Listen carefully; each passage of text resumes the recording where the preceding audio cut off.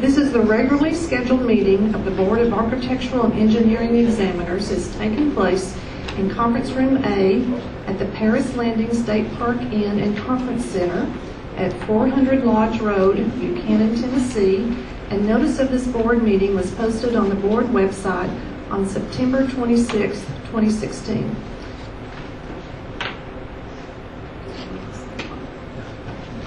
All right, may we have roll call? Susan Ballard. Here. Robert Campbell. Here. Philip Lim. Here. Susan Maynor. Blair Parker. Here. Rick Thompson. Present.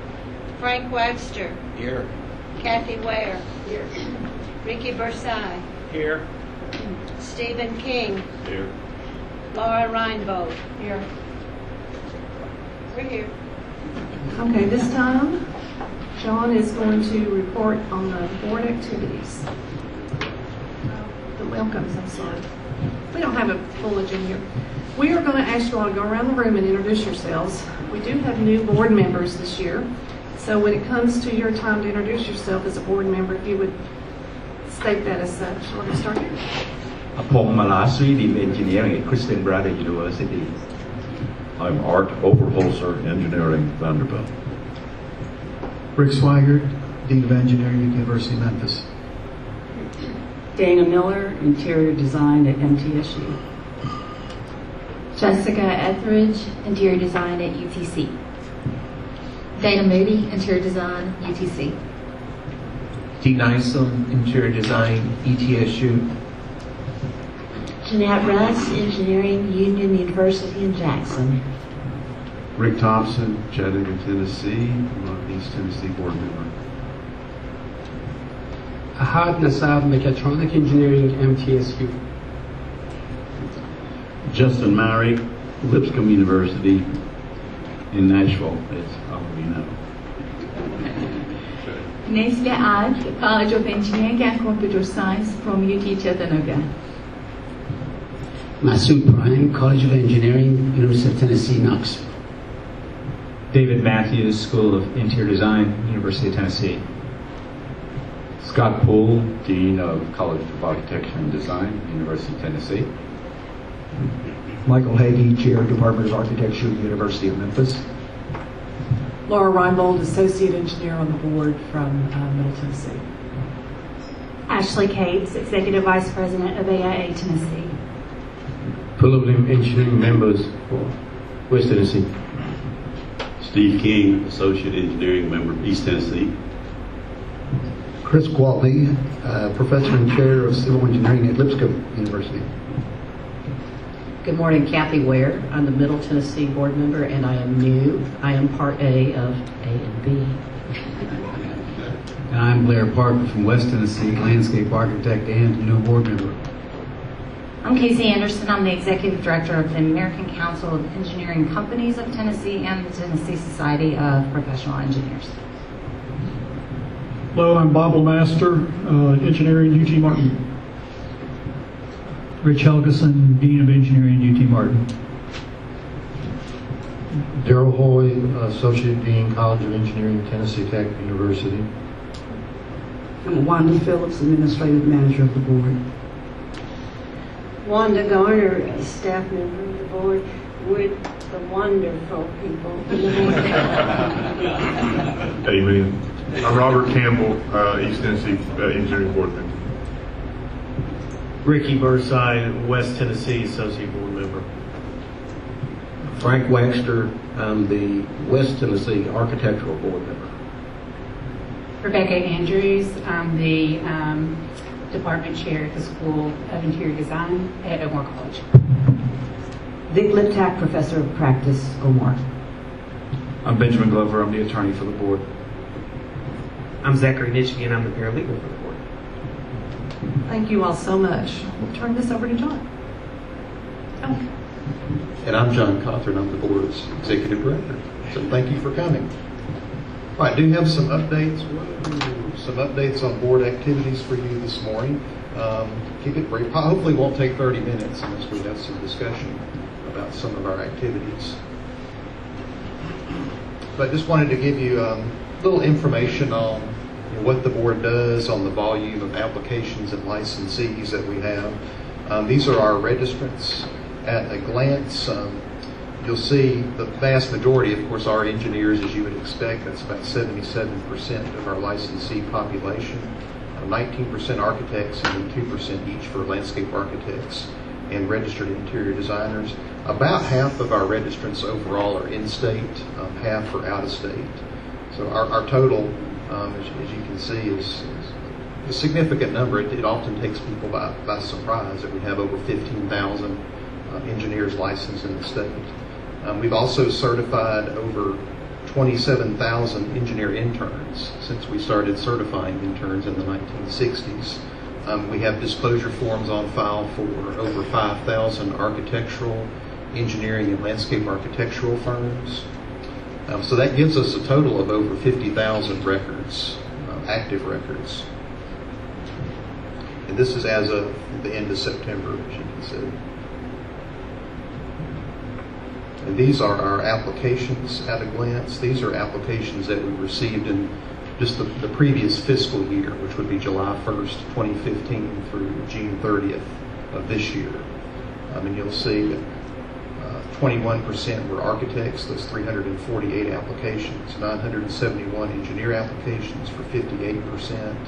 19% are engineer interns. It's 322, which is down significantly from what we saw in previous years for the engineering educators present. You know that those numbers were up more like around 1,000 before we went to computer-based testing, so that's dropped significantly. And then just 1% for the landscape architects and registered interior designers. If you take the interns out of this pie chart, the application numbers actually line up pretty well with the numbers for our licensees that we saw on the previous slide. So it would look more like this if we took the interns out, approximately. So it does correspond. Highlight just a few recent law changes that impact the board and our licensees. In 2015, the law was amended to authorize the board to deny registration to persons with felony convictions. We already had that authority through some other language in the law and our rules as well, but we wanted to add that explicit authority to our law. The law was also amended to remove the requirement for engineer intern candidates to apply for admission to the FE exam. We had a law change that led to rule changes that took effect last year. So previously, and we can get into this more when we have our breakout session with the engineering educators, but previously, FE candidates had to apply to the board to sit for the FE exam. And we were in the minority among states in requiring that process. Most states were simply allowing their candidates to go directly to NCEES and register for the exam. So we amended our process to allow them to just go directly to NCEES, and then they apply to the state upon passing the FE exam for engineer intern certification. So that's partly why we see the reduction in the number of applicants. Not all of them pass, of course. The ones that don't pass, we never see, because they're not eligible for engineer intern certification, obviously. Also, in 2015, the threshold for public works projects that require a registered architect, engineer, or landscape architect was increased from $25,000 to $50,000. It had been set at $25,000 for time immemorial, I think, and that was increased. This year, we had passage of the Right to Earn a Living Act, which doesn't directly impact us at this point. It could in the future. It's basically part of a national push to limit regulation, to deregulate certain trades and professions. It's basically sets up a procedure whereby the Joint Government Operations Committee of the legislature is going to review all entry regulations to determine if they unnecessarily limit the ability of individuals to enter a profession or trade, or limit competition, etc. So they're going to review all of the entry regulations and submit a report to the legislature. I think in 2018 is when that's going to be submitted. And it also gives the legislature the authority to request changes to our regulations. If a board does not comply with those requests, the legislature could suspend the board's rulemaking authority. So there's a somewhat heavy-handed aspect to the legislation. So at this point, and there's no indication it's going to directly impact us, the professions that we regulate, but there's that possibility that they may view some of our regulations as unfair or unfairly limiting entry into the professions, etc. So I want to make you aware of that. Also, there's a study of the professional privilege tax going on, potentially eliminating the tax. Wouldn't that be wonderful for those of you that had to pay the $400 tax? So we're hoping that's going to be the result of the study, but I'm not sure how likely that is. And also our law was amended for the architects to allow the board to accept applicants for registration by comity if they have an NCARB certificate, even if they don't meet the state's education and experience requirements. We could accept them as long as they have that NCARB certificate. So that's a significant change for the architects. Any questions on any of that information? Feel free to ask questions. I can run the microphone to you.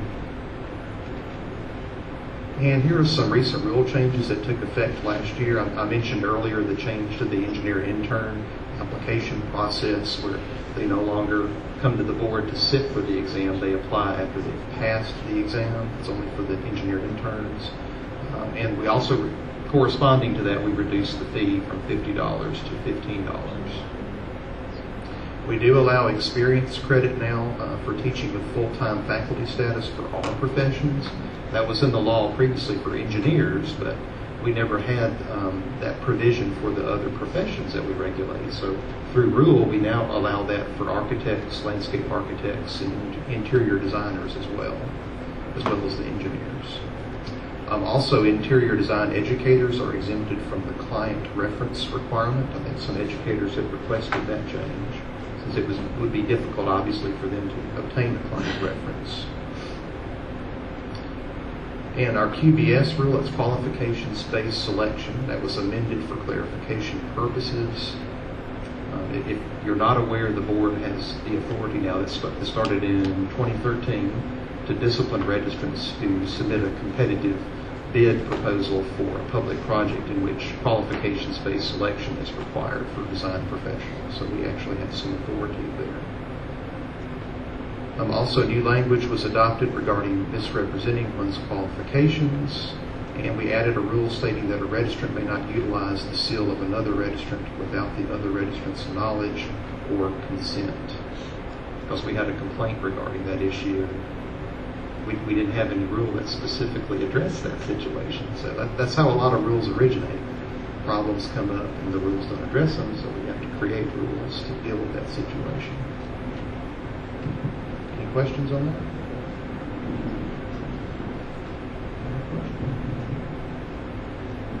And here are a few hot topics that the board has been dealing with over the last couple of years. We have changes to the exam application process. I already talked about the engineer intern process. We're pursuing changing the process for architect and landscape architect applicants to mirror the way we do it for engineer interns. And really the way we've done it for interior designers for years, because interior designers, they've always applied after they've passed the NCIDQ exam. So we're hoping to adopt a similar process soon by a rule change for the architects and the landscape architects, where they can simply go directly to NCARB or to CLARB if they're landscape architectural interns and apply for the exam directly through them. After they pass the exam, that's when they will apply to the state board to obtain their license, after they've completed the exam and the experience requirements. And that's really a very streamlined process that I think will be easier for applicants. It's easier for staff, because then we're not processing and holding applications for individuals who never pass the exams, which seems kind of pointless. So I think it'll be a much smoother process. The engineers are also exploring the option of potentially implementing that for their profession as well, but we're not at that point yet where we're going to move in that direction for the engineers.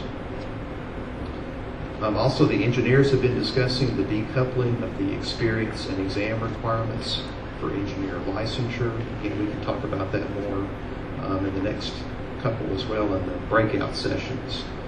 But basically, right now you have to have 4 years of experience in order to sit for the professional engineering exams. In some states, including Kentucky, South Carolina, Louisiana, Nevada, there's several that allow candidates to sit before they've completed the experience requirement. Again, I think that big impetus behind that is just to try to streamline the registration process and accelerate it for applicants by allowing them to sit early for the test before they meet that experience requirement. Of course, they don't issue a license until they do complete the experience requirement. Also, as you're aware, many of you, that computer-based testing is being implemented for the engineering profession. We already have it for the FE exam, the fundamentals. That was started in 2014. And they're working on converting the PE exams to a computer-based format as well, starting in 2018, and I think that's going to continue for several years after that. But it's going to start with the chemical and the nuclear exams, and then they'll move to some of the exams that have the larger candidate populations. And of course, separate licensure for structural engineers is an issue that's being pushed on a national level. It's been discussed at NCAAS meetings, and there's some movement towards that in Tennessee as well, to push for that separate license for that particular discipline. And of course, grants to support higher education, always something at the forefront of our discussions. We have increased our grants appropriation. This year it was increased to $350,000. It started at $175,000 back in 2002, so we've been doing it for quite a while, but over time we've upped it to the point where we're at $350,000. The board is interested in increasing it even further. And of course, this is the first year for special project grants. Do you want to talk a little bit about that, Susan? We had some surplus funds, and I did not want them to go back to the general budget. So we developed, the grants committee developed a program for you all to collaboratively work together.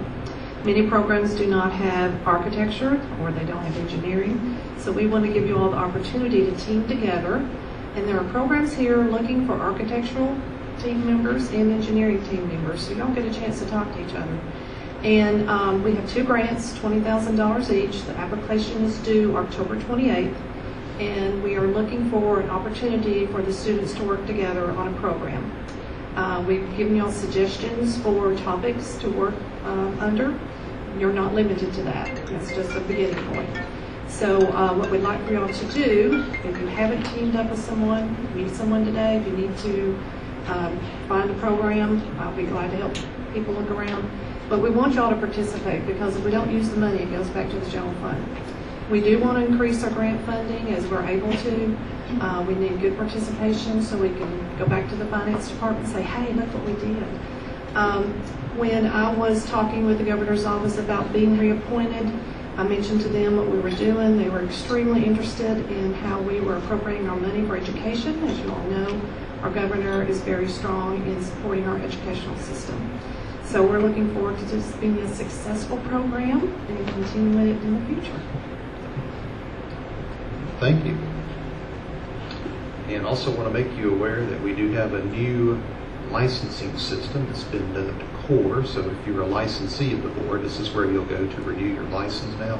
It's also where applicants will be going to apply for a license. So it's not just for online renewals.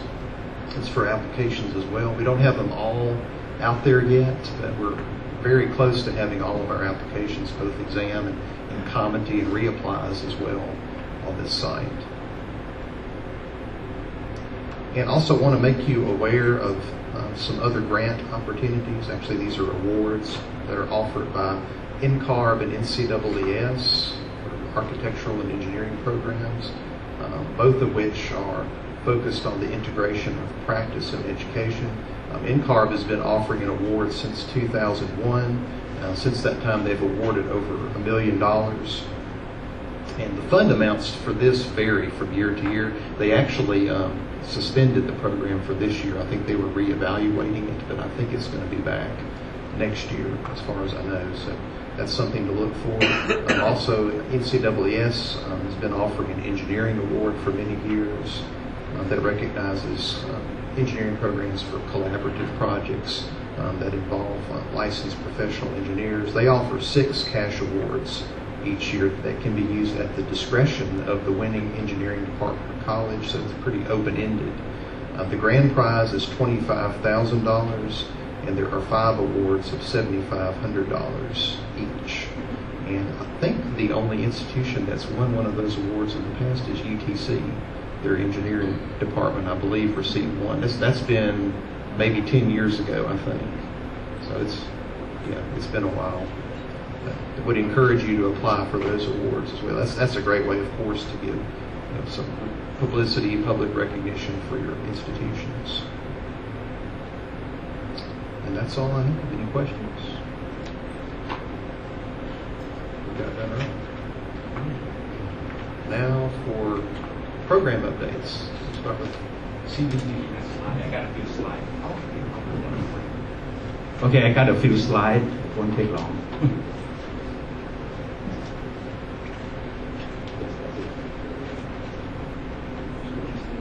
Okay, a few slides, just give you an update. Okay, next slide, please. Okay, this is our current program that we have for years, like chemical engineering, civil engineering, electrical, mechanical, engineering management with our enrollment. And we offer several minors, including video game design, which is a new one. We just started last year. We started to attract some students. And most of the students that want to do that minor, they come from electrical computer engineering, and they want to do the video game design. We also pick up some computer science major from School of Sciences as well. And then on the master level, we have only, we've been having just only MS in engineering management for about 20 some years now. And we are about to start a new master degree in computer information system. We hope to, we're waiting for SAC final word. If SAC say okay, we will start that. Hopefully it can come in any time, and we will start in this coming spring. If not, they're going to be next fall. Okay, next slide, please. Our enrollment, we've been around for the whole school, graduate and undergraduate combined, is about 200, some to 300. But in the last 2-3 years, we see our enrollment picking up pretty significantly. If you compare current enrollment, we have 515. We have 48% increase from 2013 for our undergraduate, and 468% increase in our graduate program. Because we have a small program and you go up to about 200 students, that's significant increase. So total for the whole school is about 104, we're about double what we have. Next slide, please.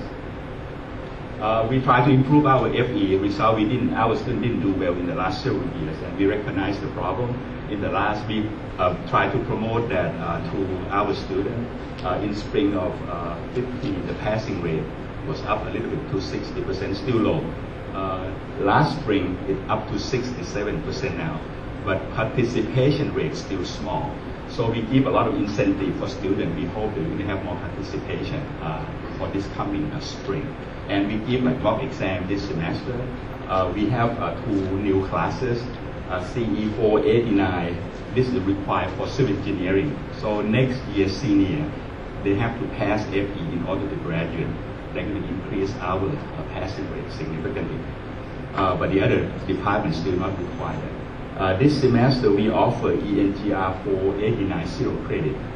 We give incentives to students that if they want to get reimbursement on their exam fee, they have to register in that and they have to come to class. We give weekly class for 2 hours, about 10 weeks. Hopefully they will perform better. Next slide, please.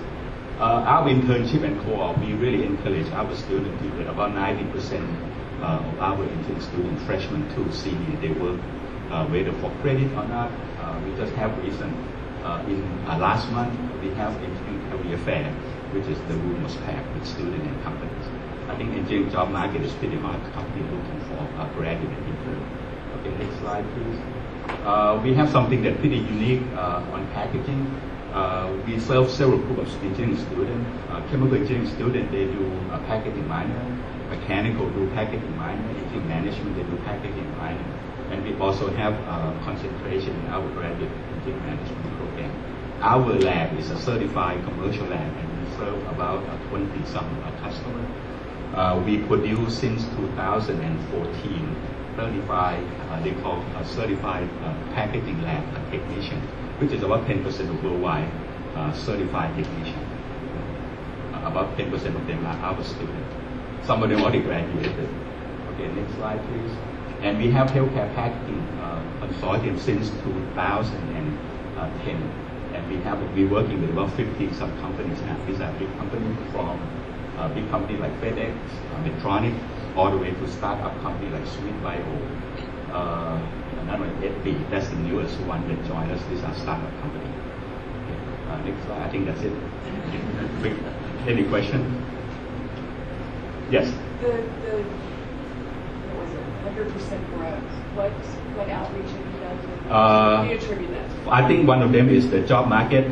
We didn't do our admission office. They are more active. They start to recruit in other cities. That usually in the past we get students from tri-state area, Tennessee, Mississippi, and Arkansas. But now we start to reach out to some other majors like Little Rock. We start to reach into Nashville here too. We have a few students from Nashville area. Go to Jackson, Mississippi. Go to New Orleans.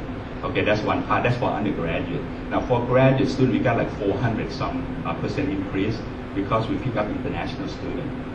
We got now about 200 graduate students. 100 of them are from India, because our graduate program director, she's from India. She went back to India and recruit students. All of a sudden, we got about 100 of them coming in. And we pick up the Saudi on the graduate level as well. We start with about 2 years ago now, grow up to about 25, 26 students. And these students come with that government scholarship, which is great. For undergraduate, we pick up some Kuwaiti students too. But actually, we didn't recruit them for some reason. They just came. A big group, about 30 of them. But some of them left already. They're not really there. Usually their standard is a little bit low, and they can't survive. Any other question? By the way, the Saudis, I think their education system seems to be a lot better than the Kuwaiti, from our experience.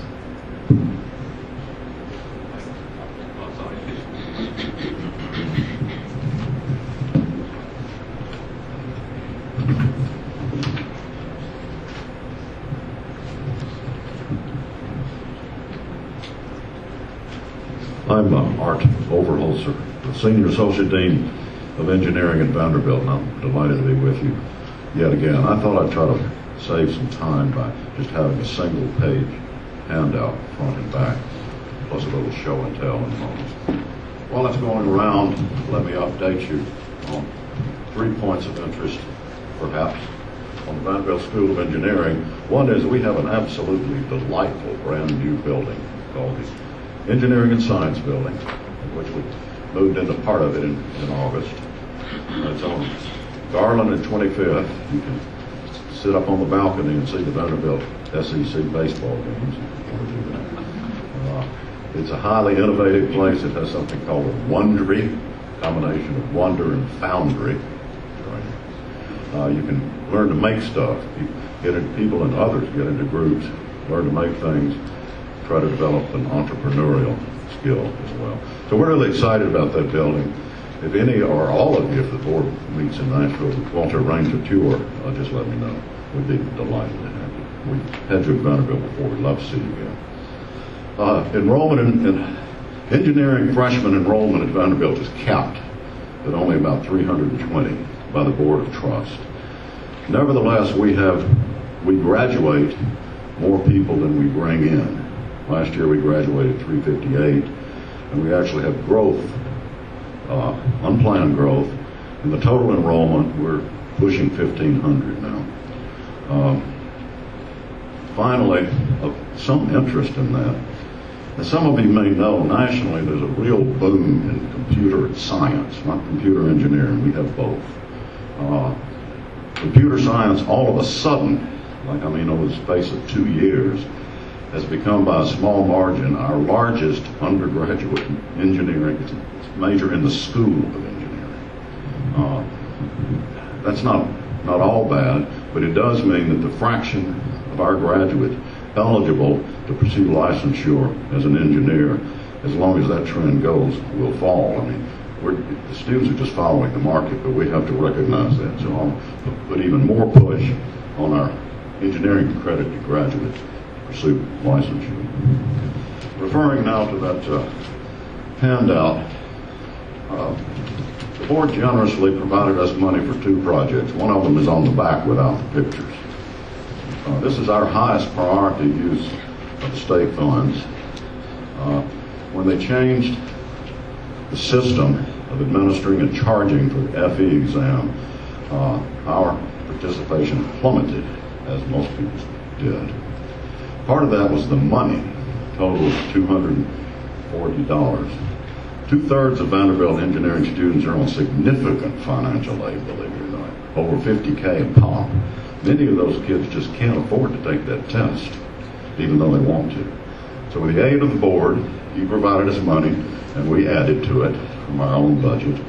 And we subsidized 66 students who applied to take the test.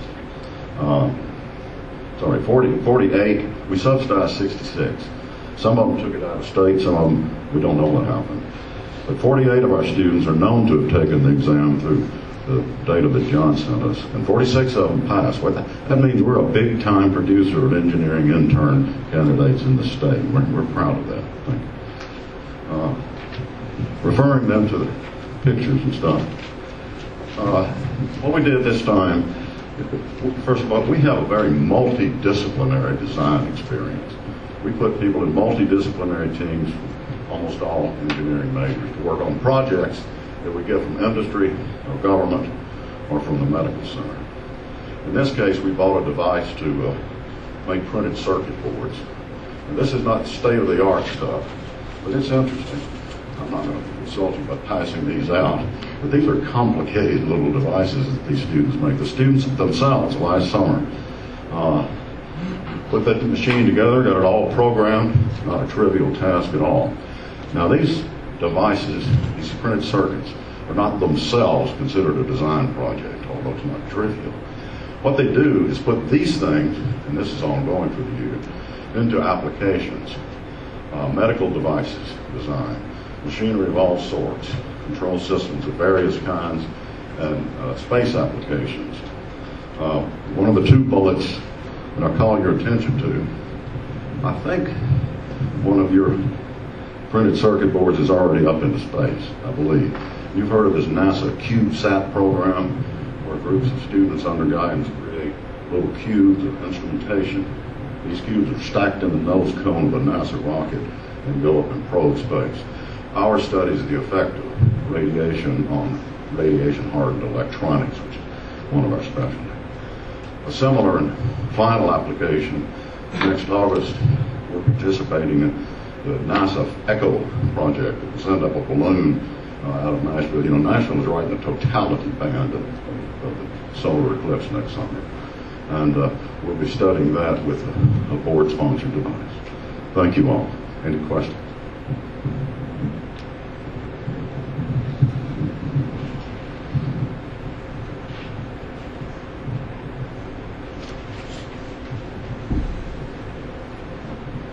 Thank you. To save time, I also put both of my presentations together. I have a report on what we did with the grants program and also just a quick update on what's happening in the Herff College of Engineering. I'm Rick Swigert from University of Memphis, and I'm going to start with the grants program. What you see up there is the way that we use the funds from the academic year 16 grant, and this is a laser device, actually 9 of them, that we purchased for our transportation classes, and it looks a lot like what the police use. I think our students are maybe helping the campus police write tickets, but basically it's used in transportation design. It can determine the size of the vehicle, speed, distance between vehicles, and time between vehicles. And it's used for safety studies when you're designing roads. We'll go to the next one. It's used in a couple of our civil engineering, traffic engineering classes, and obviously it's used for laboratory work because they go out and actually measure these things in the field. Okay? Just some of the data that's gathered using this material, using these devices, and we can move on again. And it helps eliminate human error. The students get involved in design projects, and it's used over a wide range of different traffic study projects. This is what we purchased with the academic year 2015 grant. It's a CNC milling machine used for implementing AutoCAD design into realizing a product, used a lot in our engineering technology and other design classes, mechanical engineering and others that would be actually realizing their design, and that's what this is used for. Now, switching gears and giving you a little bit of an update on current happenings in the Herf College of Engineering. Like Pong, our enrollment is up dramatically. Our percentages aren't quite as dramatic, but our numbers are up considerably. And I'll preface this by saying when we were doing our strategic planning effort about 3 years ago, we discovered that West Tennessee as a whole drastically underproduces engineers. And I base that on ASEE data. If you look at the data put out by ASEE annually on the number of BS engineering degrees produced, and looking at if you normalize on a population basis, in the United States, we produce about 24 BS engineering degrees per year per 100,000 population. If you look at Tennessee, we're a little bit below the national average. We're at about 18 per 100,000 population. But if you break Tennessee up into East, Middle, and West, West Tennessee is at 8. So I congratulate you on your large increase. We need to produce more engineers in that part of the state, and we're taking it upon ourselves. Our strategic objective is to double the number of BS degrees we award in over a 10-year period of time. So we're starting at 117 in 2013. We'd like to get that up to 235 by 2023. So hence our increase in enrollment. As you can see, the 1 year increase in our overall enrollment is 12.5%. That's 1374 compared to 1221 last year. However, over 3 years, which is really when we started implementing our enrollment initiatives, we're up 23%. And particularly noteworthy, I think, is the increase in our freshman class. This year we had 315 freshmen compared to 174 last year. That's an 81% increase over last year, or over 3 years. We're up 140%. Now, to reach our strategic objective, we also realize that it's not just getting more students in. We're implementing some major retention initiatives as well. One of which is we're piloting this fall and plan to go to full implementation next fall, an intro to problem solving course for all freshmen, similar to what they've done at Wright State. And those who've been around engineering for a while, you may remember the just-in-time math. This was stuff that was researched probably 20 years ago, and it's being implemented at a few places. And we looked at what they're doing at Wright State, and for students very much like our demographics. And unlike Vanderbilt, we don't have the luxury of bringing in always the top students. We bring in some students that are in that middle range. And the folks at Wright State have more than doubled the 6-year graduation rate for students that are similar to the students in our demographics. So we're piloting that this fall, And hopefully next fall, all of our incoming students will take this class. It doesn't replace calculus, it doesn't replace physics. It's basically introduction to problem solving to help bridge that gap between theoretical math and applied physics, so that when they get into the courses and they have to face how do you solve this problem, they can make the connection between the math and the science. We're also doing some other things, but that's the big part of that. Concerning our FE exam, we also are way below where we want to be, and we have started reimbursing students who pass. Now we're not paying unless they pass, so they have to take it first. They bring us a receipt, show us that they passed, and then reimbursing them. We started doing that this fall, and so far, we paid for a few, but we hope we pay for a bunch in the future. I've also asked each of the departments to come up with a way that they will incentivize or encourage students to take the exam. It varies a bit from department to department. Some departments I have trouble getting much interest at all. Biomedical engineering doesn't have much interest in the FE exam. So I'm asking the other departments, civil, mechanical, electrical, computer, to come up with a departmental plan to increase the participation and success rate. And I've gotten feedback from most of them, and we'll get that wrapped up by the end of the fall semester. I think that's probably everything I wanted to cover, and that takes care of the grants program and the college update. Okay.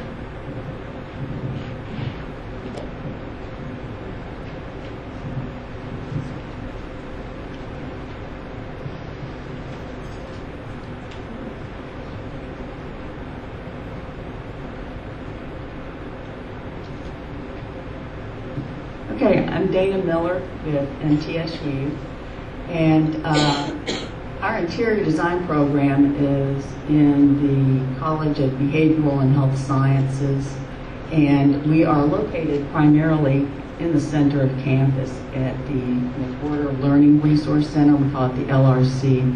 And in the Human Sciences Department, there are actually 4 program areas. We have interior design, nutrition, textiles, merchandising and design, and family and consumer sciences. And in the LRC is where interior design is located, mostly on the first floor, and then textiles is on the second floor. And we do share the building with other departments as well. But on the lower left of the floor plan there, that's our resource library and model building studio. And we just moved into this space in 2013. They remodeled it for us, and we moved in then. To the right of the resource library is the sophomore studio, then to the right of that, juniors, and then over in the rotunda is the senior studio. And we do have limited controlled enrollment. We will only admit 36 students into the sophomore level. Typically during their freshman year, they take, go to the next slide. Oh, yes, I know, these are really old pictures. We do have a Bachelor of Science degree in interior design offered, and our students take during their freshman year primarily their gen ed courses, English, history, math, that kind of stuff. And they have to have a certain GPA and certain ACT and so forth before they are admitted into the interior design sequence. So really they don't start taking interior design courses until their sophomore year, and then we load them on. 41 hours of gen ed, 19 hours of basically a minor, which consists of art history, sketching, the textiles class, marketing, that sort of thing. And then 60 credit hours are devoted to interior design specific.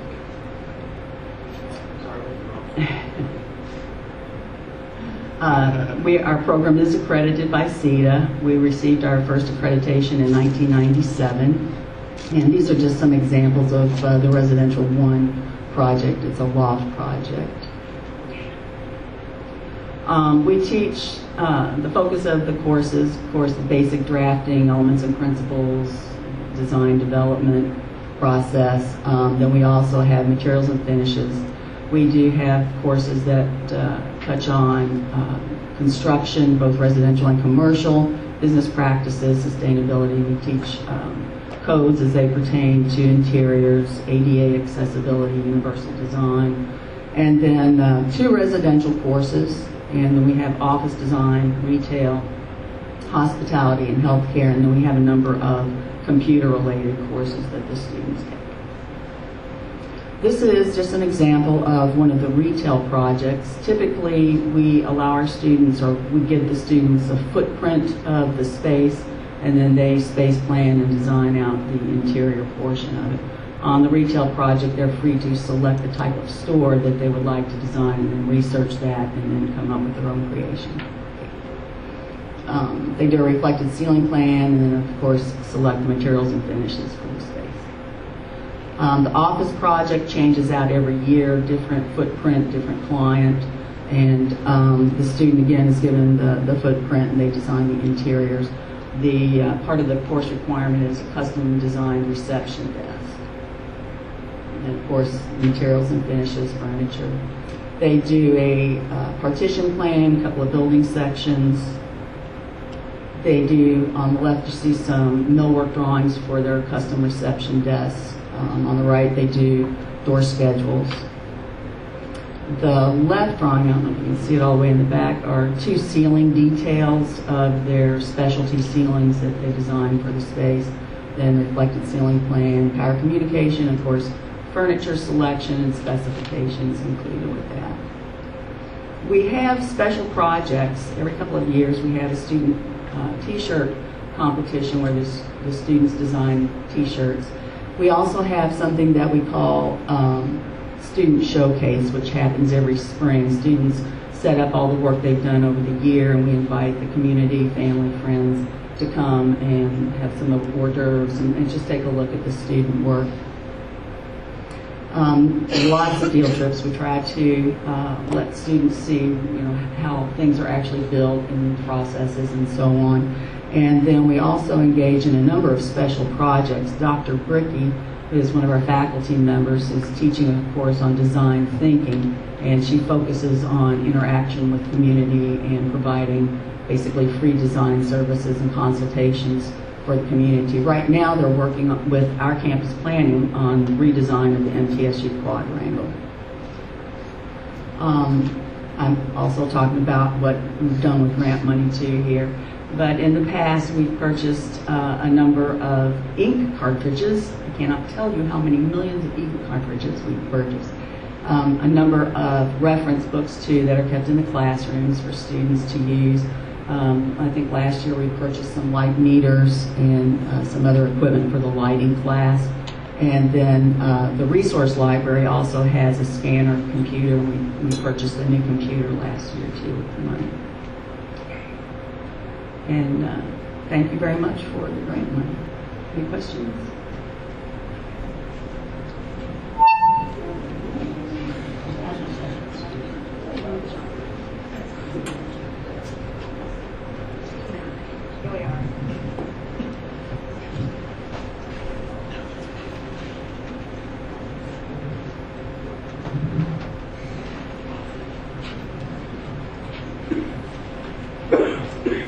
So there's 2 of us. And the reason for that is probably the biggest change with UTC Interior Design this past year has been the introduction of 2 new master's programs. So Jessica is now over the undergraduate program and I'm over the undergraduate program. So that has been really interesting. We've had our first class of graduate students come on board, and it's definitely changing our environment.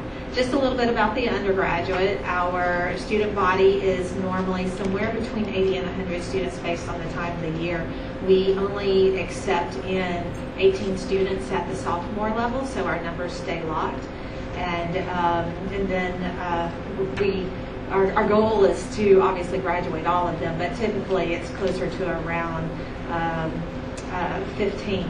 When we 2 years ago created a new senior studio, we created it with 16 workstations. The pictures that I just passed around is of the senior studio. And this past year with our grant money, we had to add 3 new workstations because we outgrew it that fast. So we're sitting now at graduating 18 for the next 2 years, I believe.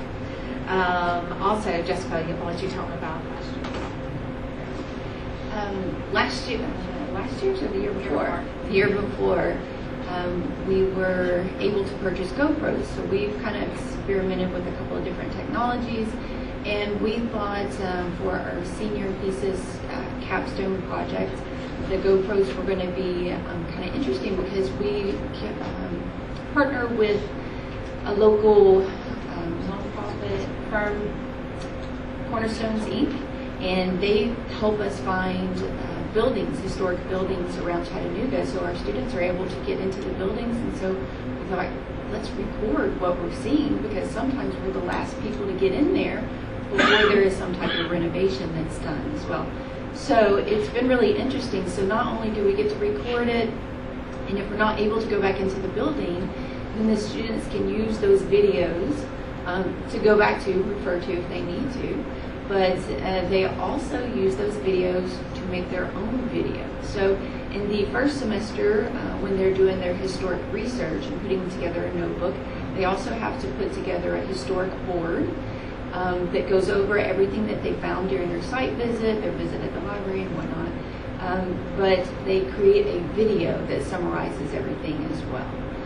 So it's very interesting. They're able to kind of think about what are they going to see, but then they record and they get interactions of each other and how excited they are to find some type of treasure or the architectural details within the building. So, but our next thing is we're starting to, find other ways in which we can use the GoPro technology as well.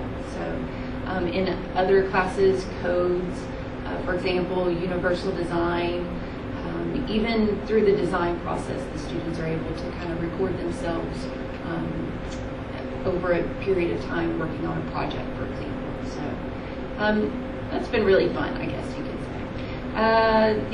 A couple of other things to promote the exams, students taking the exams, since the interior design and CIDQ students are able to take the IDFX portion. We have created a scholarship. So we have asked students to submit an essay on why they deserve and what is the importance to them for passing the NCIDQ. And we award the scholarship to some graduating seniors. And that kind of streamlines the process and gets the students to take the exam. And so hopefully then they continue on through the process and then register with the state eventually. So I think that's about it. She mentioned the Cornerstones working with the seniors. We've also created a partnership with Cornerstones where they are creating a new professorship on campus. It's called the Cornerstone Visiting Professorship, and they are building our historic preservation curriculum that is a part of the new master's program. So we're excited to have that community partnership, and we're looking for more. So anyway, thank y'all very much.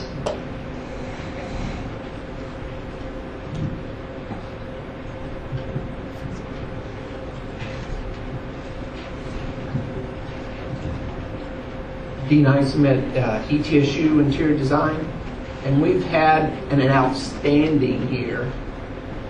Just last month went through a very successful accreditation visit, our first one, so yay.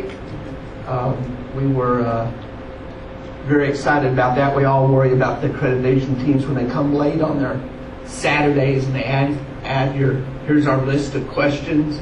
We had one.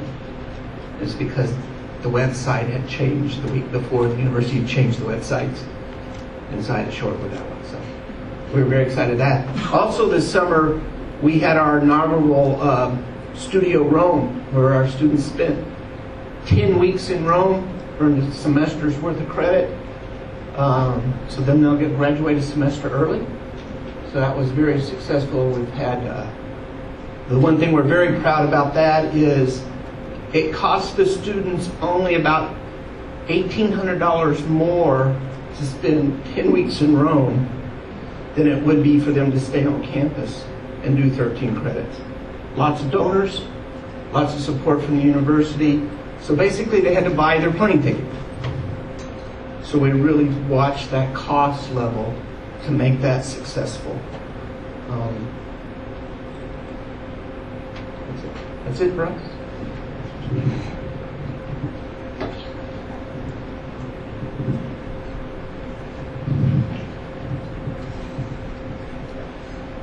Okay, I'm Jeanette from Union University. I will start by reporting on our grant money as well, because that'll kind of lead me into some program updates. We spent our money 2 years ago on 3 3D printers, 2 extrusion style printers and an SLA printer. They have been wonderful for our students because engineering students just like tangible things. And so it's really been great for them to be able to print these tangible things. And we are real excited about that, and I'll say a bit more in a minute.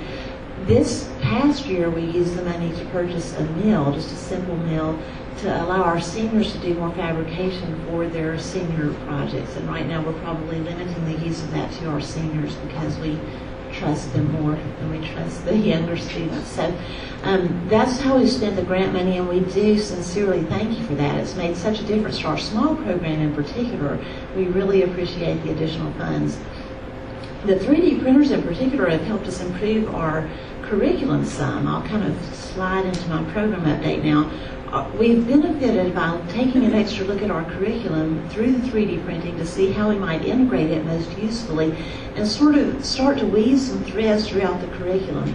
We're a still reasonably new program, having begun in 2001, and we've been through a couple of accreditation cycles, and so now we have the luxury of thinking, you know, how can we really make things tie together better so that by the time our students are seniors, they not only have all of the engineering curriculum and knowledge they need, but they have some sort of connected, integrated sort of thing where they can really get out and make a contribution more quickly, sooner rather than later. That's our goal. It's a lofty goal.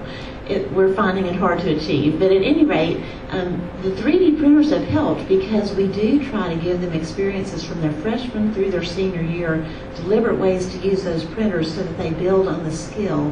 And it has worked well. We have the students working on specific projects in courses, but then we also make them available for extracurricular projects, and it's just been really successful. They make everything from little keychains that they actually have sold some. We're promoting capitalism as well. So they sold some little keychains, and it's just been fun. It's been a lot of fun, and again, it has enhanced our curriculum some. The bad news at Union is that our enrollment is down, and we are really not happy about that for obvious reasons. We hope that part of that is attributed to general university situation. We've had a lot of turnover in upper level administration and a lot of VPs and so forth. So we're hoping now that everyone is in place. We've got a great team in place above my level, and we're hoping that that will turn around in the enrollment. But our freshman enrollment is down. We just graduated our largest ever senior class, and so that kind of depresses the whole enrollment as well. We're running now around 50 students, so we do need to get that up, and we are certainly working on ways to do that. But we're very proud of the students we have. Our FE pass rate, we've graduated a total of 12 classes since 2005. That was our first graduating class. Out of those 12 classes, and we do require all of our seniors to take the FE, out of those 12 classes, 5 of them have had a 100% passing rate, which we think is just terrific. We're very proud of our students.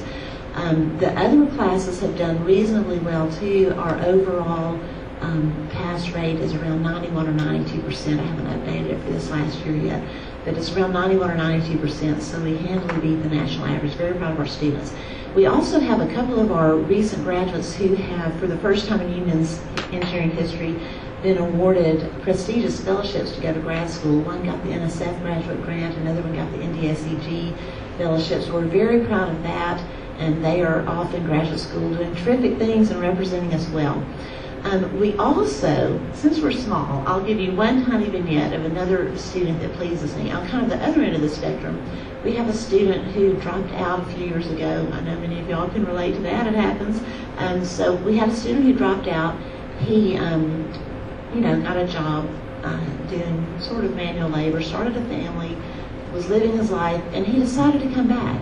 And he's been back now. This is his third semester back. He's going to graduate in December. He has done fantastic since he's been back. He's like a different person, But we're so delighted that he came back, and we're so delighted that Union Engineering exists for students like this that maybe just need a little maturity, but then he knows he can come back, he can graduate, he can do well. He's already got a job lined up. He is just beyond delighted, and so are we. And I say that to say we exist to serve our students, and we exist really to serve the state of Tennessee. We are proud of the students that go off to graduate school in other places and do things maybe beyond Tennessee. But we were formed to serve the local West Tennessee community, Jackson in particular, where there's a good bit of manufacturing. We were formed to serve that community. I believe we are serving it well, even though our numbers are small. We have so many students that graduate, they take the FE, in a few years they take the PE, and we're very proud to serve and to partner with y'all to do that. So thank you so much for the grant money. Thank you for this chance to update you on our program.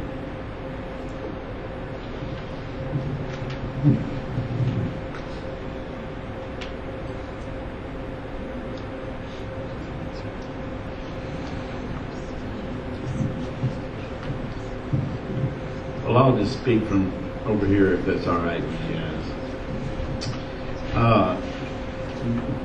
Greetings from Lipscomb in Nashville. We have a couple of photos down here at the end. One is a building that looks blue and yellow. It's it's currently under construction and will come online in November.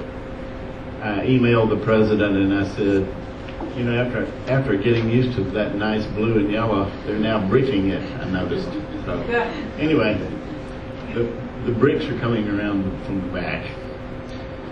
The other picture I have is our engineering class. We're very proud of this. We're now bordering on 200. I think our official number is 198, and so we have doubled in the last 4 years. So we're really excited about that. Our goal is 316. We're not aiming for 2,000. We're looking for 316 students, and we hope that the building will be another bump in that opportunity. We were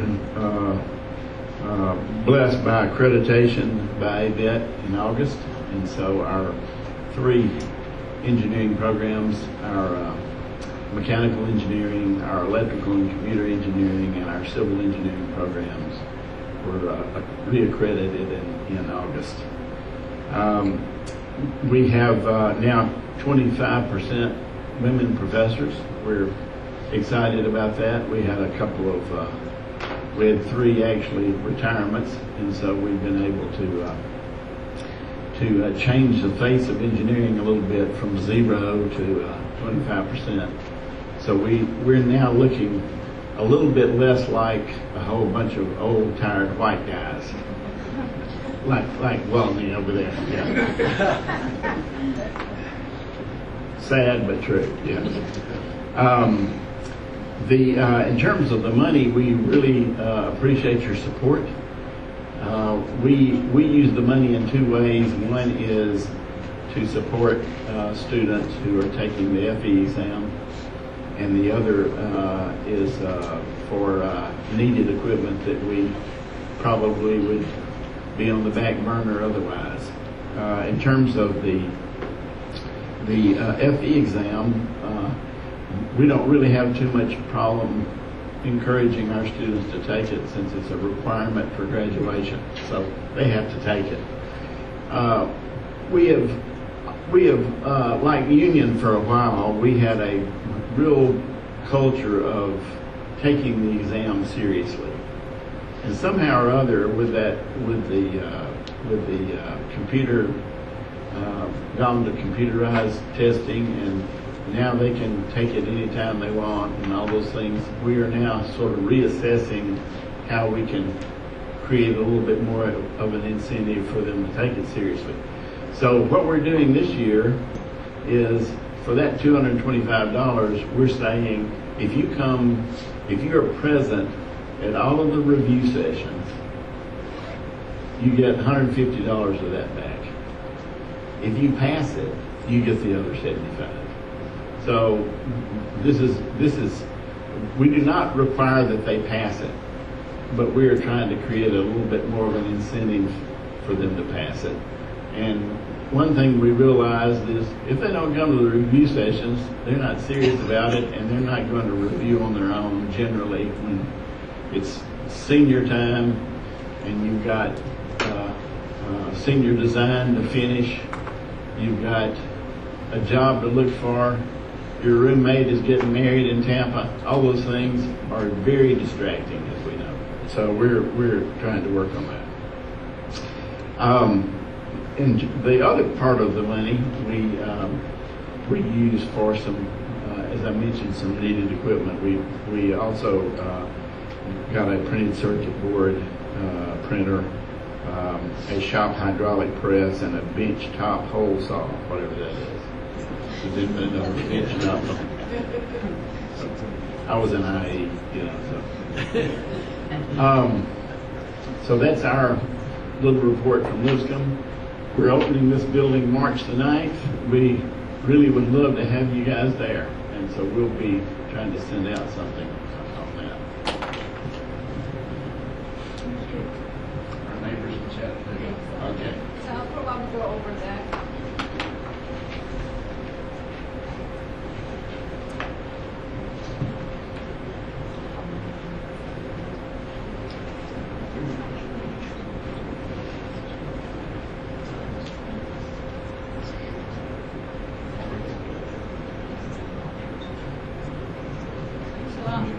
My name is Leslie Ives. I'm the Associate Dean of the College of Engineering and Computer Science at the University of Tennessee in Chattanooga.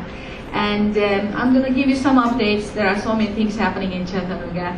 And I have some slides about the grants that we use.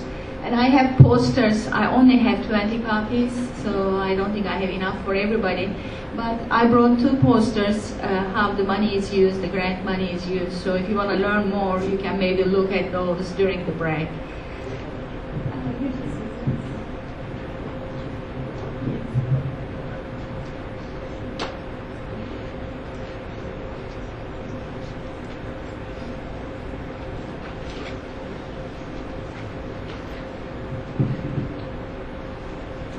Okay, I think everybody can see. I tried to make the font as large as possible. We have a new dean, Dr. Daniel Pack, who started in January 2016. He came from University of Texas, San Antonio. The first link shows the enrollment. We are growing, and in terms of enrollment and the graduation rates. John, if you can click the link, it should work if you right click.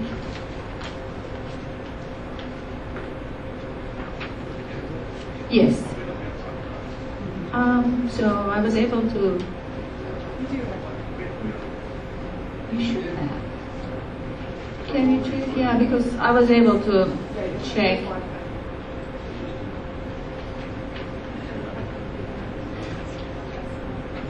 Yeah, it should work. I think it's not working from the rooms, but it's working here. So.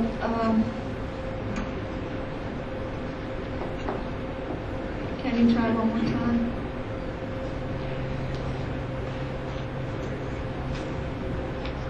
Yeah. Okay, so if you can scroll down, let's start with the undergraduate degrees first. So we have data from 2010 until 2015.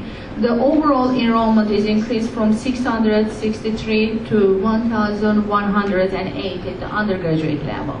So it's a really big jump in terms of enrollment. As you may know, in our college we have engineering, computer science, and technology programs, and they are all growing very fast. In terms of degrees conferred, John, if you can scroll down. So in 2011, we graduated 95 undergrad students, and in 2015, this number was 161. So we are growing at the graduate level as well, but undergraduate enrollment and graduation rates increased a lot. So if you can go back to the Word document, I can cover the others. We had our recent ABET EAC visit in the fall 2015, and so 4 of our engineering programs re-accredited until 2021, and these are mechanical engineering, civil engineering, electrical engineering, and chemical engineering programs. So some other things happening, we decided to phase out our general engineering program. So we are working on it right now. We have students in the pipeline. So the general engineering created long time ago, and we have concentrations, small concentrations underneath, but we didn't have enough demand. We decided to phase out this program. So the computer engineering was one of the concentrations under the BSc. So that was the only healthy and growing concentration, and we decided to go for a degree, separate degree for computer engineering, and we are working on our THEC proposal right now. So the other new program that we are working on is the Mechatronics Engineering Technology. It's going to be the Bachelor of Applied Science degree. And at the UT system, we don't have a BAS degree. It's going to be the first one, and it will be 2+2 with Chattanooga State. And the goal is to start both computer engineering separate degree and mechatronics engineering technology program in the fall of 2017. So we have a new master's concentration in engineering, which is automotive systems. We have been working closely with UT Knoxville and Volkswagen and Oak Ridge in order to put this program together. So it is small right now, but we are hoping it will grow very fast. So in terms of the student competitions, so our students in every discipline receive national and international recognition, so this is really good.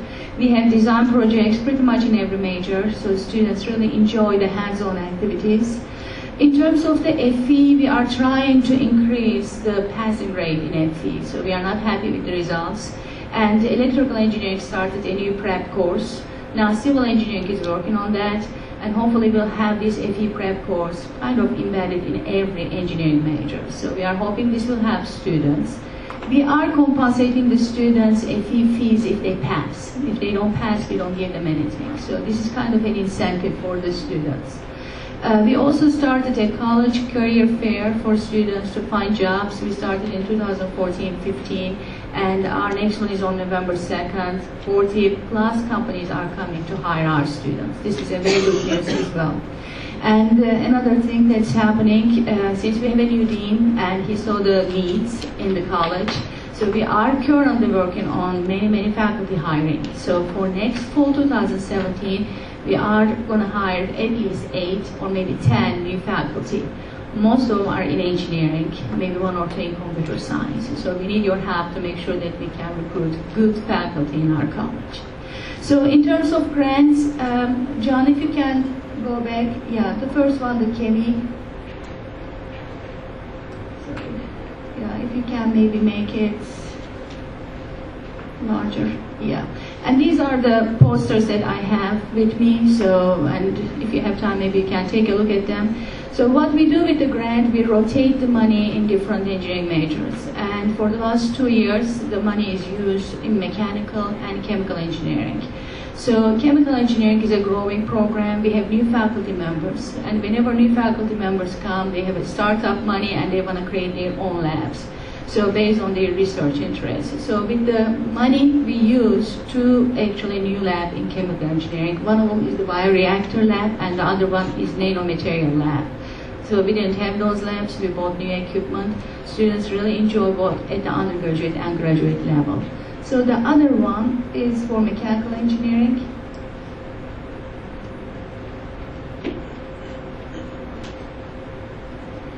The mechanical engineering program, since they started the automotive systems graduate program, they are also offering some undergraduate courses as electives in automotive engineering. So they wanted to use the grant money in order to purchase some software programs and also a 3D printer. So we really appreciate the support from the board, and we are looking for some opportunities to use the money for the FE, but right now we have a lot of needs for the equipment and labs. So this money is extremely useful to grow our programs and hands-on experience for our students. But thank you so much for the opportunity to talk to you about UT Chattanooga and give you some updates.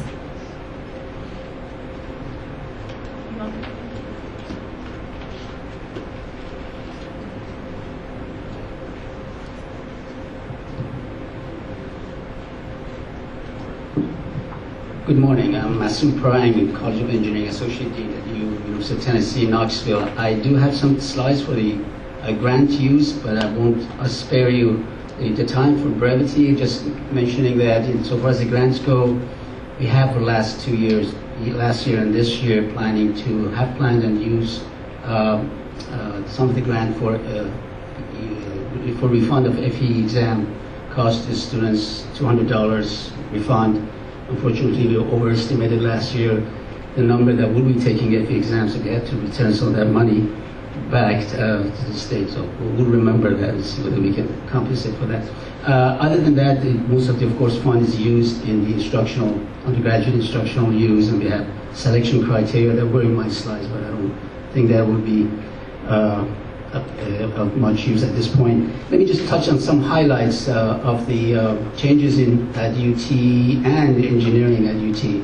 As you probably know, we have interim status for the chancellor as well as interim status for the provost. So we're having a search for the chancellor, ongoing search for chancellor. I expect to see applications from this room. And after that, probably will be the search for the provost that will begin. So that's at UT level. At the college level, we have several administrative as well as faculty position. Next year is our ABIT visit. Need I say more? We have 12 programs, Bachelor of Science programs, including computer science, that are accredited. So we are doing our self-studies and waiting for them to come. We have 12 Bachelor of Science programs, 16 Masters of Science, and 13 PhD programs. Other highlights is that we have just about to start. As you know, UTK has a joint PhD program with Oak Ridge National Lab, Bredesen Center, where for the last 5 years we have been having this program is in energy sciences and engineering. We're just about to get state appropriation to help pay for a new program started in the same center, data sciences. So that is ongoing, which is exciting to see 2 programs in the same center, PhD programs. Other exciting news is that we are hoping to get a state appropriation for a new building. We seem to be on top of the list for private money is in already. This is going to be a new facility of a 200,000 kind of square feet. It will house the freshman program, which badly needs facility, as well as our nuclear engineering program, which is highly ranked in the country. So they need to move out of a very old facility. So that would be, hopefully, the architectural work is already started. We hope to start breaking ground next year. In terms of the curricular issues, in terms of another highlight is we had 13% growth in our freshman program this year in 2016 enrollment. Very excited, but these are all good problems to have to deal with resource issues. But we have been growing continuously in ranges from 2%, 7%, 5%, 13% now. The undergraduate students are about 3,100 or so, and about 1,100 graduate students, PhD and master's students. And we have focused on PhD program in the last several years. About 6 years, we have grown by about 50%. About 85 PhDs graduating and 160 masters, and about 500 undergraduate students. So those are the numbers right now at this point. I do not have any more highlight items. Thank you for your attention.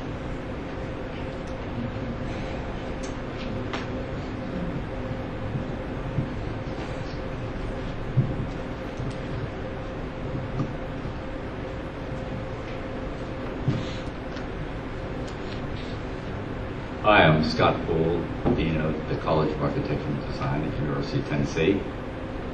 We had a lot of exciting events last year. First, I'd like to thank the board. Over the past 3 years, we've basically gone from full service to self-service printing. So your funds have helped us purchase some large format printers, several of those, and they're very expensive, $18,000 to $25,000 each. I'll show you the results of some of those prints in a minute. And our studios have gone from pin-ups to presentations on large LCD screens. So we purchased 21 of those over the past 3 years with funds from this board, as well as the software to do a lot of our digital design.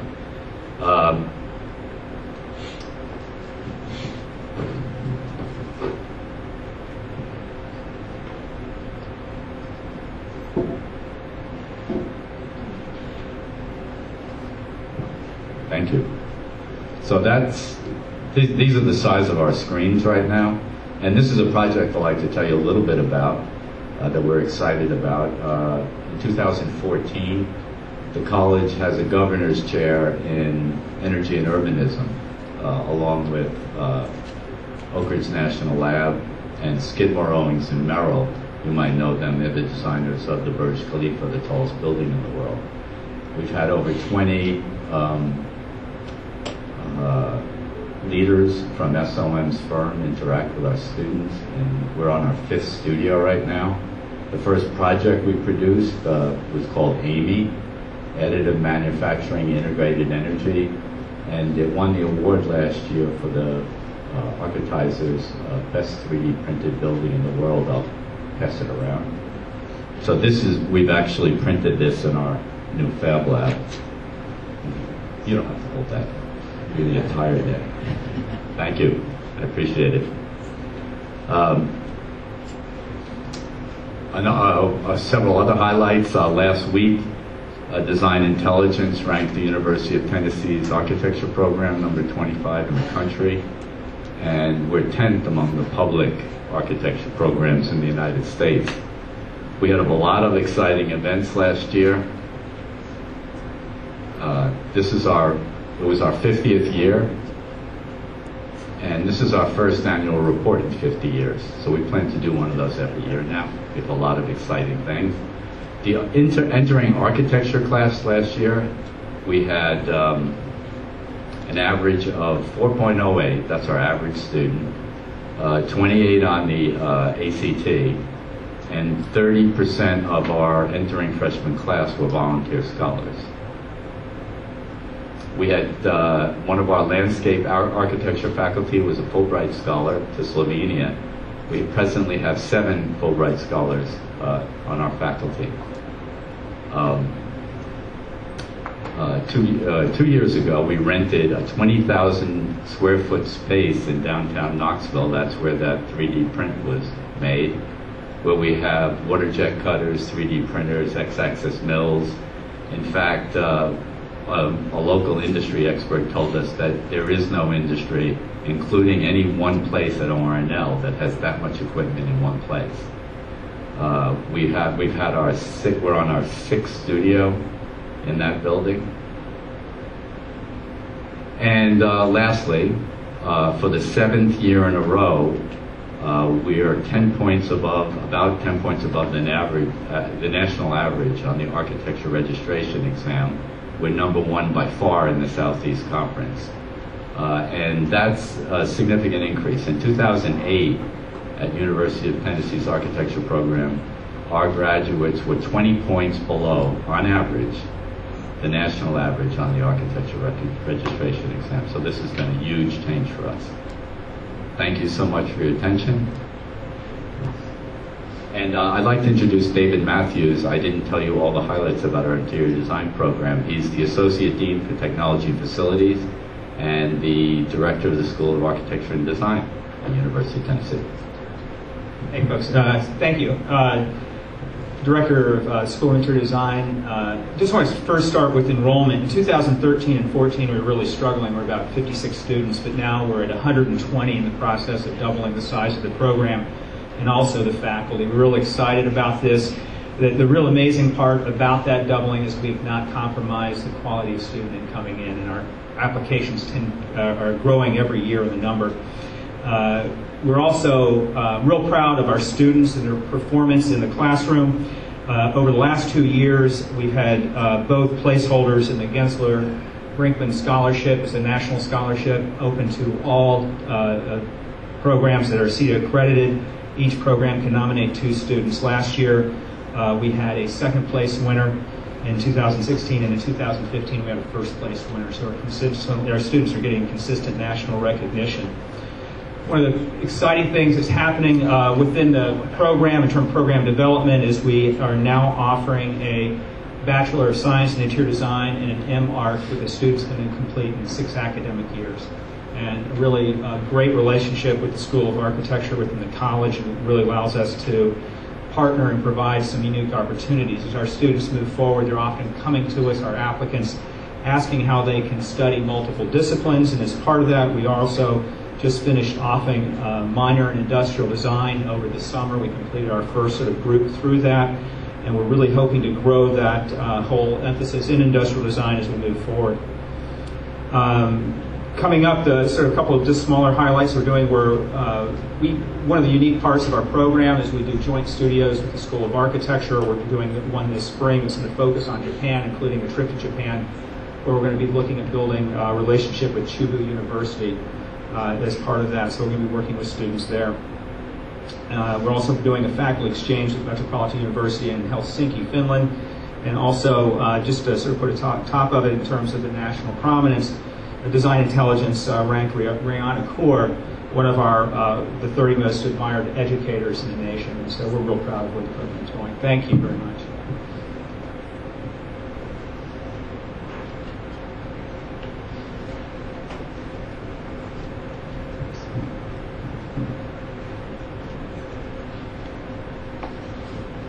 I'm Michael Hagee from the University of Memphis.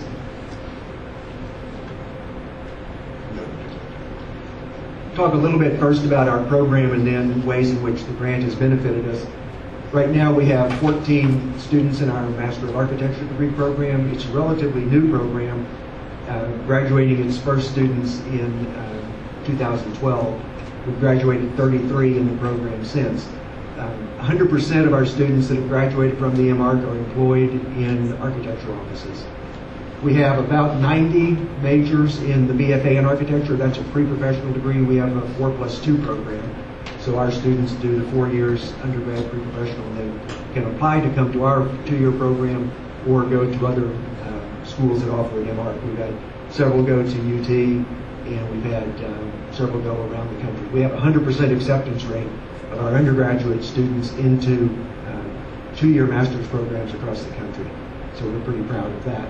We have 42 interior design majors. We offer a dual option for our students. Most of our courses are integrated, so architecture students and interior design majors take basically the exact same curriculum through the 4 years of the undergraduate program. There are a couple of differences, but the majority of our students do look at the dual major opportunity. And it's proven to be quite beneficial, particularly when they're looking for a job, because they can offer both an architectural and an interiors background. Almost 100% of our undergraduate architecture students are employed in architecture firms. The ones who are not are in college, in graduate school, with a couple of exceptions. And about 92% of our interior design majors are employed in the profession, most in full-service architecture firms. We have 9 full-time faculty members. About half of those are women. We have 6 adjunct faculty members who are active, and these are principals or people in local firms that are volunteering their time to work with us. A couple of things about the program. We have a focus on sustainability, on city building, and on community engagement. And particularly with community engagement, we have a situation, we've had it now for probably 9 or 10 or more years. Every design studio in the department has to have at least one project per semester with a bona fide community partner. And that's not necessarily just doing a project for somebody, but that's a project in which the partner is actively engaged in decision making and in the entire process. In fact, we oftentimes have a desk set aside in the studio where a partner representative can be present. It's almost impossible to see. I can't even see it from up here, but there's 2 images up there. One is on the left is from a design build studio we did for a local nonprofit organization last summer. We built several different facilities for them. The other on the right is a recycling zone prototype that we designed and built on campus, and it's gotten quite a bit of attention nationally for not only the way in which it was built, but also the message that it sends. We formed a new University of Memphis Design Collaborative. It's a formalized partnership between the Department of Architecture and the Department of City and Regional Planning. And it was funded by a nice grant from a local foundation, the Hyde Family Foundation. And after that initial grant period ends in 2 years, then the university will pick up the entire cost of it, although we have been getting a number of grants to help supplement that. A couple other things on accreditation. The MARC program just went through accreditation, was fully accredited for the maximum 8 years. The BFA in interior design degree went through CETA accreditation. They did it the same year but different semesters and got the full 6-year accreditation, so we're pleased in both of those. The grant has been incredibly beneficial to us. We would not have a whole lot of things that have been quite beneficial to our students had it not been for the grant. And here are a few, and the next slide shows some images, but computers for not only our computer labs but also for our graduate studios. The University of Memphis recently went through a cut in funding for technology-based improvements, and one of our computer labs was taken off the funding footprint, which means it no longer gets updated equipment. We are able to keep that going through some of the funding that we received from the board. The furnishings for our studios, our classrooms, most of our spaces, we've been able to purchase that through the grant money. And instead of relying on surplus, which sometimes we find some really great things like some huge chairs, believe it or not, in surplus. But anyway, that's been very helpful to us as well. Blackout shades, imaging center equipment, model lab equipment, and so forth. We'll show some things on that. There's a small image that's inset into the tube on the left, and that's part of the graduate studio. Right now, the graduate students have the new computers at their desks. What they wanted was to be able to create a small area in which they could put all the computers, which would free up some space on their desks. So we decided to, in the larger image on the upper left, to take 2 faculty offices that happen to adjoin a common wall with one of the grad studios, and we decided to knock out that wall and remove the doors, and now we're in the process. This is literally a couple days ago, of converting that space into what will be the place for the 10 new computers that we purchased with grant money for our grad students. The little model making lab, we have a full service lab across, shop across the street, but for making small models, that's inappropriate, so we were able to use the grant funds to purchase a lot of small saws and so forth from Micromark and some of the other suppliers. And our students now can use those for any type of small model, particularly in the lower level undergraduate studios. This is used quite a bit. The others just show a laser cutter and some of the other computer equipment that we've gotten. Blackout shades, projection systems, writable whiteboards, LCD screens, a lot of things like that we use in our classrooms and in our studios we've been able to purchase through the grant. Seminar space, the lower left is a lighting lab. A lot of the equipment for that has been purchased through the grant, and we quite appreciate that. So we thank you for the funding over the years. It's been quite beneficial to us.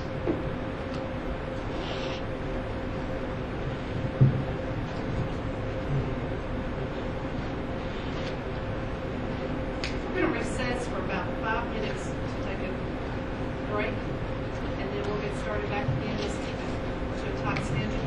We'll meet you back here in a few minutes, okay? Okay, this time we're going to move forward with our reports. If everyone would please take their seats and continue your conversations in the breakout sessions, that'd be great. Good morning. My name is Bob Lemaster. I'm the interim chair of the engineering department at UT Martin. I'll start first with some information about the program. The program's been started about 1995. We average around 35 engineering graduates each year. We have approximately 300 majors. We have a general engineering program with 4, soon to be 5 concentrations. We have mechanical, electrical, civil, industrial, and starting next year we'll be adding manufacturing. Anticipation is that slowly the industrial program will be phased out, but for the time being we'll carry both of them along. We're a little bit unique in that we require our students to not only take the FE exam, but they got to pass it in order to graduate. So 100% of our graduates pass the FE exam. It turns out that last year, the first-time takers, they generally take it like during the fall of their senior year, so that if they don't pass it, they can take it again in the spring. With the new online system, they can take it a little bit sooner than that. But we had, I think, 89% of them pass it the first time. By graduation in May, all of them have passed it.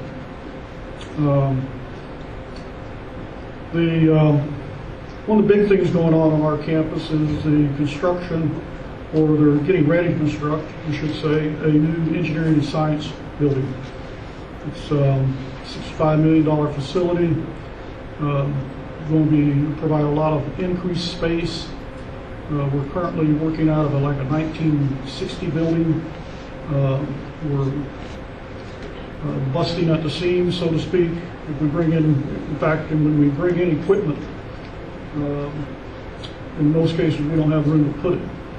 So we have to be very selective in what we choose to do. Let's see.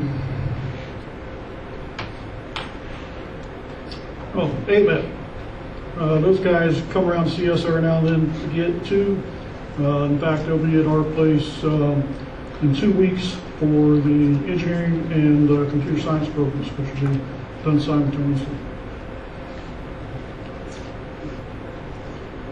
To give you an idea of what we used grant funds for last year on, there's one of the things was associated with traffic data collectors.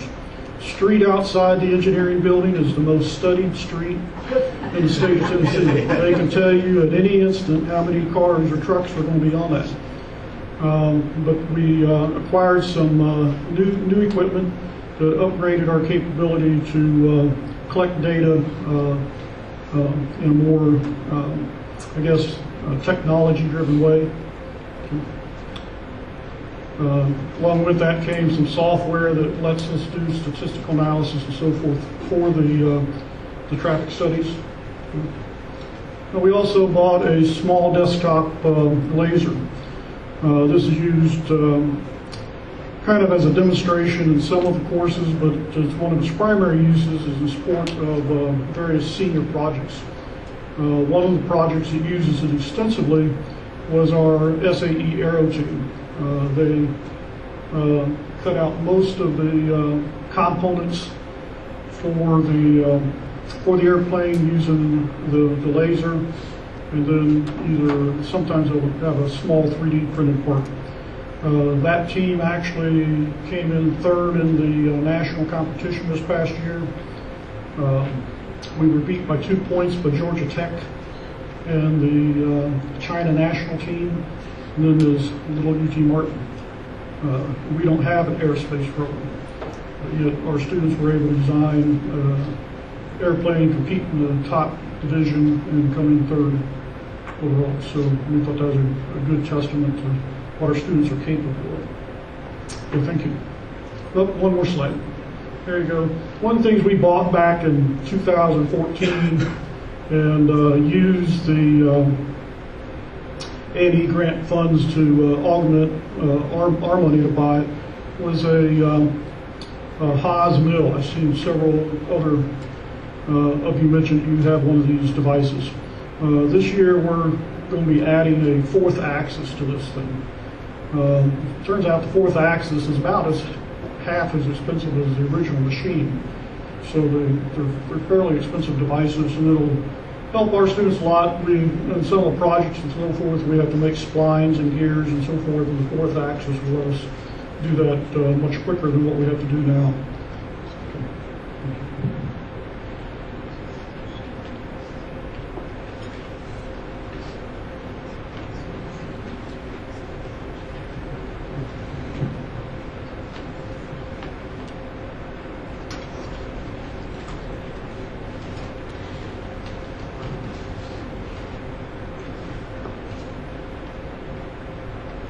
Good morning. I'm Darrell Hoy. I'm the Associate Dean for Academic Affairs at Tennessee Tech University. Our Dean is away on travel this week, as he often is, both fundraising and to an ASWE meeting. Some of you may be aware that he was the past president, national president of ASWE, which I think certainly brought some recognition to Tennessee Tech, but also to Tennessee in general. Yes, Tennessee does have engineering, so I think it was good national recognition for everyone. In the interest of time, I'm just going to talk about two issues, and one related to the grant. One of the objectives at Tennessee Tech over the past few years is try to reach out and partner with universities, community colleges, industry, and the national labs to help bring engineering education to students that didn't really have access to this education before. Very typically, these will be students, adult students who are working full-time, have families, and can't afford to just quit for 2 or 4 years and go get an engineering degree. So we've had a number of programs. We have 2 cohorts with the Volkswagen Academy and a 2+2 program with Chattanooga State in that arrangement for a Bachelor of Science in Engineering Technology. We have an ongoing program, that one's ongoing. We have another ongoing program with ORNL for a PhD cohort. I think it's in wireless communications. We have an ongoing cohort with Arnold Engineering Development Center, a master's program in electrical engineering. And our most recent program that we started is a very unique program. It's a joint degree program with East Tennessee State University, and it's a program in a Bachelor of Science in Engineering. It's the first joint program in the state of Tennessee, joint degree program, and one of the very few in engineering nationally. You can count them on one hand how many of the programs are. As we go through the various administrative and other challenges, I'm beginning to understand why there aren't very many of these programs. It's a real challenge. A joint degree program is unique in that the student receives one diploma that bears the names of both institutions, in this case both Tennessee Tech and East Tennessee State University. They do not currently have an engineering program. They have an engineering technology, but they are hiring engineering faculty to deliver some of the engineering courses, actually half of the engineering courses, as well as Tennessee Tech. Because we're not in close proximity, which is another unique challenge, we're about 3.5 hours apart. Many of the courses, most of the engineering, not most, but almost all of the engineering courses will be delivered via distance learning, not online learning, but distance learning, meaning that we have live video teleconferencing of our regular lecturers to East Tennessee State, and in turn, when they teach engineering courses, they will deliver theirs in return to us. So this, in a way, is a big experiment. We don't really know how well this is going to work, so we're going to be assessing on both ends student learning, and hopefully this will be as good as on ground. Maybe it'll be better. I'm not sure about that, but at least comparable results on ground. So it's a brave new world, a new experiment that we're pursuing in that regard. Because of all our distance efforts, our grant request was for money to help fund an additional video teleconferencing room, which would be quite costly. So that went to helping create a new room in our Prescott Hill Hall building, along with funds from the College of Engineering. So we're just now putting that room into use just this semester. So that was very helpful to us, and thank you. The other big news for Tennessee Tech, and it was, I think Martin alluded to it earlier, is the big demand in computer science. Well, we received a National Science Foundation grant for $4 million to create a CROC Center, which stands for Cybersecurity Education and Research and Outreach. And it's not so much a research, it is somewhat research, but it's primarily an outreach program to get more students, undergraduate students in particular, into cybersecurity. If you have a son or daughter who's contemplating to go to college, the need in this area is just incredible. They cannot fill the demand, and the need is projected to skyrocket. I've heard numbers of starting salaries of $80,000 to $90,000 for a bachelor's degree in this area. So if your son or daughter has any interest at all in technology, you may want to bring that up to them. So that's a big thing in engineering as well. It's an exciting computer science department that we're excited about. Lastly, the FE exam results. A number of years ago, we discontinued requiring the exam except for our civil engineering department, which requires that the students take the exam, but like many institutions, they don't have to pass the exam. There have been some internal things as well, but the change to the online exam has really had a tremendous effect on us. So let me just sum it up, sugarcoat it a little bit. The participation rate and the results have been abysmal and getting worse, okay? And we don't know what to do about it or haven't found a good solution. So I'm anxiously looking forward to talk to other institutions and get ideas on how we can reverse that trend. It's certainly not what we want for our program. Thank you. Is there anyone else? Yes.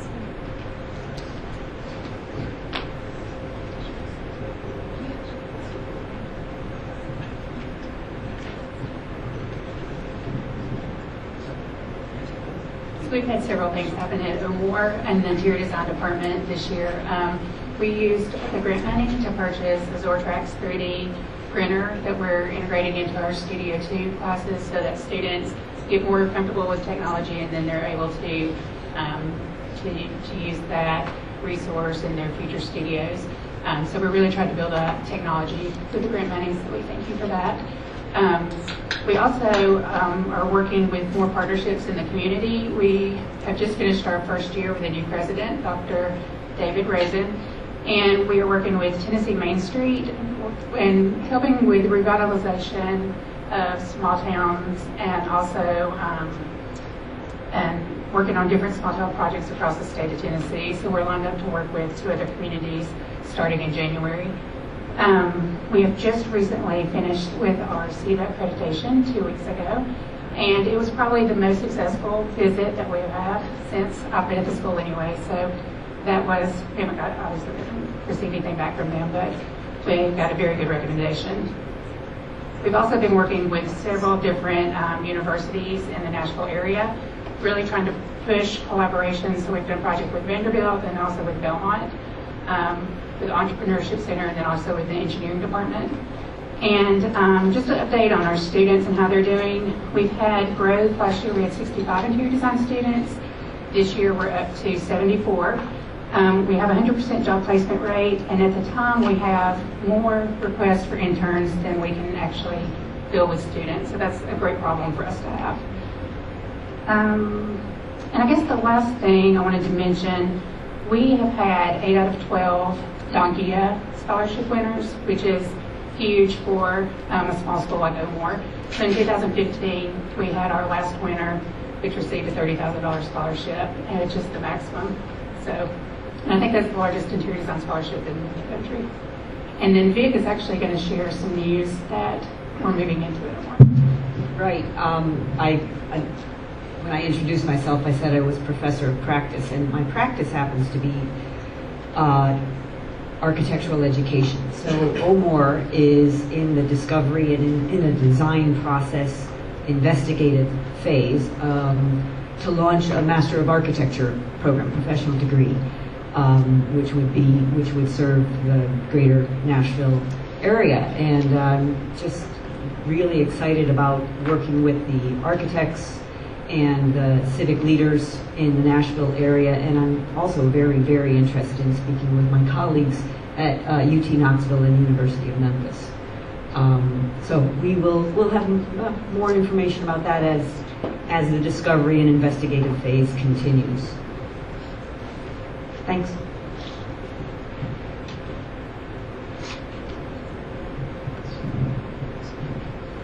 Are there a few more programs that need to do their grant presentations?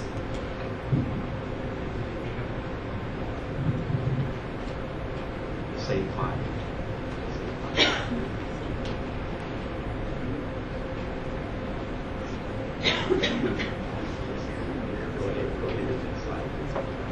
Okay, I'm going to give a brief report on the grant program that we received from the board. We involved with the program for the last 3 years since this is the year that we acquired equipment, 2014, 15, 16. Before this, we didn't have any major equipment grant coming in at all.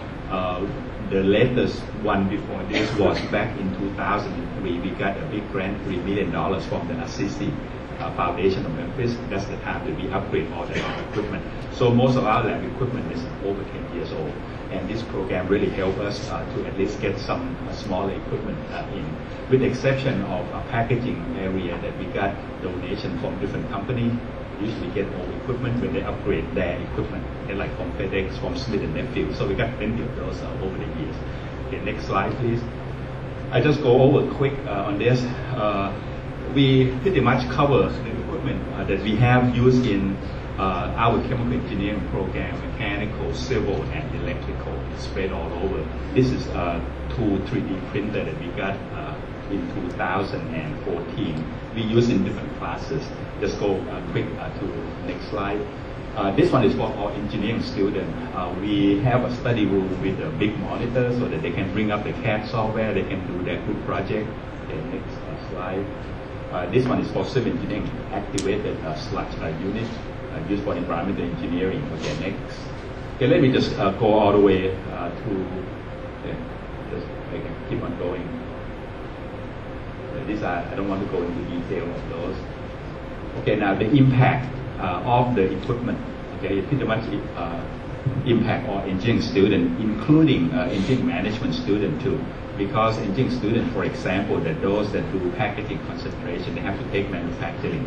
They have to use a 3D printer, just an example. Or those that are concentration in electrical engineering, they have to use some of the equipment for electrical engineering. Next. Okay, this is a demonstration I would like to show today. This has come from ME 121 solid modeling freshman class student. They have to do the 3D modeling design using Creo software, and from that they build a model. And this particular, this is one vehicle that one group did that. There are big pieces of this. There are smaller pieces. The big piece came from a big 3D printer that we have over 10 years that come from a CC grant. But the other small pieces come from the two pieces that we got from the grant, Tennessee grant. Okay. And it can run on water, it can run on ground. And the way that they design the wheel, it can propel that while it's in the ground, in the water. And this one have a battery operated. And this is a freshman class. And they can run into the water, they still keep running. So that's one example there. There are some other things, but mostly they are typical lab equipment that they have to perform something right the lab report, so it's hard to bring in some sample. Is that going to fire with it? But it doesn't have any sense of anything, it just keep on going. I know when. Okay, thank you. Any question?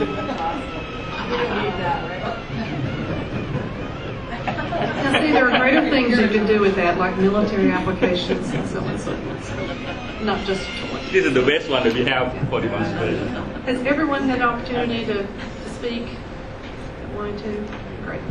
Thank you all so much. I know it takes your time to make these presentations and to come here and to spend the morning with us, but we greatly appreciate seeing what you all are doing. It helps us to present our budgets to the finance department so we get more grant funding. So that's part of what we're doing, is getting information from you all to go back to them. So we appreciate it very much. This time, John is going to take it. Be pretty brief with this. Just wanted to give you an overview of the grants program, what's available and what the requirements are, etc. You'll see that our current grant appropriation is $350,000. Referred to that earlier. That's an increase for us. We started in 2002 with $175,000. We're up to $350,000 currently. It's available to accredited programs or programs that are within 2 years of receiving accreditation. And there are two types available. We have the same grants we've been offering, non-competitive grants since 2002 for equipment, for library resources, intern development program fees or exam fees for students. And it is non-competitive. It's based on enrollment numbers. There's a set formula that the board has developed and uses to distribute that money. They have set a $3,000 minimum for programs for those grants, so that each school receives a significant amount that they can do something meaningful with. And I think we started doing that last year. Yeah, we set the $3,000 minimum. And also we do have new for this year, the grants for special projects that encourage collaboration. The board is offering two $20,000 grants that fall into that category. And proposals are due by October the 28th for both the equipment grants as well as the special project grants. So by the end of this month, keep that date in mind. And just a reminder that as part of participating in the grants program, there is a reporting requirement. When you complete the project, you do need to send us copies of invoices, receipts, and inventory control reports so that we can document how that money was used. That keeps the auditors happy if we have that documentation. So that is very important. And that's, of course, detailed in the contract language. So be sure to actually read relevant portions of the contract and follow those requirements. That is important to the state, as you're well aware. And anything else you want to add, Susan? I think that's it for grants. Are there any other questions about the grants while we're all here together? Don't be shy. Yes, Ricky. That little robot, is that the door prize? We'll ask Christian Brothers if that's a donation. It's not really a robot. It have no intelligence whatsoever. We're going to be going to our breakout sessions, and the engineers will stay in this room. The architects, landscape architects, and interior design programs will go down to Ellington. It's one of the last rooms on the left. It smells like mold. We're not going in there. I dealt with that yesterday. We're going to announce that the board meeting will recess until 4 p.m. And then box lunches will be back in this room at noon. And then while you're here, take a moment, look at the presentation boards. Those of you who are looking for collaborative programs to work with, that's a good time to be talking with each other. If you need to find someone to collaborate with, please let me know. I'm going to embarrass Scott and Dean Hague. Would y'all please stand up? And this is Scott Poole, Dean of UT College of Architecture, and Dean Hagee of Memphis. And this is what y'all need to understand. They're going to do multiple programs and multiple opportunities to work with other colleges because we don't have that many architecture programs. So if you're an engineering program and you didn't think you could do it, yes, you can. Okay? So I want y'all to understand they're willing to work with whomever needs a partner, and you all can talk about that and get an application. And we want to have a great response. We want to have a hard time picking out the two winners. Okay? So please meet with them if you're interested. We hope to do this again next year if this is successful. So y'all make us proud, okay? And let's go on to our separate meetings. Thank you. Okay, give you a few updates on NCEES. Who can tell me, board members don't count, what does NCEES stand for?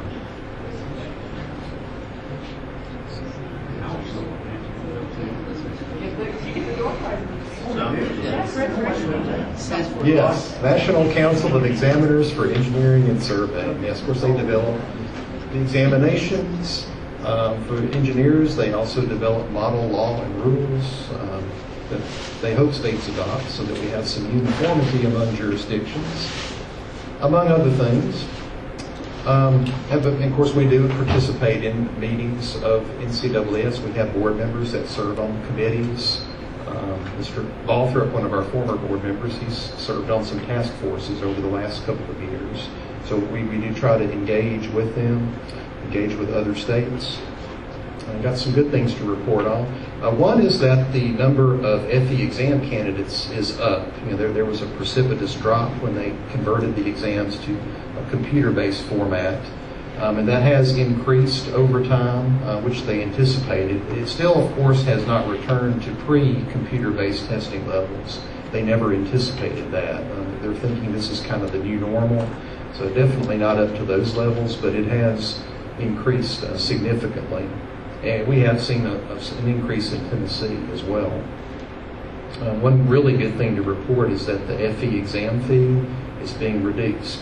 That was a motion that just passed this year in August. It's being reduced to $175. So that's a $50 decrease. Currently it's set at $225. So effective January 2018, the FE exam fee will be reduced to $175. And of course, that's something that the Tennessee Board has been pushing for years, for them to drop that fee to make it less expensive for students. Well, the Tennessee Board continue to charge another $15 for the When they apply for engineering intern certification, right, there'll still be a $15 application fee. But of course, that's only for those who pass the exam who want to be certified in Tennessee. A lot of them may not choose to be certified here. They may go to another state and apply there, and different fees would apply in that case, of course. But part of the reason behind this reduction was just a general push for NCAAS to do something about their very large surplus, to do something productive with the excess revenue that they've experienced for many years. They have a large reserve balance. So they are exploring different ways to use those reserve funds. So this was part of that effort to try to reduce that surplus and get NCAAS to utilize those revenues for a good purpose. And one thing I'll note about FE exam candidates, an unexpected source of revenue for NCAAS has been exam fees paid by applicants who never sit for the exam. A lot of candidates will go online and they'll register, they'll pay their exam fee, and they never take the test. And after a year, they lose that money. So they lose their $225 if they don't take it within a year. And at first, NCAAS didn't expect that to be a common occurrence, but it's been far more common than they anticipated. So I don't have the numbers, but it's become a significant source of revenue for NCAAS. So please encourage your students, if they register with NCAAS to take that test, they need to take it. Otherwise, they're going to lose that money after a year. Also, I mentioned in our earlier report that there's a push nationwide for separate licensure for structural engineers. The structural engineering associations are really pushing for that. There's been a couple of motions related to structural engineering that have been introduced at the national level through NCAAS in the last couple of years, both of which have been defeated. They failed, but there was a push, I think last year, for to actually put separate licensure for structural engineers in the model law, and that was defeated. And then another motion came up this year to add some definitions of structural engineering, I think, to the model law, and that was defeated as well. So there's been a lot of pushback on that. Of course, decoupling is a big issue, decoupling of experience and exams, where they basically allow early testing. They can sit for the exams before they complete their experience. Of course, they would not obtain a license until they do complete that experience. And NCAAS is offering their exams in many foreign countries, Japan, South Korea, Egypt. They were suspended there for a while. I think they're offering them again in Egypt. I know there's several others. Can't recall all of them off the top of my head, but maybe Taiwan. I think, Taiwan's one of the newest additions, I think. So, in keeping with the international focus, the Tennessee Board has been pursuing an agreement with Japan, the Japan PEFE Examiners Council, where really it's really just a statement saying, hey, if your people meet our requirements, we'll give them a license. So it really doesn't say anything. But to the Japanese, I think in particular, it's meaningful to have an agreement between the two countries. So basically, it would just kind of memorialize the fact that and really just encourage Japanese engineers to seek registration in Tennessee if they were working here. Of course, there's a lot of Japanese investment in Tennessee, so we are working on a memorandum of understanding with them.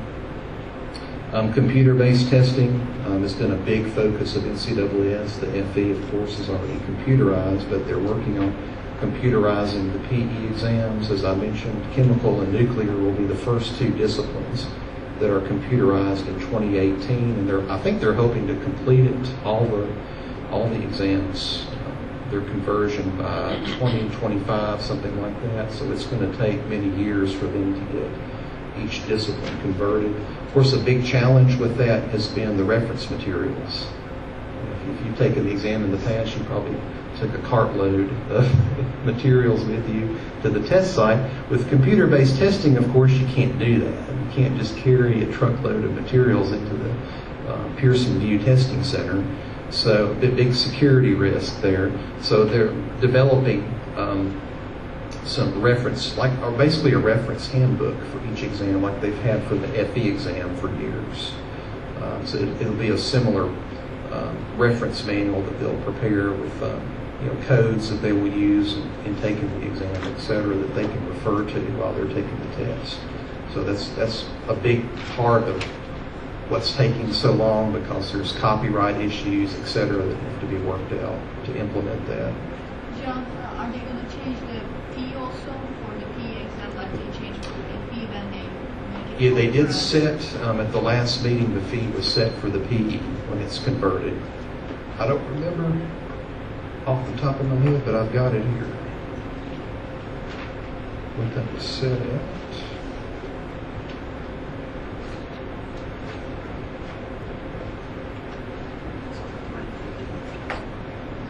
$375. So that'll be the PE fee, $375 when it converts to CBT starting in 2018. What is it now? It is. What did you say? One? Yeah, $350. That's right. $350. So it's going up. Yeah, $25. And there was actually discussion about raising the PE higher to offset and lower the FE, because the thought process was the PE has got an income stream, and paying $50 more or say whatever the number is could be offset with the FE. The staff at NCAAS almost stroked out when that was brought up, because of some reason, I got my personal feelings on that, but I think that there is a will with the member boards to do something like that, to continue to try to put pressure to lower the FE if revenue really is the issue. But that may take a little while too. Did I say that correctly? Yeah. Do you know what the ratio is between the FE and PE exam takers, as far as like how many people take FE and how many PE takers? The ratio of FE versus PE? No, I really. I'm guessing FE would be a lot more, right? Yeah, generally it is more. Yeah. So I'm saying that we need to offset it a lot more than. They published that math, and it's like 3 or 4 to 1, I thought, if I remember correctly. And there was some real high-level mathematics going on the floor about doing that ratio and back and forth. And but it's a workable solution if it will just keep going. Possible. It's 3 or 4 to 1, I think. Yeah, that's probably right. Any other questions about NCAA's activities? I had a question on the data that comes to us from NCES. Okay. As soon as they take the FE exam, it never matches what we get from the board. Right. What are the reasons of that, and Yeah. can that be corrected somehow? Yeah, that kind of goes into the next item, which is on the new application process for the FE exam. So we can go ahead and talk about that, because I know that's a big issue to y'all about the reporting on the FE exam numbers and the candidates. And the reporting has really been complicated by the new application process. The application process is great for students, for the applicants. They can just go straight to NCAAS, pay their fee. We no longer have this complicated process where they have to come to the board first. We give them a blessing, then they go to NCAAS and register for the exam. And only those who pass at that point have to pay the $15 application fee and become certified as engineer interns. And it's definitely, it benefits them, but as far as you educators, it complicates the process somewhat, because it affects our reporting. With the new process, we no longer see them as applicants until they've already taken the exam and passed it when they apply for engineer intern certification. So they're not really our candidates until they apply with us for certification. Before, the board was the gatekeeper for the exam. The board had to approve every single person that took the exam in Tennessee. That's no longer the case, so you can no longer think of the board as the gatekeeper for the FE exam. We're now only the gatekeepers for those who are certified as engineer interns in Tennessee, which would only be those, again, who pass the exam and who choose to apply in Tennessee. And the way the NCAAS reporting works now, with candidates going directly to them to register for the test, we can only see them if they indicate Tennessee as their jurisdiction. So when they register for the test, they have to select a jurisdiction. If they're originally from out of state, they may not select Tennessee. They might select Kentucky, Virginia, wherever they're from, potentially. And if that's the case, they won't show up on reports that we generated. They're another state's candidates. So when we generate reports from NCAAS, they're not going to show up. And when they register with NCAAS, the way the system currently works, they don't even have to enter education information. They don't have to put in what school they attended or are attending. It's not mandatory for them to enter that. And I think they're changing that process, but at present they don't have to enter that information. So there's quite a few candidates. It's a significant percentage. When we pull a report, we don't know where they're from. And if they haven't applied with us for engineer intern certification, we have no idea what school they're from. So there's a lot of candidates where we have to put them in an unknown category. We're just not sure what school they attended or are attending. So because of that, our numbers are not going to match up perfectly with the NCAAS institution reports, and they may not match the numbers that you keep at your institution. I know some of you, I know Tech in particular has indicated that they know that more students are taking the test than what's reflected in our reports. And I think the issues I've just described are why there's that difference in our reporting. I don't know if that helps or hurts. Yes? In the past, we used to have to certify that they were within a certain number of credits or whatever graduation to take it.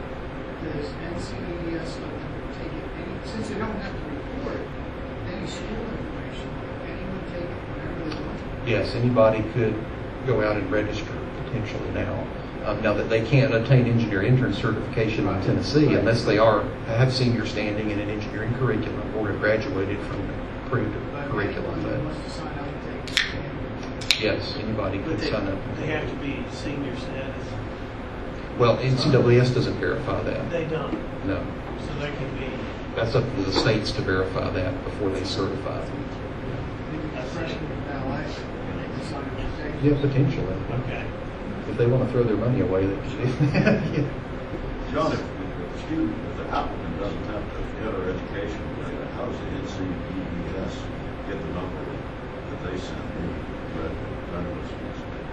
Yeah, I would guess for those that don't enter it, those candidates are not going to be included. Yeah, that's probably why they just didn't enter their education information. So definitely encourage all of your students to enter that information when they register with NCAAS. Yeah, and select Tennessee as their jurisdiction. Yeah, those two items would be very helpful if you could get the word out. Enter your Tennessee as the jurisdiction, and be sure to enter your education information when you register. So for purposes of trying to figure out what the percentage of passing rates are for each, let's say, unit, would you say NCES numbers are more accurate? Or they should be used? I think overall they would probably be more accurate, yes. Because that would include data for students who may have picked other jurisdictions, not just Tennessee. Yeah, your information has actually names.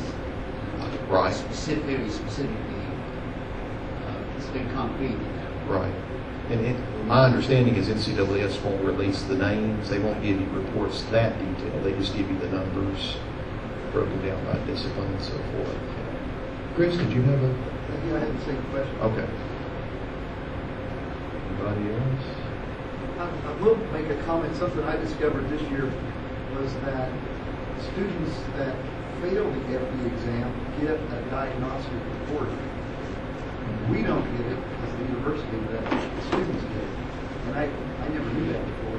Okay. I thought the only diagnostics that we got was a general report of everyone who took a test. Yeah, no, the students You did. have to beg the students to give you diagnostics. Right, and they do get, of course, when they pass the exam, they get verification. No, they don't get diagnostic if they pass, but they do get a verification that they passed the exam that they can actually forward to you, and that verification contains a link that you can click to verify that it's legitimate, that they really did pass the exam. So I would encourage you to encourage your students to send you those verifications upon passing, so you don't have to wait, for reports from us to verify that particular students pass the exams. Anything else on that? Oh, also, we are, actually it's already out there. Students can apply, or graduates can apply for engineer intern certification online now through our new licensing system. And of course, the way we've done it in the past with seniors is we've had the paper forms that you have signed, verify that they are of senior standing in the engineering curriculum. Of course, with online applications, that's complicated a bit because there's no paper form for them to sign, for you to sign. So it would be helpful to us, staff was thinking, if you could each semester send us a list of seniors who are eligible to sit for the FE so that we could use that list to verify when they do apply for certification that they're eligible for certification. And so that would be the preferred method for you to send us a list of your seniors. But alternatively, if you prefer that they submit the paper applications, those are still available. I know some of you pay the exam fees for students. I don't know what your internal process is for that, but you may need paper applications in order for your processes. So that's still available to you if you would prefer to do it that way. Sign it the old-fashioned way, that's perfectly fine. Whatever's convenient for you. I just wanted to mention that because that is a big change for us going to these online applications. Can I suggest that if you want that information twice a year, send us a reminder. We're not paying until they pass, so I don't have a record of mistake. But it would be easy enough for us to just mention a list of all the seniors who are eligible. But unless you remind us about twice a year, we could do that in the spring and the fall, just ask for that list. Small complication maybe, we have a few second semester juniors registered. Could certify seniors if they take the test. Okay. So, but we may have more taking the test, but they may not be able to list us. Right, that would be, because they wouldn't be eligible for certification until they have senior standing. So for certification, we don't care if they take the exam or they just can't be certified until they're seniors. Right, So they can exactly. take it at the beginning of the junior year if they want to, since it's NCES specifically. And then when we say that they are senior standing, then we need to certify them. Correct. They could apply to also. John, did I hear that right? You said they could take the exam anytime? Mm-hmm. Yes, they can. NCAA doesn't put any restrictions on I that. thought Tennessee's rules said they could do it at For certification. For Yeah. certification. Yeah, but there's no restrictions on them taking the test earlier. It means you can take it the first day you sign up as a freshman. Yeah. Chances of you passing is probably not. If they want to throw their money away, they can, right? Yes. Regarding that, is there any limitation of how many times you can take it, and also any negative ramifications of if you take it? Okay. No, there would be no negative ramifications. Regarding if there's a limit on how many times they can take the test, and if there's negative ramifications, there's no negative ramifications for taking it multiple times, but NCAA does impose limits on how many times candidates can take the exam within a year to avoid overexposure of exam questions. So I think you can take it off the top of my head. I think it's a maximum of 3 times a year. I think that's right. But don't quote me on that, but I haven't looked at that in a while. But yeah, they do put some restrictions on that. And I don't think you can take it more than once within a testing window, which is a 3-month period. So January through March is the first testing window. So if they take it in January, they have to wait till April before they can retake the exam.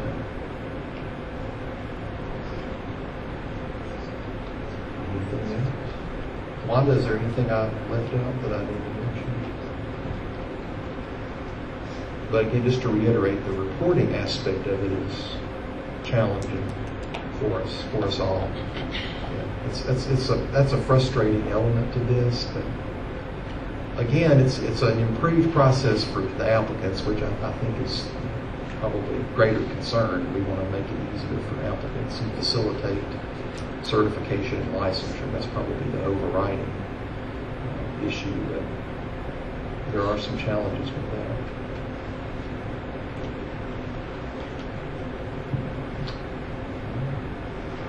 Well, Laura, why don't we hand it over to you? And then I don't know. Are we doing licensure outreach? Sure. Or y'all can talk about decoupling or whatever. Oh, goodness. All sorts of things. Yeah.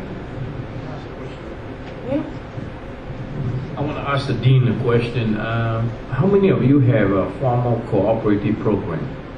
I know UT has one. Okay, good. I'm encouraging you all to do it, speaking from an employer standpoint. If I have to spend money between hiring an intern for one summer and versus bringing somebody in for a 3 rotation in co-op, I will go for the co-op student. And the reason why is because it keeps continuity in my business plan, number one. Number two, it's easier for me to justify to my CFO why I need that money. Once he commit, he's committed for 3 years with a student. So, but if I have intern, he might cut mine, and then next summer I may not get the right people in here. So if we don't have one, you need to encourage. But from the board standpoint, that cooperative program that is registered through the school's formalized system is considered a 1-year experience into your preparation for taking a PE exam. So if you don't have one, I highly encourage you. I'd be glad to come talk to your administration why, as an employer, we're looking at things like that. Thank you. Yeah, that's great. I don't know if this is a real conducive arrangement for a discussion, but I guess we can try. I think John's idea was to open it up to discussion about licensure, obviously the promotional licensure, not just the FE, but the PE itself. What we can do as a board to help that, whether it's education or what we do is we process information through the board. There's certainly a couple of issues. One that we've talked about a lot was FE pass rates and taking the FE. And certainly there's a lot of different approaches to that within the institutions, and maybe how y'all can help each other with that. But also the idea of licensure, what is decoupling, the conversation we're having at the board level, and maybe y'all's input on that might be helpful. So I don't know where is there anybody that would like to start on the FE? What is decoupling? We can talk about that. Decoupling is the idea of taking the 3-legged stool apart a little bit, not requiring the experience time before you take the PE exam. And in a sense, as Chris was really the FE exam is decoupled. So that's kind of a good thing. You don't have to wait till you're a senior to take it, but you do have to wait until you're a senior to get the certification. Decoupling, you could take the exam anytime after receiving your degree and passing the FE, but you would have to wait to be a registered engineer until you had the applicable experience requirement and passed the board's review. Does that make sense? So that's a discussion that the board, your Tennessee board, has been involved in for a while, years I think, before even I got on the board, and it was it's one we're having discussions with the engineering associations, ACEC, ASCE, about what that, really thoughtfully, what that would look like if Tennessee were to go in that direction or not go in that direction. Yes? What are the arguments against I'll let anybody can chime in here. Yeah, Philip? First of all, from the ACEC standpoint, the consulting engineer are against the idea. I am against the idea of letting people take the exam right after they graduate, because in my mind, PE exam is basically a practice exam. Not that the student cannot pass, it's not academic exercise, it's more demonstrating how well you apply the things you learn from school. So I would argue against the fact that you don't have the experience to really be able to handle those type of practice questions in the exam. That's one thing I do. Secondly, when somebody who is a good skilled exam or test taker, he or she is going to pass it, no problem. But that doesn't tell me whether he or she is a competent engineer. That's my personal. But from a professional standpoint, I still believe that we need to put them through work. Then they learn how to interact with people, working in teams in a real world situation, and that 4 years is to help them demonstrate the kind of ability. That's coming from my standpoint. I'm sure Mr. Campbell, you want to say something? Yeah, and I'll say it just without the microphone. I don't need the microphone. Loud. I think what Philip said is the primary reason against it. You can have somebody that takes the PE the day after they take the FE, for instance, okay, and or a week after. Well, they may take the PE in environmental engineering. Let's say that's the module they choose to take it in. Well, their career may take them to become a structural engineer. And again, in Tennessee, we don't license based on discipline. So you've passed it in one thing, but your experience path and what you practice is in a different thing. The 4 years of experience gives you the opportunity to kind of make that migration from, I graduated with an environmental focus, but I ended up doing structural engineering because I really found that I liked it, my career opportunities were, but whatever the situation is. And so that is a concern to us, that you pass a test in one area, but your career, so are you really, how do we validate that experience between those? So that's the biggest issue with it, which goes along with the experience part. I don't know how, we tend as engineers make up stuff to get worried about, and I don't know how big of a deal that is. I mean, I don't know how many really do that, although I can probably tell you now 5 examples that I know of personally just off the top of my head that similar career paths, graduating this but end up doing this kind of thing. So, and there's some other things. They're pretty minor, but there are some other issues there. But most have to deal with the experience part. One other thing we heard in meeting some with ACEC and TSBE was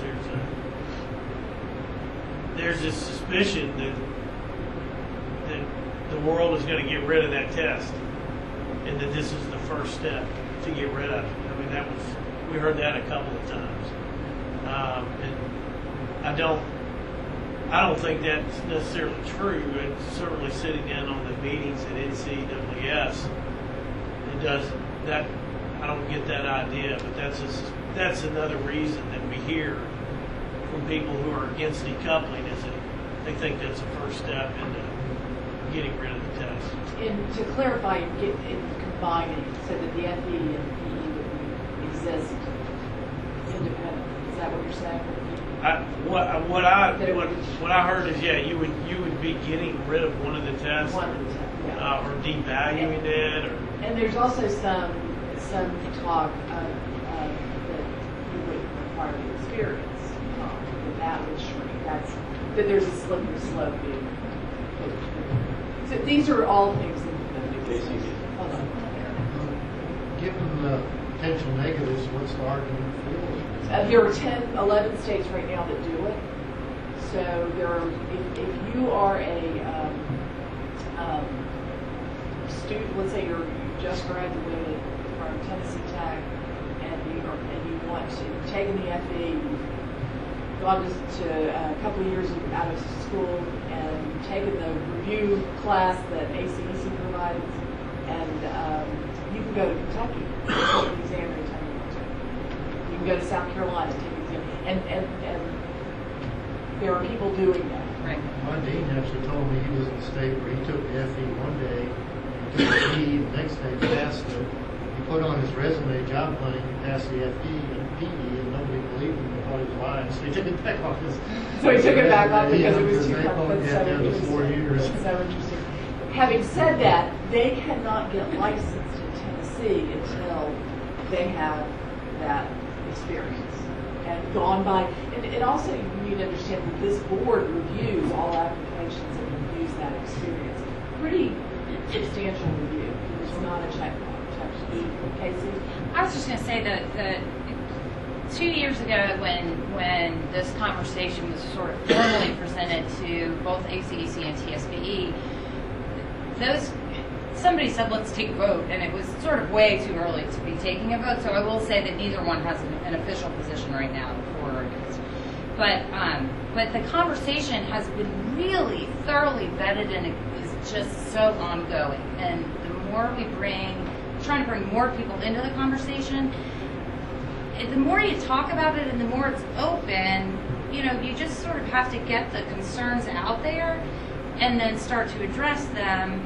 The real issue, I think, at this point is we do have a lot of people who are about to be in that donut hole where they're going to have to get registered in another state. So that they took the exam in Kentucky. We've got a lot of people who've taken the exam in Kentucky who are not eligible to get their initial registration in Tennessee, period. They're going to have to get registered in Kentucky and then come in through comedy, which is fine. But I think it's if we're going to encourage, I'm neutral on this. I just follow along with other people's views. But I do understand that if we're trying to encourage licensure, that you don't ever want to be first at the table, and you certainly don't want to be last. But I think the biggest piece, I keep explaining it lately, of this, you have a royal flush and you drop the cards on the floor, but it's still a royal flush, even if they're out of order. But it's not that simple, and people are so passionate, and engineers in general are so passionate about what they went through to become a PE, that they just, I think it's the comfort level with that experience. And the current board is so thorough on that experience, and it's making sure that that experience is defined going forward, that we don't lose that piece. There are plenty of people who also have problems with what the test itself is testing. And there's a lot of talk on, they should, I don't like the test. Well, that's not the conversation. If that's not for us to decide at this point. That's not what we're vetting. But we do have a handful who are going to hit right at, we're about to be in the flux. We've got 2 or 3 who I talk to fairly regularly who are currently stuck. But I think in another year or 2, we're going to have a lot of people who are sort of stuck in that donut hole of, I did this. And the other piece I just realized is you can't take the PE again. You pass the PE in Kentucky when you're out of school. It's not like after the 4 years in Tennessee you can go back and take it again. You can't do that. So to clarify what you're saying, you have to get that registration in Kentucky first. Yes. Because taking it for 4 years is not what we allow. So they can take it, get registered in Kentucky, and then by comedy, we would get licensure. In our present law, comedy will have wait. Right. And again, 4 years is still. Well, the question of why to do it, kind of what the impetus is to try to get people licensed quicker that may be on less traditional engineering paths, so that they go ahead and get licensed. So, for instance, if you're a graduate engineer and you go work for DuPont, and you work for DuPont you won't have to have your license to work for DuPont. But 20 years later, you get laid off at DuPont, or that division gets bought out, or whatever happens, and you try to go get another job. and you've not got your PE, then a lot of the reason for decoupling was to try to get more people licensed because they could do it quicker, they could take the test part quicker before they forgot all the academic or other information and test taking skills before they started raising families and that kind of thing, and had more free time. And so it was to try to get people on that path quicker.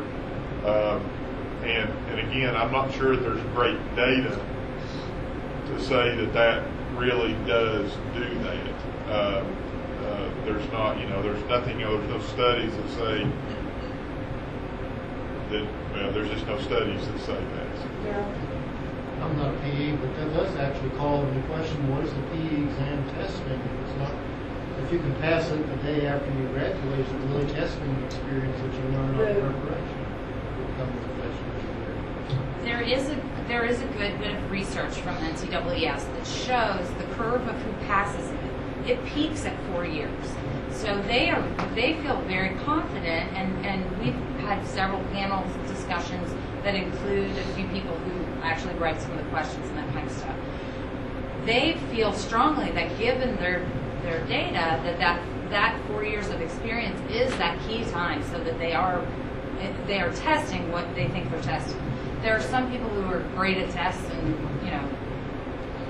So, and they've also explained, some of these test developers have explained that they want to maintain that curve.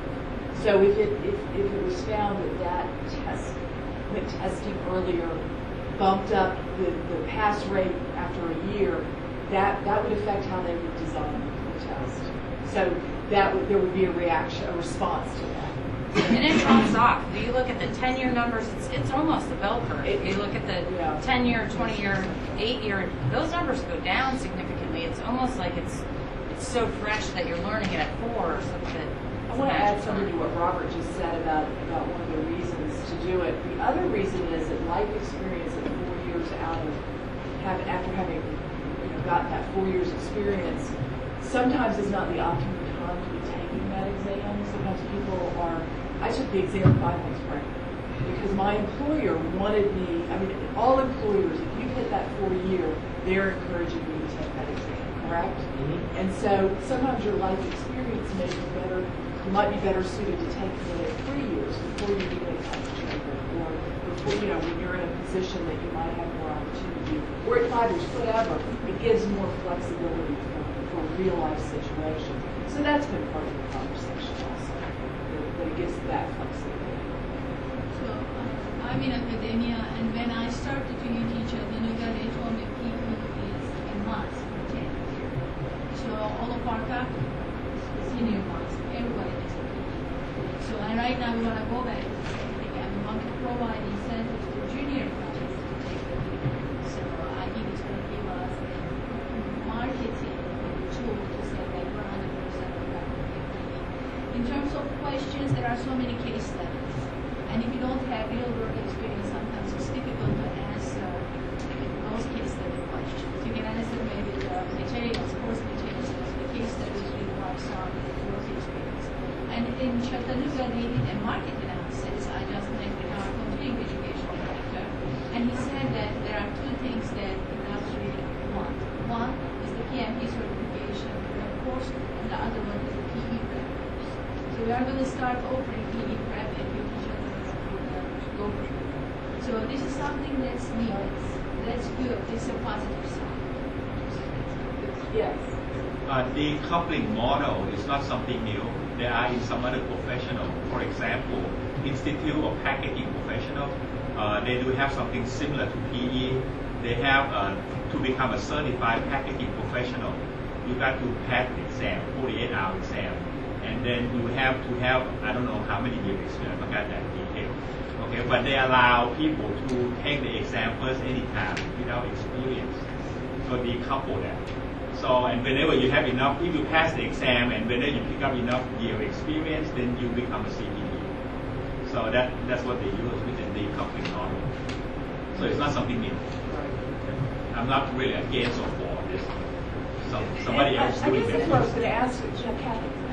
I'm new to the discussion in depth on this issue, so I was just curious of other professions that have exam and experience requirements. How do we parallel that compared to, and that's a good example, but that's a very, very narrow practice field, so I can see being tested on that narrow practice field.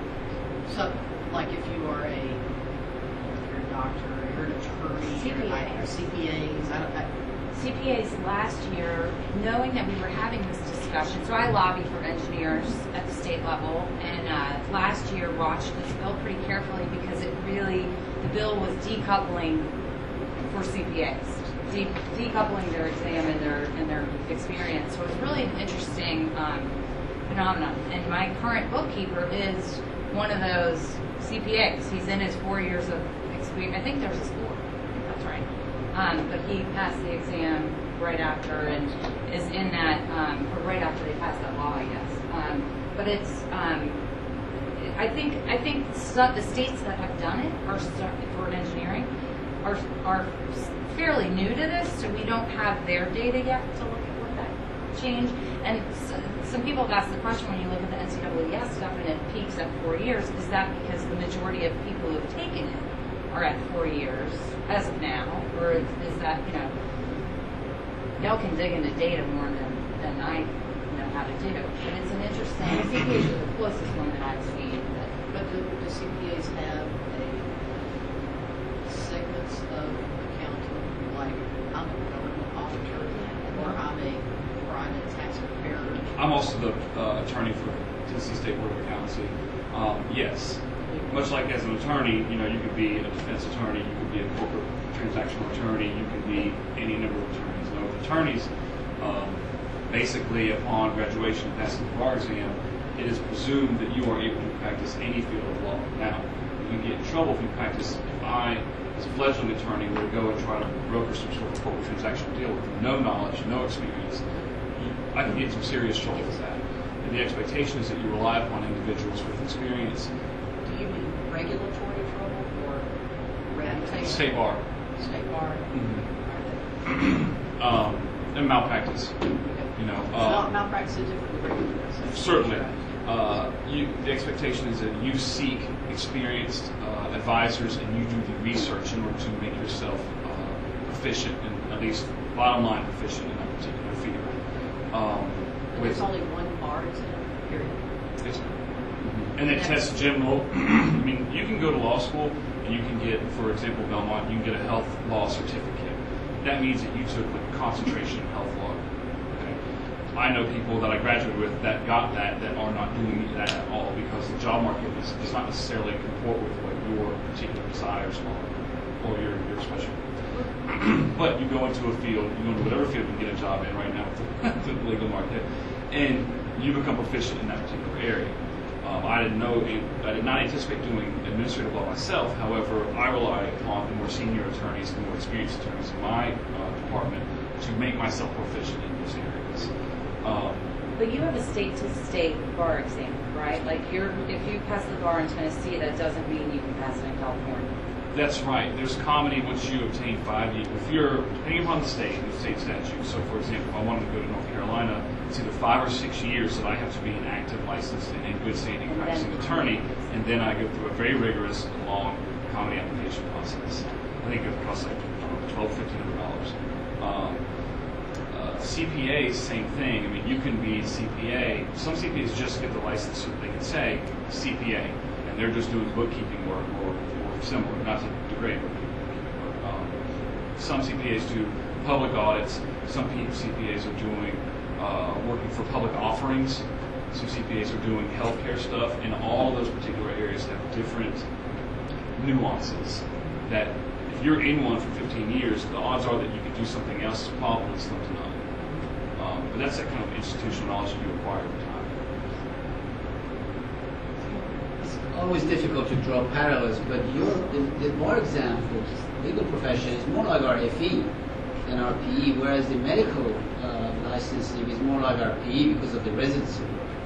Because you don't have to have any experience in legal profession to get this past the state bar. Correct. So more like a minimum requirements, like something like an FE. You can do it right after school. But it's after an additional 3 years of school on top of your undergraduate degree. So I went for 7 years in order to. But you don't need to practice before you take the exam. That's you can't practice. You can work in law firms, and that experience is good, and mostly in terms of finding a job later. But whereas in medical field, for example, you need to have that residency program, which is sort of a practice. So we are somewhere between those two ranges.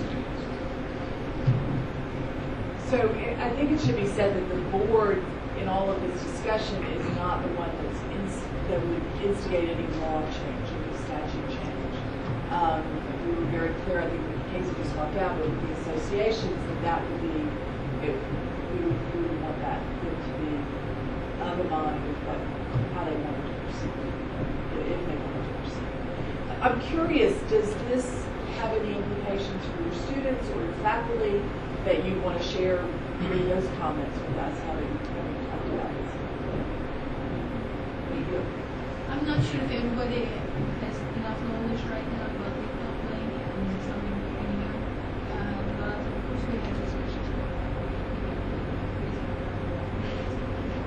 Right. Do you think this would encourage that? I think so. I think so.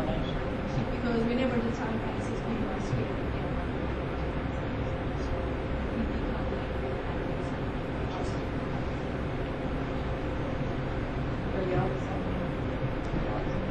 I guess that maybe as a summary, the main reason that we're looking at it is NCAAS it's in their model law now that is decoupled, and there are surrounding states that have gone to it, and so as we look at it, I don't know if you quite said it this way when you talked about Kentucky and that sort of thing, but there's a concern: are we being fair to our Tennessee citizens and driving them to go take a test in another state? Are we being fair to them? And if that's the national trend, that is going to be more fair to our Tennessee citizens potentially if they have an equal situation.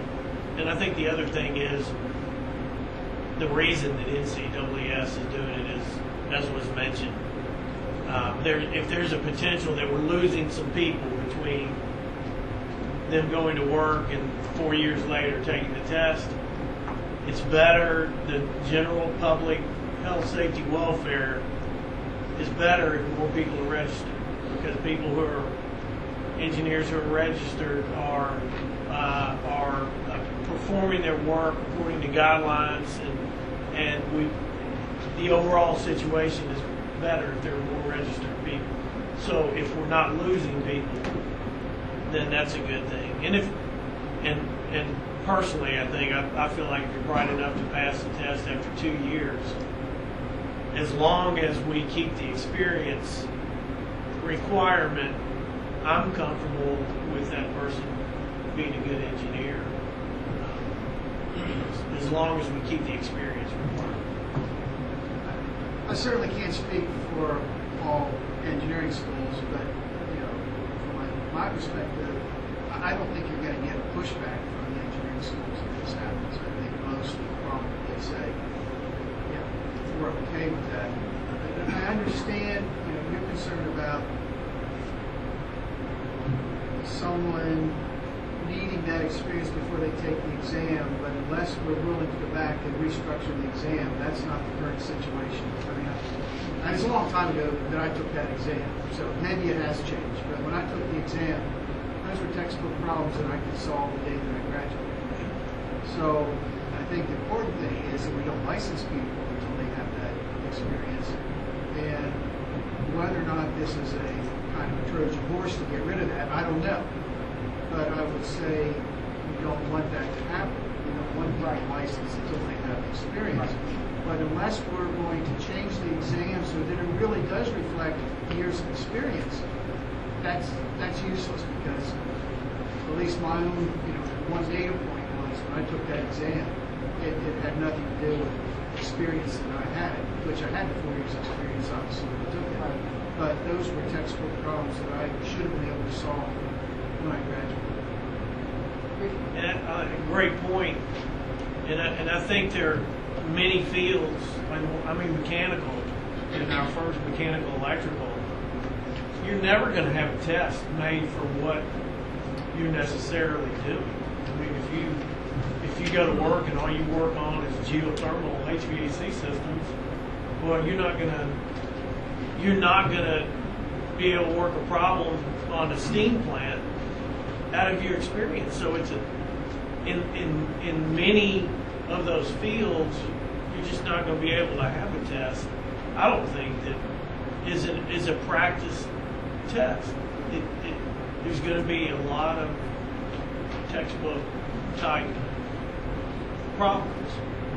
That may be different from other fields, civil engineering or construction. But having said that, I don't think most educators aren't going to get too worried either way. It's not going to make that. That's right. Thank you. So maybe the decoupling should be between the exam and the experience. In other words, you have to have passed the exam and have 4 years experience, no matter which order you want to do it. That's what's being proposed. That's why the word decoupling is, because right now in Tennessee it's coupled. You cannot apply for the exam until you have 4 years of experience. And what's being proposed is decouple the two. Take the exam when you want, and the 4 years of experience still have to happen regardless of when you take the exam. I think the argument for like what FE used to be was a general knowledge, right? I mean, we had math, chemistry, physics, all in there, and all the different engineering, right? I mean, that's how it was. And then PE, you took basically your major only mechanical, only electrical, only chemical, only nuclear. But now that FE is changed, that we're taking mechanical, then if it's not really practice and experience based, then it really loses that thing that it used to have, that okay, you have a general understanding of engineering. After 4 years you take something only in your major a little deeper. But if we are kind of transferring that to FE, which we have, it's a lot of overlap. You're basically taking the same test with just more questions, especially if it's not experience based. So that kind of weakens the argument of, you gotta have a PE. Without the PE, we really don't know that knowledge. It's the same kind of test. It's kind of back to what Ricky was saying. But I don't think that changes with the cup. I mean, that's the way the test I know. is now. I'm just saying that because we changed the FE's content, yes, now it makes more sense to have like one exam or That's I have a question. So most of our students, especially high school, are non-traditional. They are working, they are co-op, they are part-time employees. So those kind of experience can be used toward the 4-year experience or not? It's one question. If they want to apply to PE and if they had experience while they were a student, can they use this experience or not? No. They have to have a degree plus 4-year experience. So this is actually one thing. And the other thing, a comment on the PE and the decoupling, it can be a financial impact to the people who take the PE, and maybe companies are giving some kind of promotion. So it can be another reason why people are trying to take the PE as quick as possible and willing to go to Kentucky and use it. But we do realize it doesn't speed up how fast you can become a PE. Here in Tennessee. Or even Kentucky. You can take the test after year 1 or 2, but you still can't become a PE until you have that 4 years of experience. So that doesn't change. Kathy, did you have something? I just had a question also. So there's about 16,000 licensed PEs that are registered in Tennessee. That was the number I think we talked about before. So in general, do I hear that we want more, that more is better? So if we had 30,000 PEs, that's what we're trying to get? Because I understand that someone said, I don't remember who it was, but said more PEs, licensing more PEs, getting more engineers licensed, etc. All of that was good. So is that just I'm just asking because I'm new to the board, is that an underlying premise of more PEs is better than where we are today or less PEs? And I'm just curious. I don't know that it's more is better, it's those that are practicing engineering getting licensed. So that ability to be licensed, if you're at an industrial, if you've got that industrial setting where you've got the industrial exemption, it's all kind of getting licensed. And our faculty, as you've described, getting that licensure for mobility purposes. You know, you see, Robert can express this about the downturn in the economy. Somebody coming out from an industry where they didn't have to have MBA, trying to get into a situation where they needed it. They didn't have that mobility, and yet might have been very qualified. Ricky's comment about that if someone is licensed, and if someone's practicing engineering and they're licensed, then they're going to do it to a standard that preserves the public health safety welfare. So it's not that we have a certain number, it's just It's promoted. It's promoting The board promotes licensure as a health, safety, welfare to the public. Does that make sense? So I don't know if that means they want to double it, but they're just saying licensure is a good thing for the public, for people who are doing engineering work. If we were a veterinary board, then that would be the opposite. It would make it much harder to become a veterinarian. It's true. They're protecting their market share. profession, while Oh, the interesting. profession really tries to protect the public, I think, more than us. Plus, having more PEs wouldn't mean that we'd have more engineers. I'm not sure we need more engineers. It's arguable, but they would just stick with the more professionalism to the people. I think the veterinary board, you actually have a friend as a vet, you have to sit for an oral exam to check your experience before they license you, so that's how they do it. They have a team of professionals question you, and that's how they check it. Well, I will say that segues into one of the discussions the board has had is that we do have a fairly robust method now of review. I mean, that's very important to the board. But this might be an opportunity for us to even become more focused on reviewing that design experience, reviewing that 4 years of lesson experience. I don't think that would be that opportunity to be lost on this if we find something. Yeah, can I just summarize a few things I heard again just as a meeting? So we're saying, licensure for the purpose of licensure is not remotely the issue.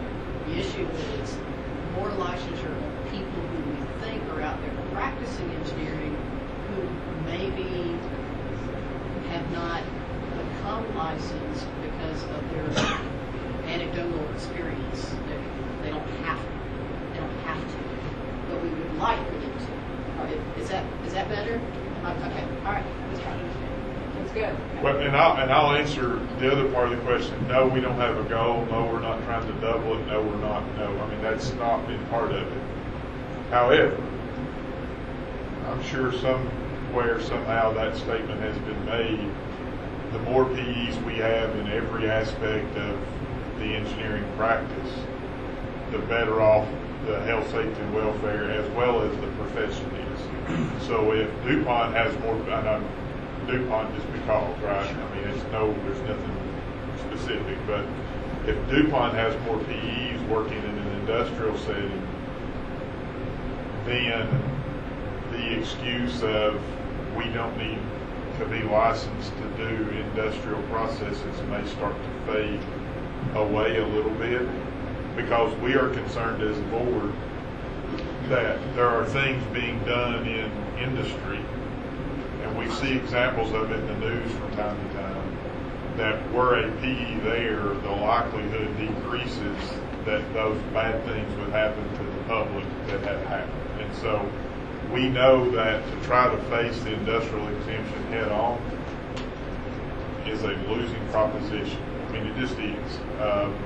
But any little bit that can be done to help support that argument, and I think this makes that easier for that person going into a non-traditional engineering field, whether it's industrial or, somebody mentioned mechanical, biomedical, which is kind of one of those things now that is a more non-traditional, but what's more health, safety, and welfare than the person that's designed the valve that's going to go in my heart one of these days, right? And so we need to kind of get those things more or easier to to have professional touches to them than what we have right now. So anecdotally, yes. Is there a number? No.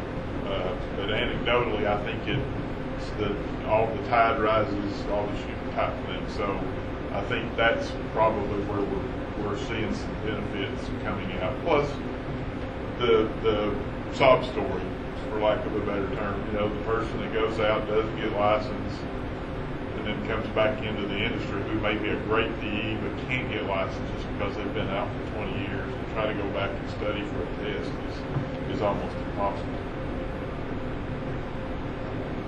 Anybody else have any other comments, John? Well, I was going to add that it's connected to trying to eliminate unnecessary barriers to licensure as well. That's a big theme in the legislature right now. I talk about the Right to Earn a Living Act. That's really what that's aimed at, eliminating those unnecessary barriers to people going to work, practicing their chosen profession. And requiring 4 years of experience before you take the test could be viewed as an unnecessary barrier. Why not let them take the test earlier? As long as the person vets their experience before they issue a license. What's the harm in allowing that? That may actually help people if they can take the test earlier. So that's a big part of it, the reasoning behind it, is trying to keep us in good graces with the legislature by critically analyzing those requirements and eliminating them if they're unnecessary. That's what the architects are doing with their experience requirement in the law right now. Analyzing, do we really need to require 3 years duration of experience if they've completed the intern development program? That's a question that they're asking. So we have to constantly reevaluate those requirements to make sure that they're really necessary to protect the public health, safety, and welfare. And if they're not, cut them out. I'm raising my hand because I've got all these educators in there going back to my old ways. But you brought up a great point. It's a question that I had written down this morning. How do you all view the FE? I mean, is it an end of education test that validates what they've learned? Is it something that, and what I'm not trying to say is it, I reckon I am saying, is it necessary from an educator standpoint? We think it's necessary from the profession standpoint, but from an educator standpoint, is the FE useful? Is it valuable? Does it tell you anything? I mean, and what you said, I'm kind of on the same line on that. Yeah. I mean, from an educator's point of view, it's a great tool to have a capstone review of your 4 years. I mean, it does a great job of going back because the students don't realize how much they have forgotten. And this really brings everything back, and I think when you see something one more time, it sticks with you a little longer, especially after you haven't seen it for a while, and now you have that overall view of the whole 4 years and how the courses are related to each other, and you have seen this, and now you know how it's related to the next course. So it's a very good overall review of everything you have done so far. That's from the education point of view. How it relates to how good engineering will be later, that I can't comment on. Well, my feeling is, how do you go about trying to find external benchmarks to say we've got a quality program, particularly a small one like we are? And so our external benchmarks are how well we do on the FE, and that's one of the reasons why we make everybody tax. Second, what is the success rate on kids getting jobs? And third, for the students who want to go to grad school, can they get into the premier schools? And so we're excited about Vanderbilt down the street where we can get people in, and University of Tennessee system, etc. So the people who want to go to grad school can get into grad school. People that want to get jobs are getting jobs.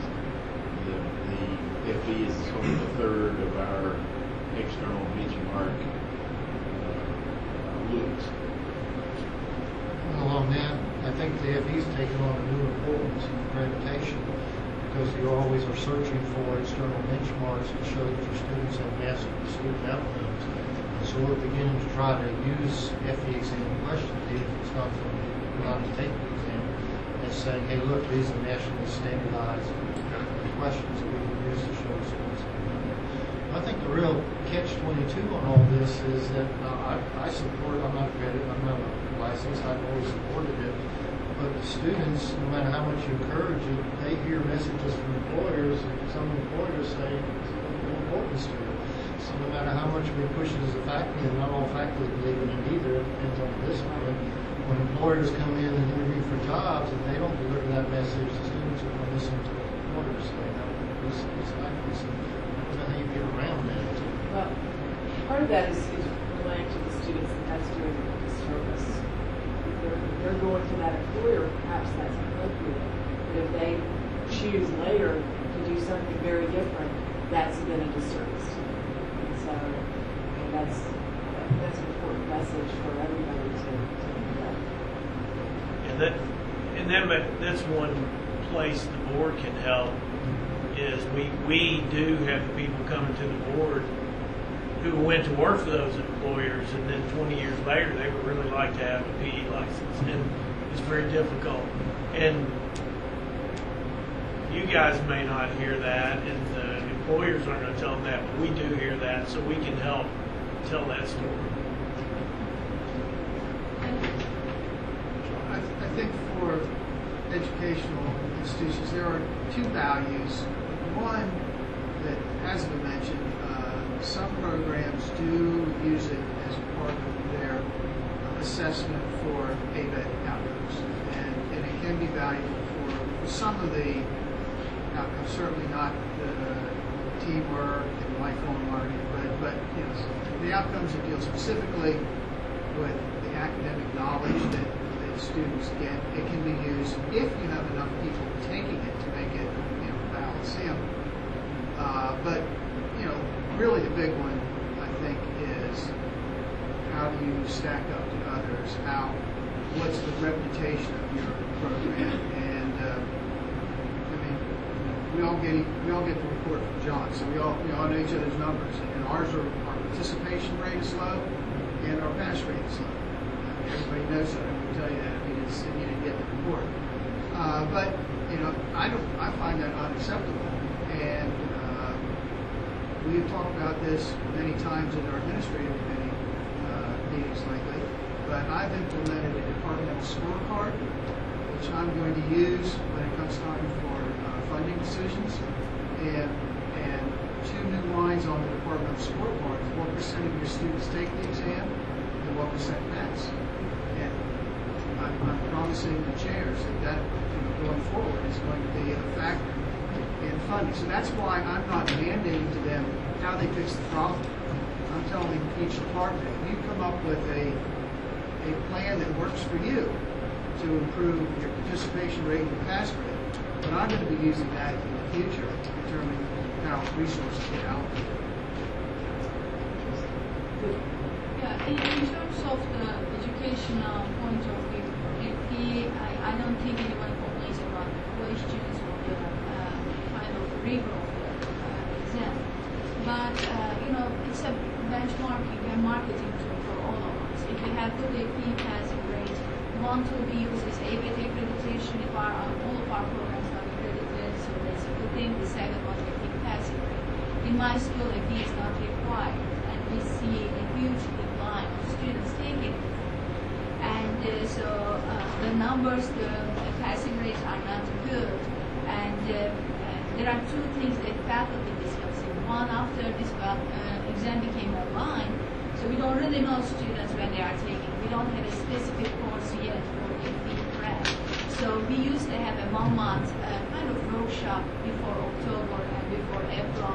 So we were preparing students. Every Friday we were meeting. We cannot do anything like this because they are taking different time frames. This is one thing that we are discussing how to handle. The programs are so compliant, so you cannot add one additional course for AP. You already teach so many courses. And the other thing, our program is in between. We are not too small, but we are not as big as UT Knox. So students, when they were taking general exam, the passing rate was high. Now we went to discipline-based, ME, civil, chemical, we see students are compared. So, these are the things that we have to take into consideration and make a PE exam and the questions much more general that students can answer easily. But, there are many courses that we cannot offer in our disciplines because we don't have resources. But and the reason I asked that was there was probably no great reason, but I think that there's going to be, a push as we go through some of this decoupling and things to kind of change the makeup of the PE test some and how the FE is used. And, we need to have that information if we're going to talk to NCAAS on how to effectively make it. Because if it's an assessment tool only and it's not helping make better PEs and engineers going forward, and I don't think that's the case, but if that argument could be made, then we need to do something on the PE side to make sure that deficiency or that area is made up. Good thing. Yes, sir. I'm glad you mentioned that assessment function. I want to echo some of what Greg said. But I'm not a typical undergraduate professor because I'm a possible professional licensure as part of my work. But we would not see the FE as a validation of our education process or a particular utility assessment perception. We don't teach the FE exam. All our students pass it. We take it. But it's not because we're preparing them. We don't even teach a review course. It's a fairly reasonable exam, and we have a professional ABET curriculum. But I market it, push it, encourage it as an FE exam because it's the next step for a licensure. That's really the only reason, not because it's telling us something. As Rick said accurately, in order to be useful in assessment tool, the N has to be high.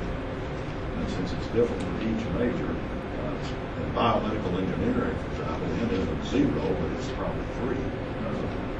So only in civil is it remotely helpful, and even then, only a fraction of the data. I know NCEES wants to market this thing on what a wonderful assessment tool, but I would take that and this board does not agree with everything NCAAS says. So let's go ahead and let you I'm glad. As a Tennessee voter, I'm glad. And there are people who show up at the ABET symposium every year talking about how great it is for assessment. Again, I take it with a grain of salt. If the number's large enough and you apply it to the right criteria, yes. That in and of itself is not going to get. I've been a member of the executive committee of EAC. That in and of itself is not going to get you, high marks on your criteria for continuous improvement. I'd like to agree. We use the FE for ABET simply as one measure on one outcome. It is not the only measure. An observation I have in the time that how the FE has changed. Well, the FE used to be this general test, right? And I can remember thinking the students would be better off being able to take it at the end of their sophomore year. Because, gee whiz, that's when they've taken most of this general stuff. And now we've turned it into a specialized test where, it's either going to be civil or whatever. And so now you need to wait until the end of the senior year, basically, to take the test. And that's probably led into this overlap now with the PE, right? And the other observation I have is that with the PE, I don't know, years ago I took the test, only 10 years ago, right? Because I was in electrical and private practice and industry, and I didn't need one, right? And then when I got into this academic game, and I thought, okay, it's a good thing to do, okay? You go back and you take that test, and even though it is in a narrow area, what you've actually done in industry is significantly more narrow, right? Almost without exception, you have to think. And so therefore, you go back at the age I did, you are going to teach yourself a whole bunch of stuff. And if I didn't have a job as a faculty member, I didn't have the time to do, so I would argue that there is reason to decouple, simply because the experience is so critical that the experience is very likely going to be in a narrow field, relatively narrow, unless you're really a generalist. My goodness, work for yourself. I don't know that we did ourselves any favor by making the FE a specialized test. I think we generated this problem. We're coming to the end. One more comment?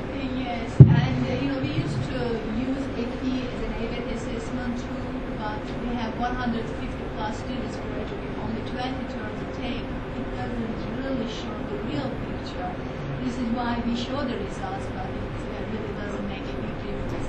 The only thing, the AP results in the UT system, UT Knoxville, UT Chattanooga, Martin are compared, and when the numbers are not good, it affects us financially.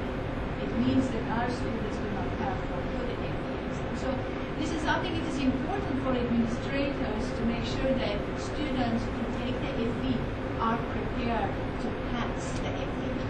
And in our case, not like Vanderbilt or UT Knoxville, our admission requirements are so low, we accept many, many students who are not really very high. So we have to prepare them, and we have many transfer students.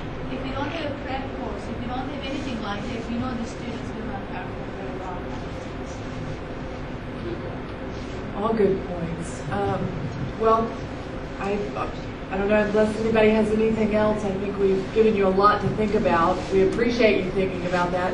And I just want to speak for those, but I've learned so much today. I really appreciate all of the information that you bring to us. And if there's ever any way, there are ways we think we help you, but we would love to help you as much as we can, help the future registrants and engineering registrants of Tennessee. And so we appreciate very much y'all being here.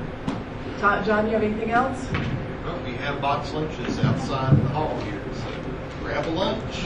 That's it. Thank you for coming. All right, we're recording. All right.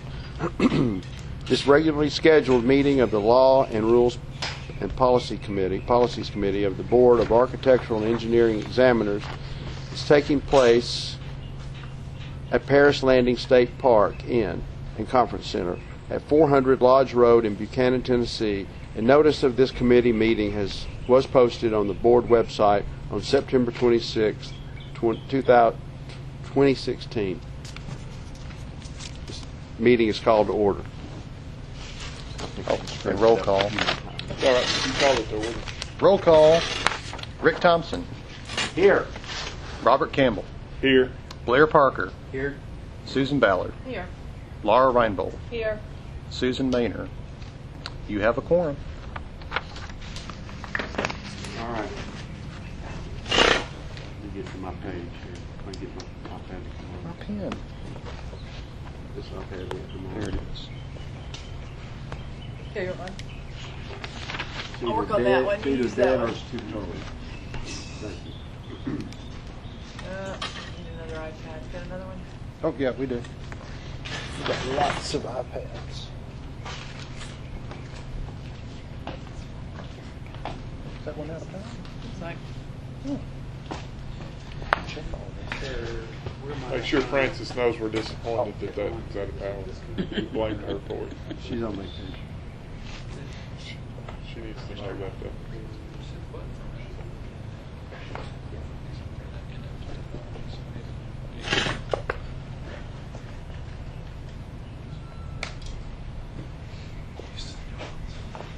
We're ready. All right, we're going to be referencing pages 7 and 8. And the first item on the agenda is potential law changes for discussion. The first item is discuss the need for experience duration requirement for architect exam applicants, 3 years for most applicants. Should completion of IDP be sufficient? Am I the only architect on the floor? Yes.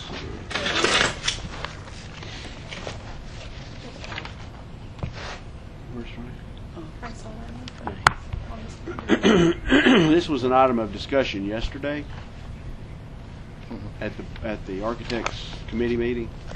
Excuse me. And we were generally in favor of this, maybe amending this from a 3-year requirement. Just require completion of IDP. Yeah, just basically. require completion of IDP instead of waiting for the full 3 years, because someone may finish it earlier and have to wait, say, 6 months before they can become licensed.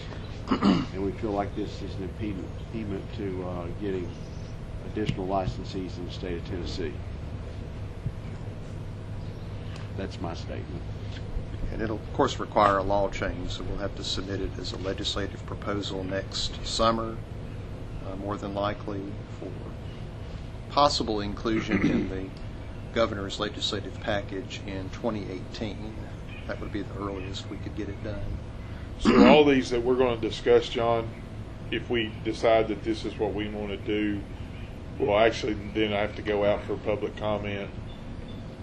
Do they go out for public comment anyway, or do they go after they get included? Well, this is a law change, so it's different from the rest of the proposals. Okay. Yeah, the this rest is of them actual are rule law change. changes. I'm sorry. You're okay. Yeah. I'm sorry. Yeah, potential law change.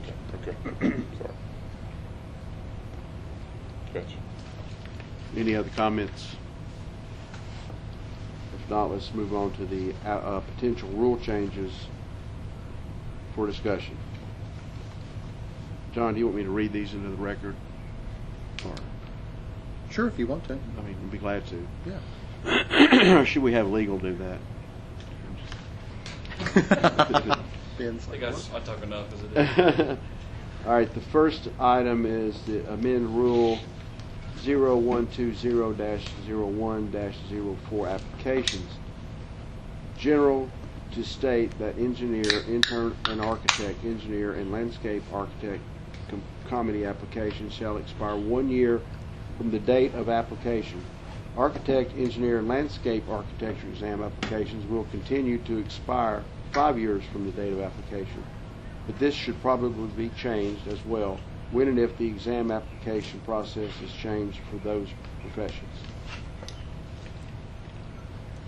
From the engineering standpoint, we were okay with this, except we wanted some language added unless there are extenuating circumstances. We thought there was potential somebody maybe get deployed or something in between this time, or another life situation may happen that is legitimate, but that would be up to the board to say whether that was an acceptable extenuating circumstance. But in general, we agree that that's a good practice to have the 1 year for comedy and then 5 years for the applicants, for exam applicants. So we're good. Okay, all right. Any comments regarding that, John? Okay, thank you.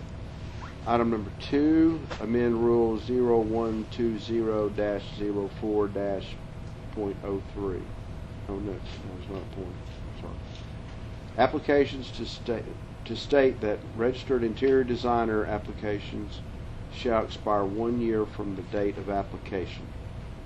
We also concur with what the engineer's saying with the extenuating circumstances. Okay. We did discuss that extenuating circumstances earlier, and that already exists, right? That we can. Well, no, you're mixing that up with NCARB. Oh, NCARB. For the ARE. Okay. The rolling clock, they have a provision as well for extending that rolling clock period. Okay. But it's similar to what we're talking about, okay, where they could apply for that extension. Okay. All right. Good. All right. Any other comments? Thank you. We'll move on to the third item. Amend rules to show. I'm sorry, I can't hardly read this for the sun. Amend rules to allow architect and landscape architect exam candidates to apply directly to the National Council of Architectural Registration Boards, NCARB, and the Council of Landscape Architectural Registration Boards, CLARB, to sit for the exam. Are there any? We very much support this. Okay. And the architects support this as well. All right. Any other comments? Move on to the next topic. Architect education and experience requirements. Amend Rule 0120-01-11. There's a 3 in parentheses behind that. I'm not sure what that is, but it's there. To restore subparagraph D, which was inadvertently omitted in rule changes that took effect in December 2015. D, the purposes of this paragraph, an architectural degree from a program accredited by the Canadian Architectural Certification Board, CACB, or from a program deemed substantially equivalent to the NAB, is deemed to be equivalent to a degree from a NAB accredited program. This was an item we discussed as well yesterday, and I believe we inadvertently deleted that, right? Yeah. We originally put that in there because NCAR, obviously, if it's CACB accredited or deemed substantially equivalent by NAB, then NCAR views it as an acceptable degree. They don't require any additional evaluation, so this just mirrors what NCAR has required and implemented. Okay. Yeah, it was accidentally removed when we had a rule. And a program deemed substantially equivalent by NAB. I'm sorry, you said that. Yeah. Not by us, but by NAB. Exactly. And the architects support replacing that statement. Okay, move on to the next subject is references.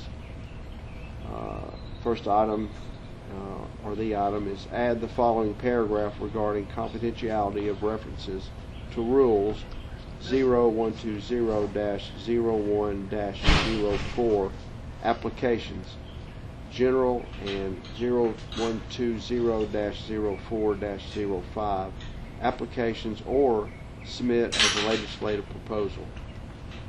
Letters of recommendation and reference forms submitted as part of,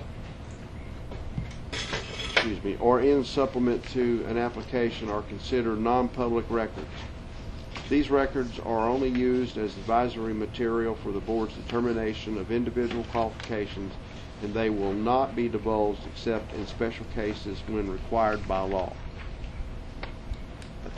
I think we said yesterday that pretty much is the case, that they are confidential, and this just reiterates that. So, right? Yeah, I think y'all were supportive of. Yeah, we're supportive of that. Pursuing the change. Yeah. Okay. Are there any comments other than that?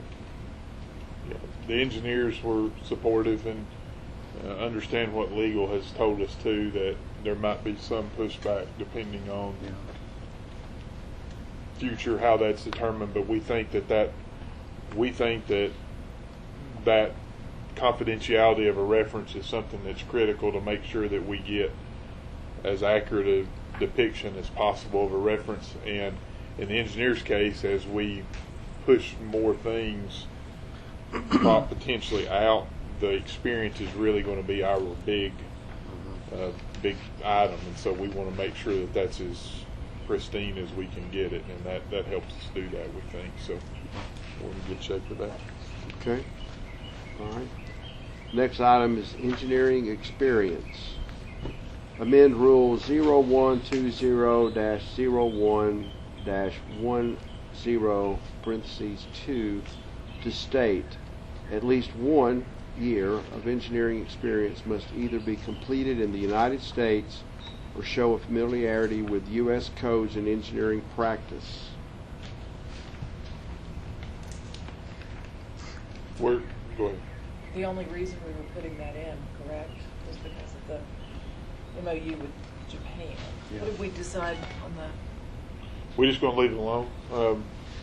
We're not going to put this in here because we decided that the experience in the United States was something that was required, that you got a lot more by being here than just by working around people that were.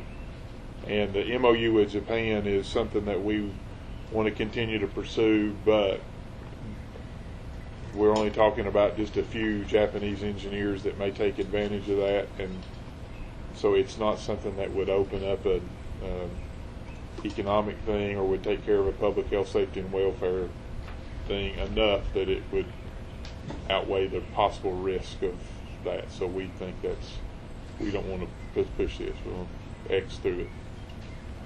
Okay. Any other comments? Thank you. Next one is to amend Rule 0120-01-10 to state that a graduate degree that is used in part or in whole to satisfy education requirements cannot be applied for experience credit toward licensure. Also consider language developed by the NCEES Committee on Education. Experience credit for a graduate degree cannot be earned concurrently with work experience credit.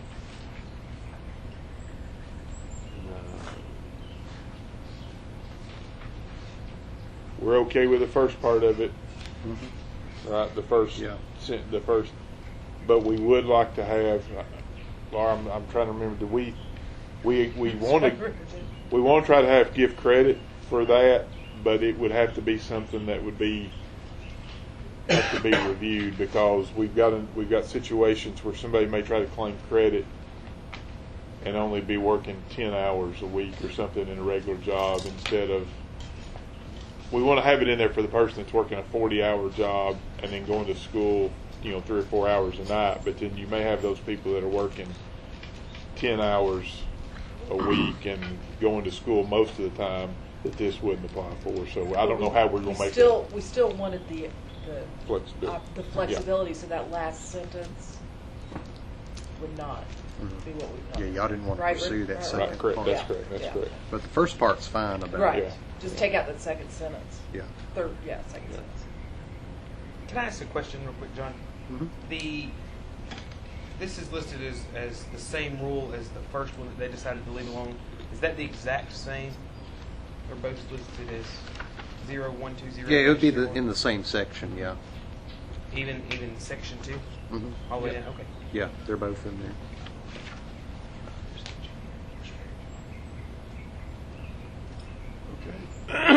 Okay, good. Any other comments, questions? The next subject matter is design competitions /RFPs/RFQs policy. Add board policy on design competitions RFP/RFQs to rules. A person who is properly registered or licensed as an architect, engineer, or landscape architect in another jurisdiction, but who is not registered in Tennessee, may participate in a design competition or submit RFPs or RFQs in Tennessee so long as prior to participating in the design competition or submitting RFPs or RFQs, the person files an application for registration without the application fee and supporting documentation with the board and certifies that therein his or her intent to complete the application process to obtain registration in Tennessee prior to executing any contract that may result from the design competition, RFP or RFQ. In no event may a person who is not registered by the board enter into a contract to provide architectural, engineering, or landscape architectural services in Tennessee. Okay, I'll tell you where we came down. I'm looking at you. First of all, our newest board member, Kathy Ware, was so mad when she read this that she threatened to quit the board. She said, if we allow this to happen, she's done after our first meeting. Did you say that, Kathy? Yes. Do we like her or not? Well, we like her, but right. I mean, you sometimes have to have principle to stand on. She was passionate about it. Yeah, she was. She said she would become a South Carolina graduate if we did this. We'd get her Clemson degree to transfer to South Carolina if we Strong did this. statement, Kathy. So that's how bad it was. No, but what we would like to understand is why the board decided on this path. We don't think it's a good idea, but it was obviously decided by previous boards, and they may have just had different information in different situations. And John and staff are going to research the minutes that came to this policy so that we can see if there was something that we're overlooking or there was some reason that we can't think of that they may have put this in place. But in general, we think that anybody having a design competition should be licensed in the state of Tennessee, because it could create some other things down the road. So anyway, It's an offer. yeah, it's an offer, and that's right. Legal said that it was an offer, and our laws say if you offer services, you have to be licensed. You're exactly right, Laura. That's what. So not only do we not want it to be a rule, we're even reevaluating that it should be a policy. Mm-hmm. Prior to submitting for the competition. Yes. That if you submit, you need to be licensed. Yeah, I agree. But a previous board, for some reason, thought this was a good idea, and reaffirmed it actually once from a policy standpoint. Yes, it's so been revised. I don't know what there may have been something that we don't understand that was, and it may have just been from that time too. So I don't know.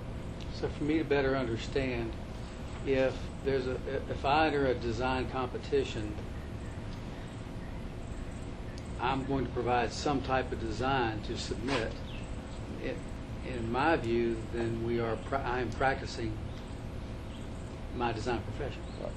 And that's what legal said. It was an offer, and again, that's even if you didn't win, it was an offer to do something regardless of if you won or not. Just like I'm going to offer to provide you engineering services, and you may choose to select me or not select me, just straight up. So our rules say that you have to, in order to practice, you have to be, an offer is the same thing, and you have to be licensed in the state of Tennessee. So, and there's other states that have this rule in place that say you have to be licensed before you can do, and there's some that don't. Some don't, some have temporary license, right, that you can, or a interim license or something that you can get, and if you get the job or don't get, then you can move forward. So, I mean, I don't know.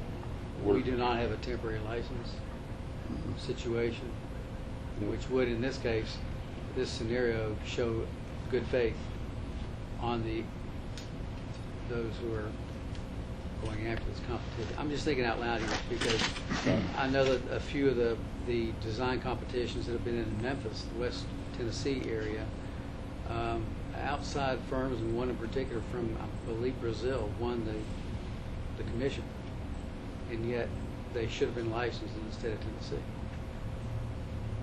And they may have been. I don't know. Right, I understand. I don't think they were actually. Under this policy, they could have just applied and not been licensed, but have had applied with the intent. Okay. Well, and it's somewhat what we just said before about somebody having to have 1 year residency in the United States. I mean, residency has to mean something. Now, whether it has to mean something in the state of Tennessee or we're just talking about the United States, residency may be something that's important too. Again, whether you're talking about the United States or the state, but, knowing the local laws, rules, and codes or whatever that would help protect the health, safety, and welfare. And so I think there's some validity into, well, let's just see what the future, our deal was, let's see what the future, or past board, past boards had to say about this and make a decision later on. I think you also asked me to look into which states allow it. Yes, that's correct. Have a similar policy. Did you also ask legal to prepare an opinion on what offer to practice means? That was part of it too, wasn't it? I don't know. Yeah, we probably did, but I mean, I don't think I asked that question. Did I? Let's see. I don't know who brought that up. It came up in the engineer committee meeting. I know that. Kathy? Kathy asked. It was Kathy. I'm sorry. I wasn't paying attention. Well, a lot of things y'all discussed in 3 hours. We get through a lot. We do get through a lot. Yeah. We spent the first 2.5 hours bad-mouthing architects. And after that, then we Well, I noticed really you get used out the to word business. intent. Thank you. Yeah. Okay, and then I think yesterday a comment was made, Ben, you may have made it about they could apply, but then if they don't get the commission, they just don't worry about it. So it's a free ride just to apply. Is that right? Is that what you said, or similar? What I was saying, I believe my memory serves me correctly, which is anybody's guess. is that there's not an end time or date on these. And so if someone were to utilize the policy or were to draft a rule without having some sort of a limitation on there, then it's kind of carte blanche. You just apply, you turn in your minimal information, and then you can just go forward and apply to as many things as you want until you finally get a particular, until you win a commission. Yeah. I think it would be prudent to have some, if we maintain the policy, upgrade it to a rule. Obviously, if we get rid of it, we wouldn't need to worry. If we had that, then there should be some sort of limiting factor, whether it's time duration or we specify a particular project, so that way it's just for this. If you want to apply for the Ben Glover project and try to win that commission, that's fine. But if you're going to apply for a Zach Nitschke project, you're going to have to send in another information so we know who is actively engaging in these offers of practice within the state. Does that make sense? Yes, absolutely.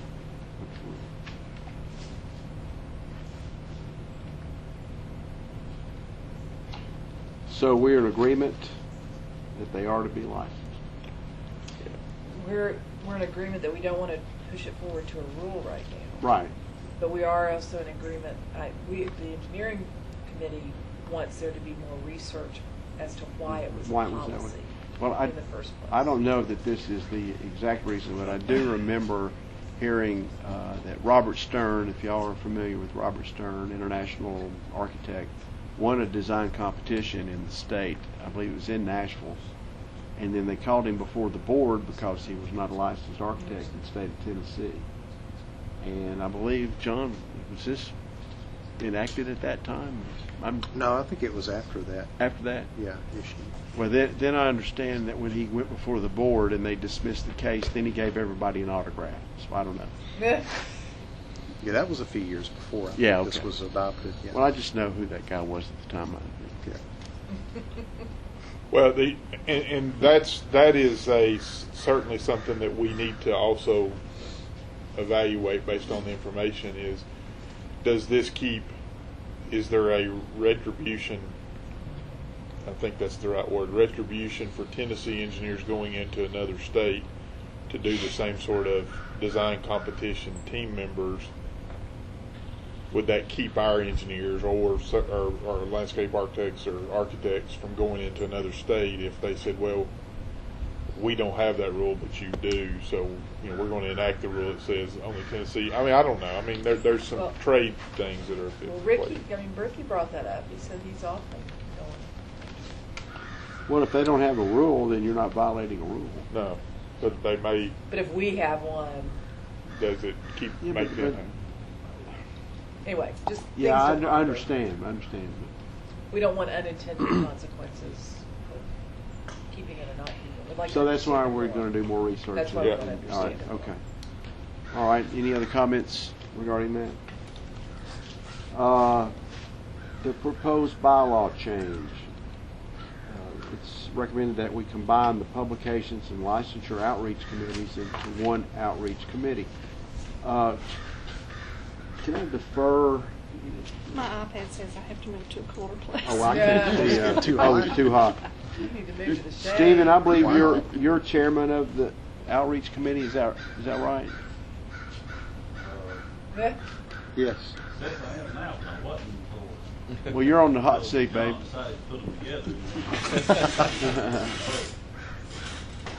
But you're familiar with this language? Would you like to read it into the record and speak to however you want to do it? Or do we need to read it in or not? I think we talked about it. Okay, There was a lot of similarities in the two committees, and maybe there wasn't enough work to go to the trouble of having two committees. So, was that in the engineering committee? Maybe last meeting we talked about? Yeah, I think we briefly talked about it in August. And if I recall correctly, I don't think the engineering committee had a problem with it, but I don't know if the whole board has actually discussed it.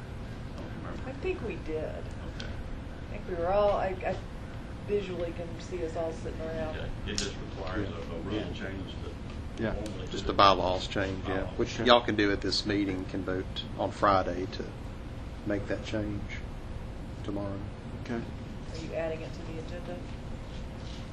It'll be part of the Law and Rules Committee report to the full board tomorrow. You can make a motion by the committee that we pursue this change? I guess the Law and Rules Committee will need to have a motion to We have to have a few motions. recommend. I'm keeping track. Good, Yeah. I was just wondering if somebody was keeping track, because we've got one for Jermaine, right? We have to have motions today, Ben? Yeah, anytime a committee, majority of committees don't actually have authority to do anything, the committees can make recommendations to the full Right, board. And so right, the committee okay. will have to make a motion to recommend certain actions to the board, and then tomorrow, the board would then either approve or disapprove those particular actions. Well, when we do that, are we going to have to go back and do them one by one, or can we do them collectively? We can, I have been keeping track, so we can kind of do a few. All right. But not as many as one by one. Okay, all right, thank you. So, is there any other comment on this? We're all in agreement with this? To make a motion either now or later? Well, I mean, I think we can make that motion, but then we can make it here and vote on it, and then it becomes a motion to go to the full board that doesn't need a second, since none of them need a second since they come from a committee, I suppose, if they've been voted on right. But I would just make a motion that we combine the Publications and Licensure Outreach Committee into one outreach committee, and let's just make that, and then we'll talk about, do we have to talk about governance right now as far as Steve being the chairman? No, that the would be initial up chairman. to That'll be up to. He's chair of both committees now. That'll be up to what Susan So he's by decides to default appoint. he'll be the chair of the so new committee. my motion is to combine the Publications and Licensure Outreach Committee into one outreach committee. Second. Motion and a second. All in favor? Aye. Opposed? Motion carries. Second proposed bylaw change, section 6.08, nominations committee. This is all one. This is all the same thing. Oh. That's just changing It's all the- together. I just did it all. Oh, you did? Okay, thank you. So, we're done. So here's what we'll do.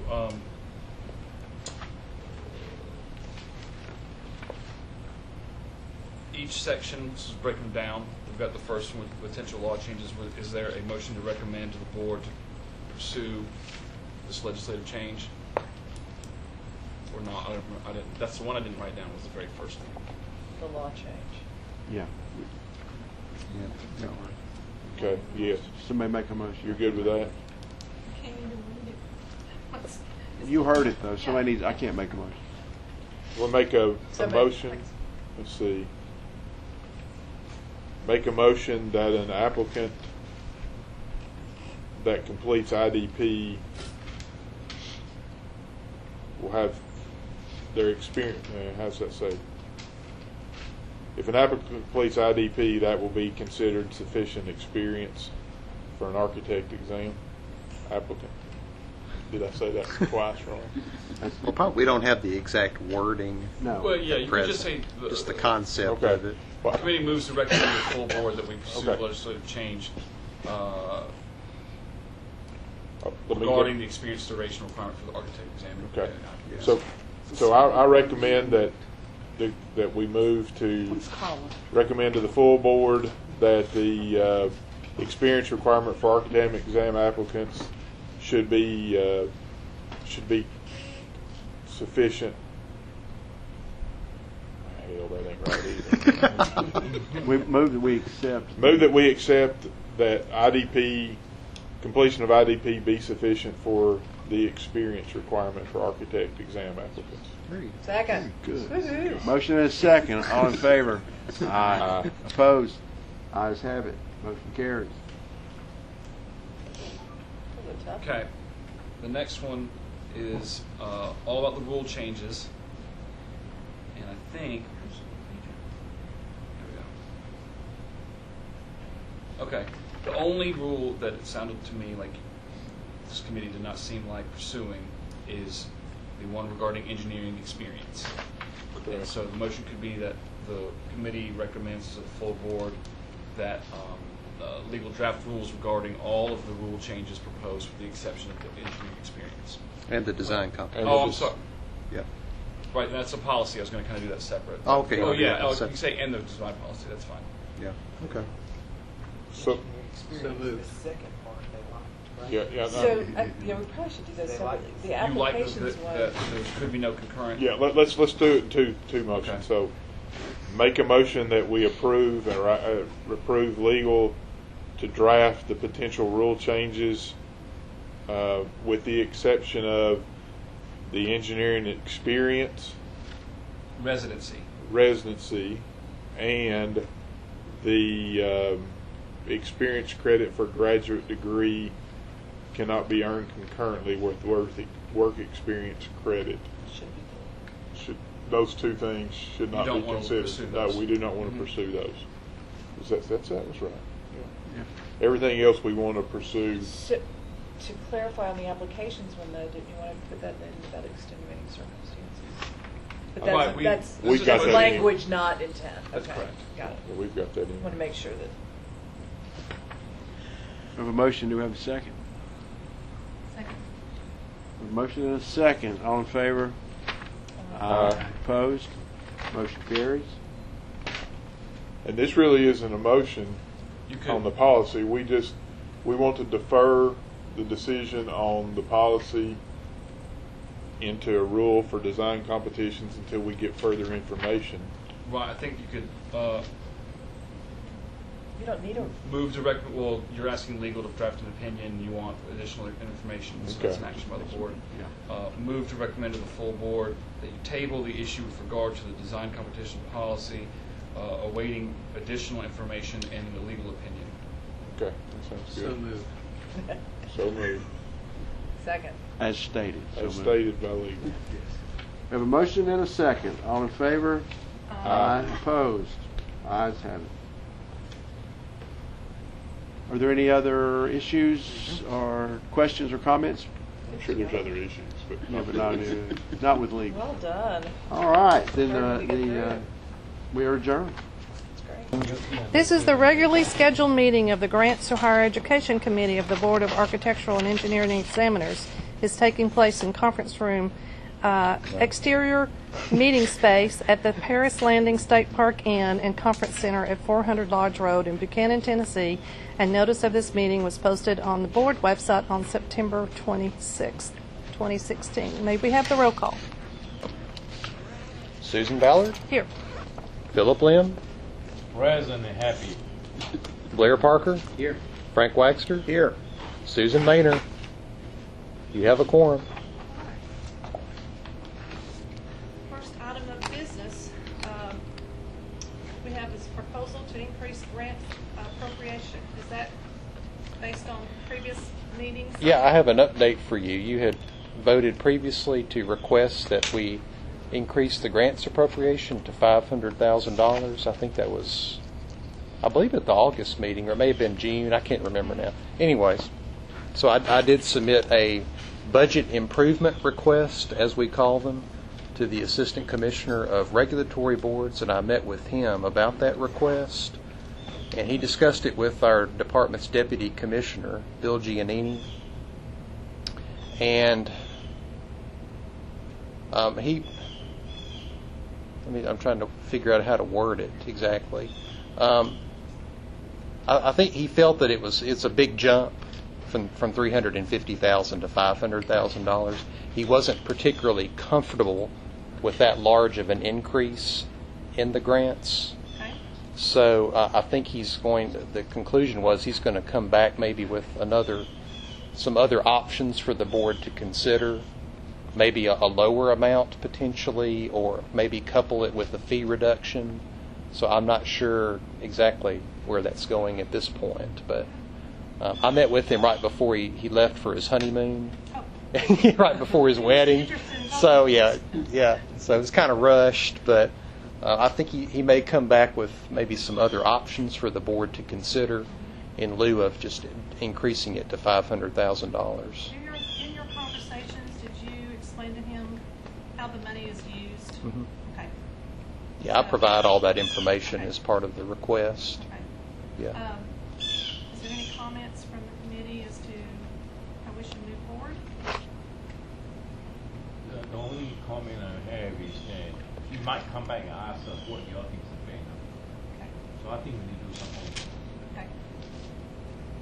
Okay. I mentioned previously that the administration is really pushing for fee reductions when possible. So, that's something that we discussed extensively last October and December when I prepared the budget projections and looked at, what amounts potentially we could reduce the fees and still, remain solvent, not go in the red. So I don't know if he's going to be pushing potentially for a fee reduction along with an increase. Counter-offered with 50,000? Potentially, yeah, that may be the solution. Just do a smaller amount, perhaps, would suffice. How's that sound? Frank, what's your thoughts? I personally think we need to wait and see what he comes back with. Yeah, I think we'll need to wait. We've got to hear what he has to say, but Right. do we want to have a statement prepared, to go back with? Yeah, that's a good idea. Okay. Because I was thinking, John, when you had looked at the comparison of other states, that our renewal fees really weren't excessive compared to some of the other states. Our application fee is a little bit higher, but our renewal fee is really lower than the states. Well, and I've got it in the meeting materials, a comparison I just recently updated of our fees with those in other states. And yeah, our fees are basically consistent with what other states charge. In most cases, they're lower than fees charged in other states. So you can't argue that our fees are somehow a barrier or an impediment to practice in our state. I mean, they're not compared to other states in our region. $5.83 a month. And that was actually in my budget improvement memo. I made reference to that fact. I don't think we are asking too much, Yeah, and when we looked at it last year, the amount that we could reduce fees if we keep the grants at their current level would be very minimal. You could do a $5 to $10 decrease, which would have very minimal impact on design professionals. I mean, if it was for cosmetologists, that might be a big deal, but for the people we regulate, $5 or $10 is not going to make a big difference. I think the legislature might see that as moving in their direction. Yeah, they would still view that favorably, right? Even if it's a small reduction. Yeah. So what are we going to do for the people who paid the $140? Wait till their next renewal and charge $135, or are we going to give them back $5? If we change it to 20. I think we would just start collecting the lower fee whenever it's effective, right, Dan? Yeah, it wouldn't be retroactive. They don't want to give the money back. Yeah. I'm just asking. No. Somebody will go. Anyway, so any other thoughts or comments on John's report? Well, I will say when we go to the NCAR meetings, and that's broad, we usually kind of bring that up. But that mean that we, have money that we're dispersing to the universities. First of all, there's not a lot that actually do that. Some do very minor amounts. Yeah.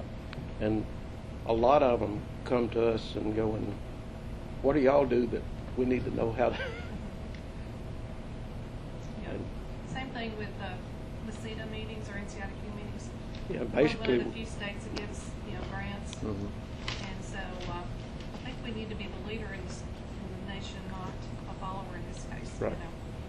So when you hear that programs don't have money to buy a desk or a table or a chair, for their students, it's kind of sad, And we all know higher education is getting funding cut, so we're kind of the shining beacon in that. We're hoping to increase our funding. So anyway, But I will say this though: when I met with our assistant commissioner, he just observed that providing grants to higher education is not typically viewed as a function of a licensing board, which is why I think it is a rare occurrence for states to offer these types of grants. That's just not what a licensing board does. That's not part of our mission, our purpose.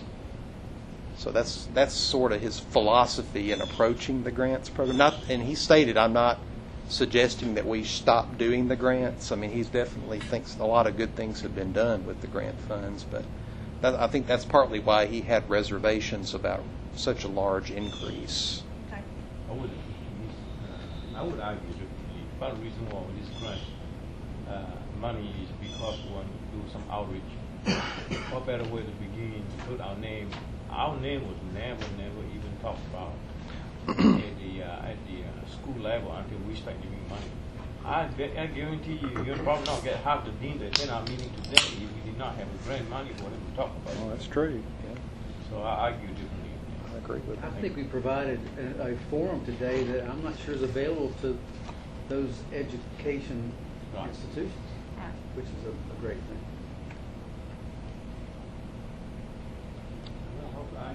You can argue, yeah. I see it as expressing an opinion, so anyway. In review of the grant guidelines, since we've made changes last year for the special grants program, is there anything else, John, you think we need to look at?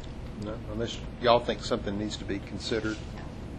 We haven't had any early responses, have we? No, the only proposal I've received is from Tennessee Tech, and that's just for the standard equipment grant. So I have not received any special project requests. The University of Tennessee Engineering at Knoxville program was not going to participate because they are working on other grants that are in much larger quantities. So I did have the opportunity to get Dean Poole to speak to some of the other colleges in hopes of getting some collaboration there. So, anyway. You know, this is a stepping stone to something bigger. You know, it's not paying for the program to happen. It's just providing a resource for them to do a study, you know, for the most part. So it's just like what was discussed in our meeting this morning. You know, the nursing department at UT had come up with a grant, and they invited the other departments to help them make it happen. So, anyway. Okay. So, John, everyone is supposed to have their regular grant money submittal and our special grants program by the end of the month, correct? Right. On the 28th. Okay. At that time, you're going to send them to the grants committee to look at. Yeah, for y'all to to do a conference call? review and score those that are special project requests. Do we need to do a conference call? No, because the scoring you will just do independently and then submit them to me. Then I'll compile the results, and then at the December meeting, you'll have a committee meeting, and you'll make a recommendation to the board as to how to distribute the grant funds. Okay. And then we'll work on the contracts, and they'll get their money early next year. That's the plan. Now, I had a question for you about ETSU. Are they going to be eligible for funds? Well, if you base it on 2 years, then they are eligible. Okay. Because they've gone through their certification and they got, you know, Okay. high remarks, so, and they should be eligible. I didn't know what the time frame was. I mean, I know they've had a visit, but In April? So normally it would be about 2 years from the date of that visit? Or? No, it's next April when they're going to give them their. Oh, really? response. Okay. Yeah, Okay. They're ready. So. All right. If they don't make it, you're good. Yeah, that's what we'll do. I don't think Maybe they're too late eligible then. for special grants because they're not already in the system, but they're eligible for the equipment grant. Okay. Okay. So, now, Watkins, it's our understanding that they are losing their accreditation in December, so they have not responded the last 2 years anyway. So I No, they haven't. suspect they will, reply this year. They have an interim program director only. They don't have a permanent program director. And according to the OMOR visitors today, 8 of Watkins students came over and enrolled in their program this year. So I think they have a total of 11 students now. So they Okay. So has Watkins just decided to drop their accredited program, or? That's my understanding. Okay. Or that they're going to focus on design and film, or I'm sorry, Yeah, fashion and film, and okay. Well, I'd rather have 6 good programs than have one that's not. yeah. Take care of students. Okay. Is there anything else that the grants committee needs to bring up? Interesting to see who comes up. Yeah.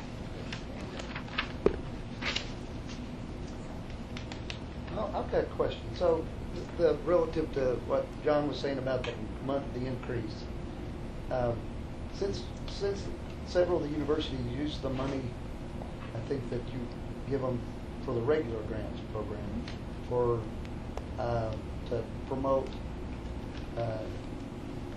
students taking the FE exam. Exactly. And I noticed that there's like an outreach committee.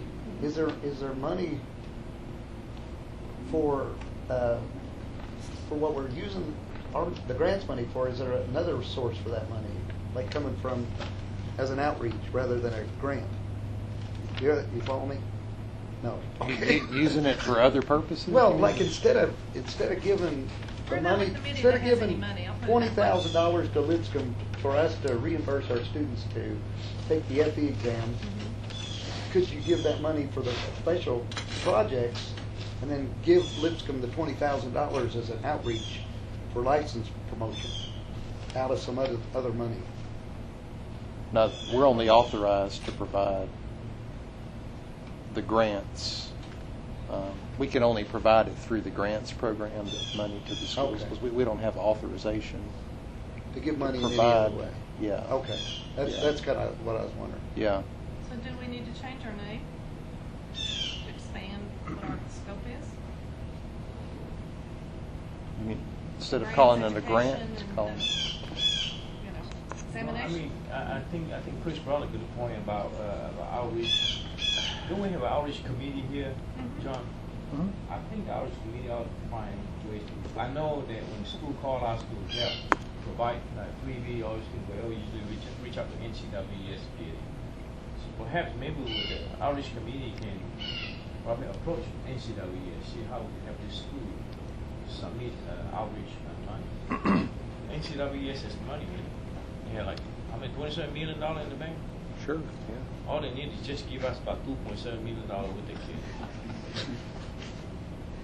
I think I like to make it. Do you need a motion? I need to.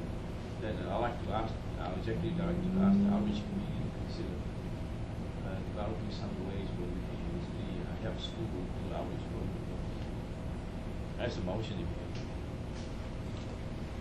Or do I need to come to the outreach committee and sell my idea? Yeah, I think that'd probably be better. Who's the outreach committee chair here? Steve. You got it, you heard it, sir. You want me to repeat it slowly, like the country board? Yeah, we provide money for the FE exam in our current grants program. So, but I guess you're thinking that would free up more of that money for other purposes? Yeah, if you could get. If you had a separate fund for that? Find another way of getting that extra $100,000 or whatever you're looking for, rather than saying you're giving it back to the universities as for special projects, which they seem to be opposed to because that's not the mission of the board. But if the mission of the board is to promote licensure, then you might be able to sell it on that $100,000 on that aspect. Just to play on words. I'm not totally sure our assistant commissioner would agree that the board's purpose is to promote licensure. If you do it for one program, we've got to do it for all of the Oh, yeah. programs. So, Well, I heard several of them mention that they were yeah, and then a lot of providing programs money. use their monies for that. And, but we got to do it for everybody. So when we're looking at Philosophical 4,000 or differences 5,000 here. students, you know, Yeah, could. so not disagreeing, it's not money well spent, it's just our reimbursement of the money, not just handed out. So. We can find you some free pencil and T-shirt. That's what they give away, pencil. Okay, is there any other topics of discussion we need to bring up? Motion to adjourn. I hear a motion to adjourn the grants committee. So moved. Is there a second? Second. All in favor say aye. Aye. Any opposed? All right. All right. We're done. I got to get back. Be my roll call. Okay, here we go.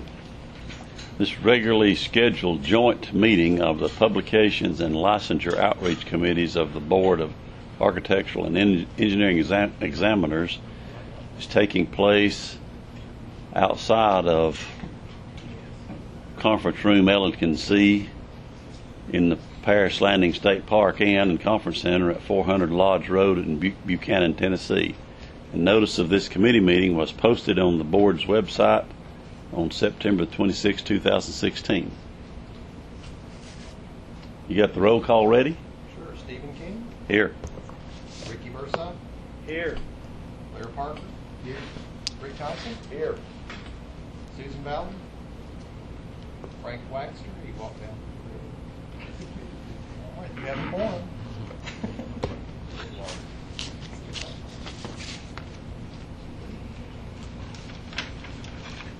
Okay, our first item on our agenda is publications revisions.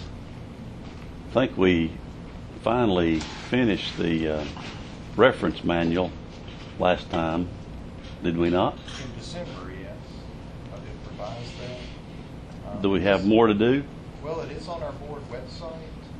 We haven't published a notification of its availability because the assistant commissioner at legal wanted to do some further review of the reference manual. We sent it to the Fire Prevention Division, the State Fire Marshal's Office, for review. And so I'm waiting to get input from them on it. We may have some further revisions to do after that review is completed. But that's on my action item list to route the reference manual for review and compile any comments that we receive from the reviewing authorities on that. So it's not final at this point. But as far as this committee, we're just waiting on comments. Right. But then we'll react to the comments, okay? Anything else as far as publications other than newsletter articles? I assume we're looking for volunteers. Well, there was a suggestion in the engineer committee to write an article on outreach to employers about the experience requirements for licensure, to assist them in preparing their interns for registration. So that was one suggestion that's come up.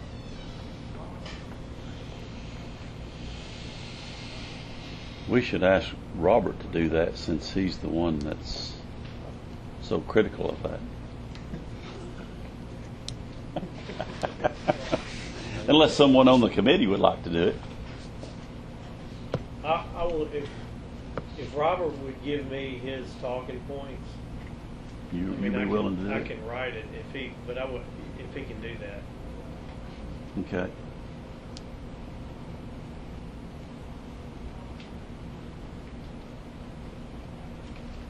Is it permissible for, with our, I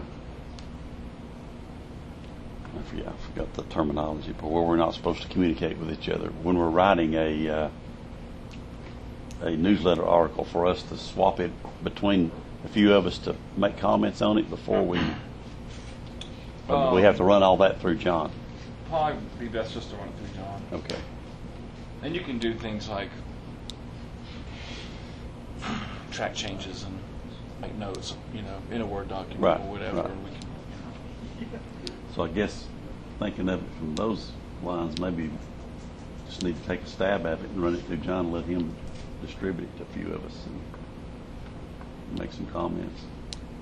I'm wondering if Robert if he can make a list of what he thinks, Okay. which he makes and sends it to John. Okay. Let Robert kick it off and then we go from And there. if John Okay. sends it to either us or me or whatever, I can write it. Okay. But I'd want to get I'd want to get his bullet points, what he thinks the main points need to be included. Well, I think I was really sort of kidding about Robert, but Oh, I'm not. The- Because the- really, he's the one Right. who deals with it. But the problems that we've seen reviewing the applications are that the applicant doesn't detail their progressively responsible engineering experience on the application.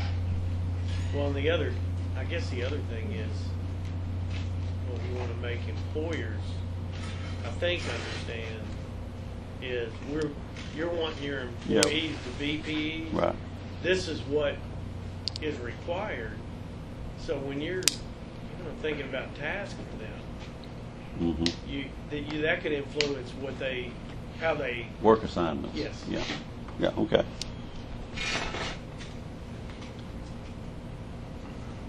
Okay. Did you hear enough about what we decided we're doing, John? With Ricky Versailles, Ricky volunteered to write the article with some talking points from Robert.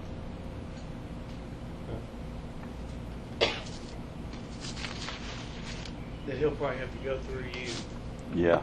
John, if he gives you some talking points, you get them to me. Okay. I'll ask Robert if it's okay to email you some talking points, and then if you could get that to Ricky, he's going to take a stab at the article.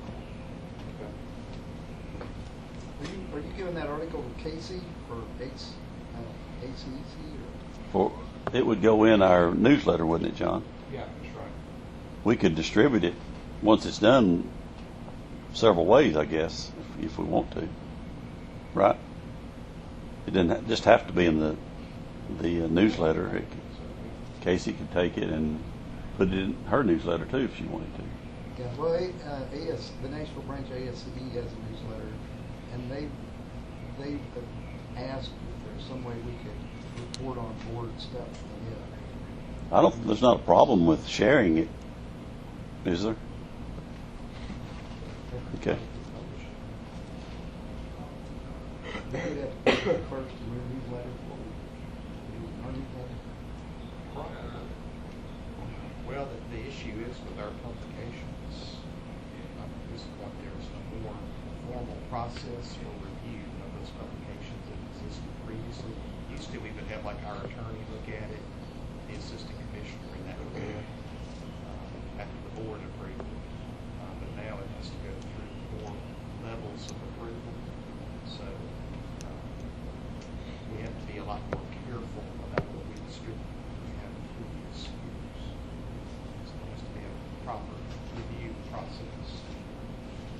So I think the department would be far more comfortable publishing if we published it. Yeah. Okay. Little reporter from ASCE newsletter could write an article themselves. Oh, sure. Yeah. Sure. Everything we do is public, so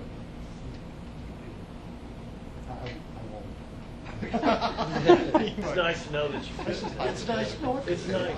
Ricky might want you to, and then he could just plagiarize your art. It's actually what I was thinking, but I didn't want to say that because I didn't want to obligate myself to write.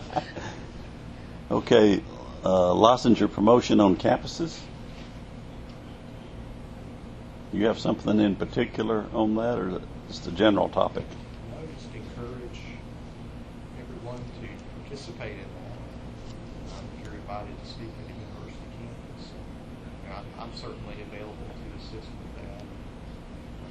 Did presentations over the past year with Ricky Versailles in Memphis, Hal Balthrop and Mara at Lipscomb, Vanderbilt, and various schools. We've got actually an invitation from Lipscomb to speak to their students I think next month. November 10th. Yeah.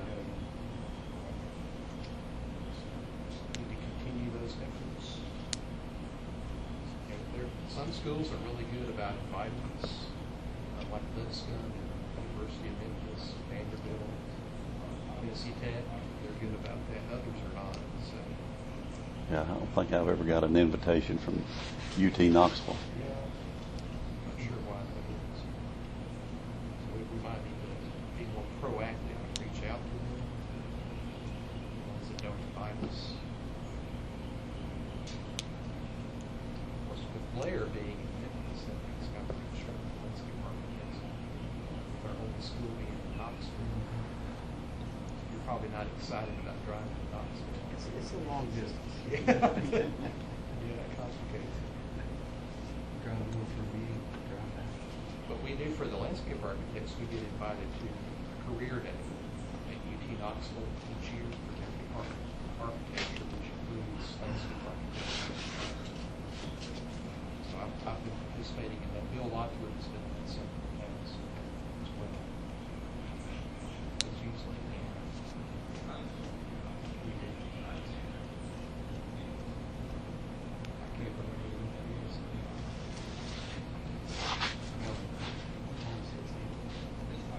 right, it is in the spring. I think it is there. Is that something you're involved with, Blaine? I am not, but I've been invited. I just haven't made the trip over. Would you be willing to? Sure. Absolutely. Great. It's good. I'll hold Great. it to next time that we get invited. But that is a really good event because you've got 3 professions represented. A lot of students. And I guess just for Blair's input or knowledge, if that once that's scheduled, that does require board action to authorize you. And I guess he gets, yeah. What, could he spend the night? Does he get reimbursed for spending the night if it's an all-day thing, or how does that work? Well, it's not all day. It starts in the morning. Usually, we don't necessarily stay the entire time because I think generally most of the activities early, late in the day, there's not as much activity. So, but it starts so early in the morning, you might have to spend more time. Well, that's what I was thinking. That's what is a 6-hour drive or so? Yeah. But my point was, once it's authorized, you are eligible for some assistance with travel.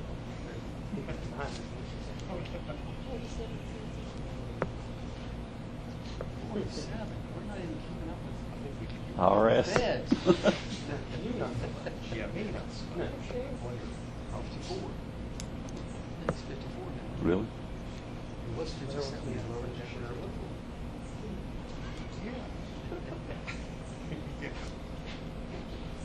The last item is meetings with the deans. We did today. We did that today. I didn't know if you wanted, did you want to talk about whether we do it again, or how well it went, or how badly it went, or? I think it went very well. Yeah, I did too. How many educators we had? We had a really good. We had a big turnout.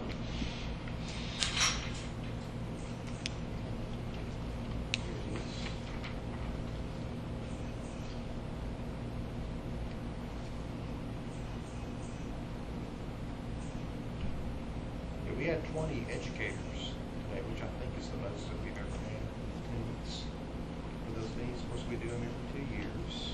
We've been doing them in state parks each time, which seems to be a good location. I've gotten good feedback from them in the past. They enjoy coming to the state park. A lot of times they'll stay an extra day or two, enjoy the park, and it's a more relaxed setting. So I've gotten good feedback about the location. I've also received feedback from the past that they enjoy being able to network and with their colleagues, many of whom they don't see at any other events because the interior designers don't generally interact with the engineering educators very much and vice versa. So it's really unique in that it gets all the design professions together. They really learn a lot from each other, get some good ideas. And what was the item Philip wanted us to discuss? He mentioned it in the last meeting. I didn't write it down. Something about giving them money. Yeah, it was from my suggestion. Oh, it was about trying to get NC to pony up some money for FE.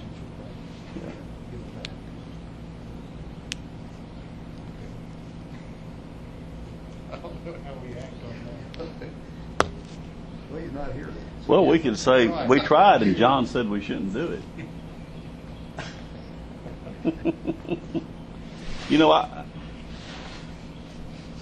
do like the fact that some schools utilize that and they stand up in these meetings and tell the rest of them that they did, especially the ones that really encourage taking the FE. I think that's beneficial for the ones that choose not to do it.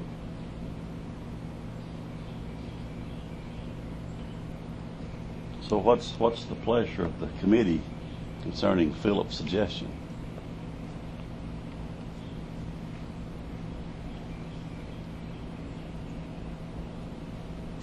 If we wanted to do that, is there someone that we would contact that?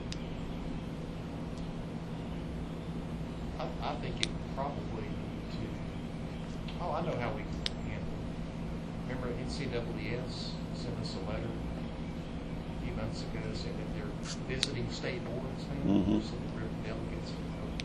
I think officers to visit state boards. Whenever we invite them to visit us, we can discuss it with Okay. NCAAS representative at that time. Does that sound Good way to okay? handle it. Do we have to handle that with a motion, or do we just do that? I think so.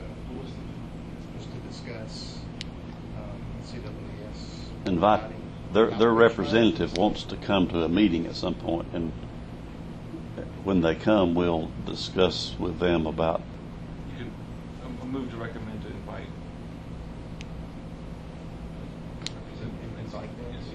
Yeah, we haven't done that yet. We could, y'all want to formalize that. We could- Okay. Is this the board that invites them? I mean, is this the committee that invites them? Well, any Not committee necessarily. but the board. It's a we're gonna recommend the board. it's a recommend, yeah.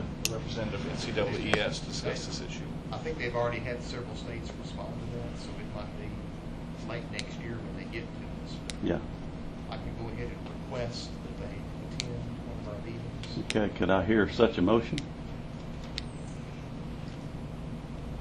I'll make a motion that we invite an NCAAS officer to our meeting. Okay, there's a motion. To have a second? Second. Any more discussion? All in favor say aye. Aye. Any opposed? That motion carries, and we'll bring it to the board. Any other items? Well, one thing I was going to suggest, I had thought of to improve our meeting with the deans. I think Philip actually suggested this, was to do a dinner with the deans the night before our meeting, just a very informal social event with them. The ones that get here early, not all of them come in early, of course. Maybe try to make arrangements where we can provide that dinner. Of course, we'll have to have extra money to do that. We could work with our assistant commissioner to get approval for that, for our next meeting coming up in a couple of years. See if that's a possibility. Sounds good. Give us a little more time together. And I think they really value the opportunity to interact with educators. I was impressed with the discussions that I heard, not just the presentations, but afterward, people talking amongst themselves.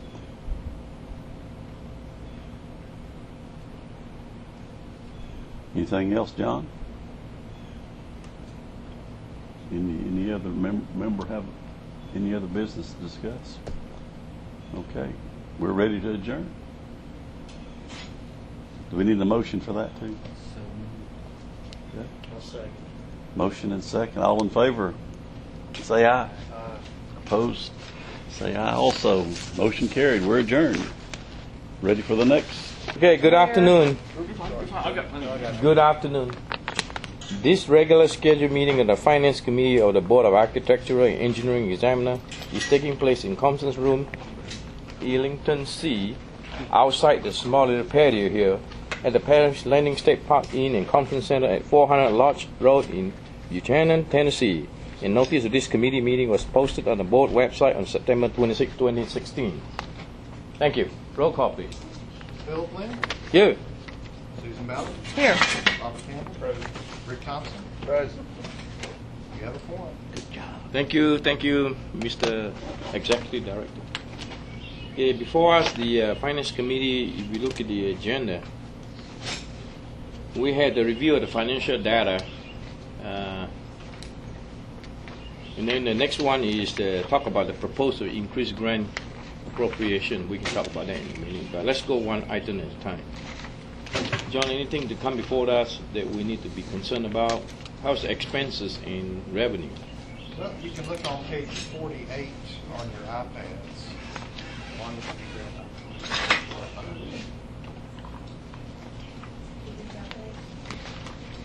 Probably all of it. Susan. Anybody else? And Rick. You need an iPad? Oh, yeah, I've got one right here. Oh. I just kept mine for Page 48. Board meeting.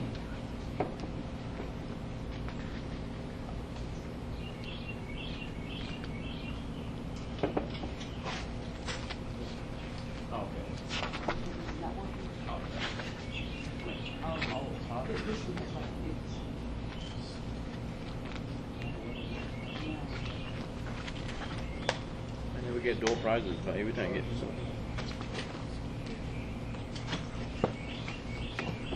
I'm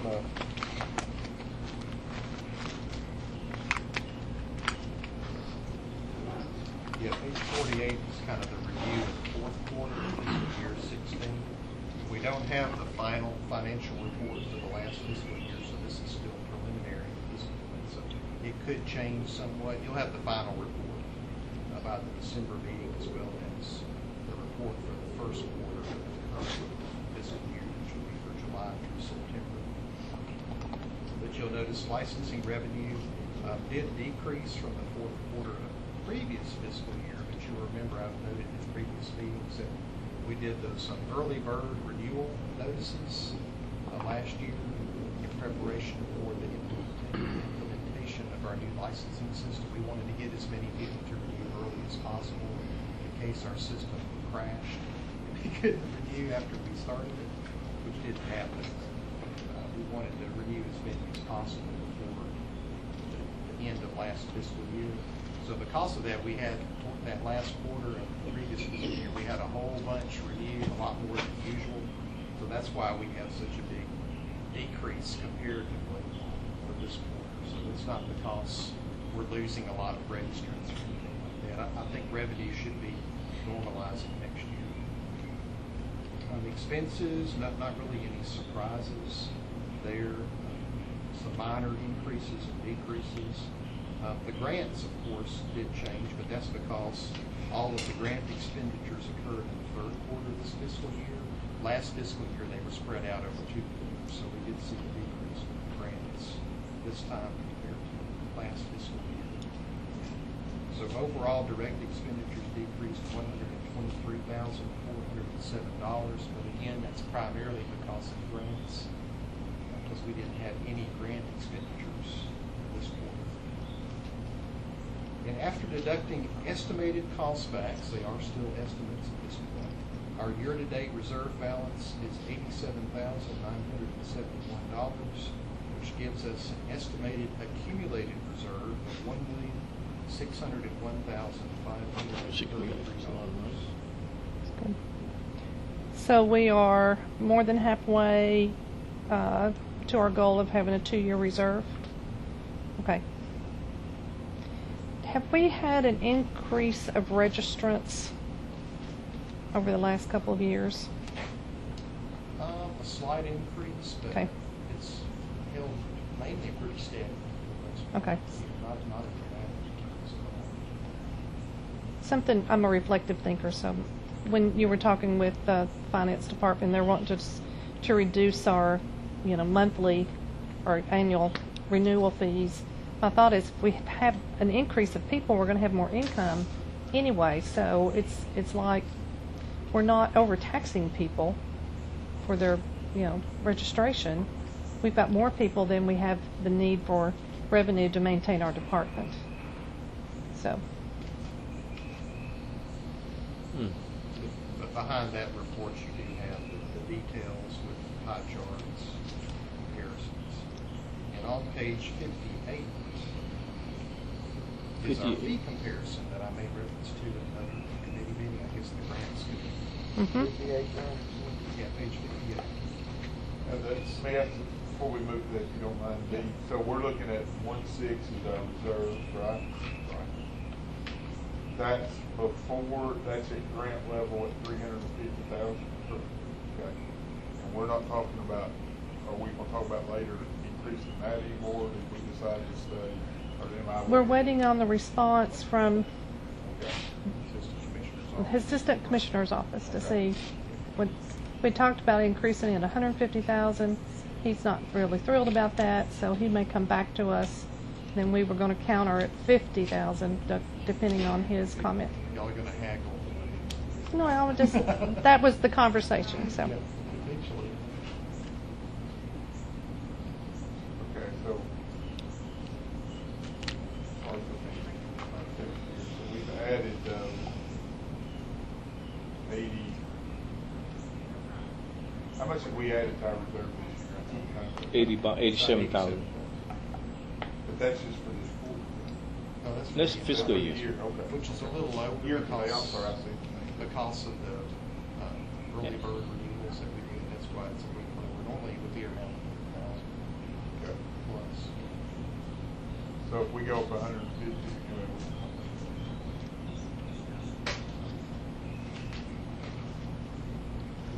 You know, I thought it was pretty interesting that while we all as a board felt, I think I speak for myself, I feel like we need to try to increase the grant money. But by the same token, we need to be very sensitive what administration is facing to their constraint they have to work with. One good example is for years we could not travel. And we work along with the Bredesen administration. But look at what we have come along. What I'm trying to say is that a lot of constraint that we may not realize, we might look at a number in front of us and then the administration may not be necessary to be privy to share with us what they're struggling with. So my suggestion is that if we come back with a counter offer, I'd like to have a face-to-face meeting to kind of let the administration understand that we are trying to help promote profession, by the same token we understand some constraint.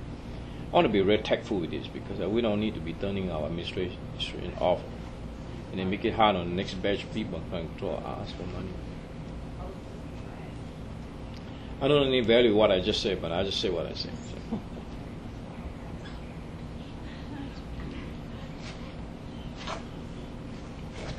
Well, on page 58, you have the fee comparison with southeastern and border states that I updated for a couple of years. I just updated this last month. There were a few changes in fees in other states, mostly to decrease the fees somewhat. But you'll see that our fees compare very favorably.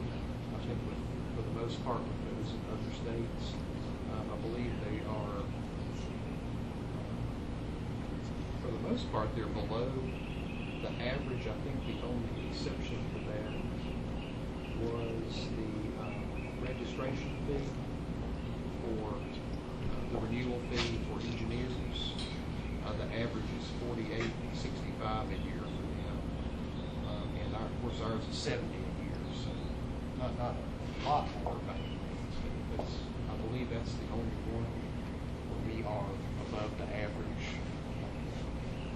For the other professions, we're generally well below the average. So I think our fees definitely compare very favorably with those in other states. and looking at this, question I have. So for instance, commenting. I'm not looking, I'm just looking at the engineering. We all look at the architecture, like something like that. Does it make sense to raise the commenting? And I don't know, this may be stupid, because I don't know how many people on the renewal versus commenting, but I think we get a lot of commenting applications, right? I mean, we probably get, I review probably 20 a month on average, 30 a month. That's right, because he does all the modeling. So when you add that, there's probably total. So that's 600. And I just wonder if there's, I mean, look how much lower we are, like on Commodity, than the states that are around us. And that gets the people that are coming from out of state that maybe we could have, and I know everybody thinks, well, it's not a big deal, but we could do the renewal down a little bit to offset the difference in that, because renewal, typically people that are doing work here on a continuing basis. Just something big to think about, because if you got 600, do it 50 times 12, and you raise that by $30, $18,000.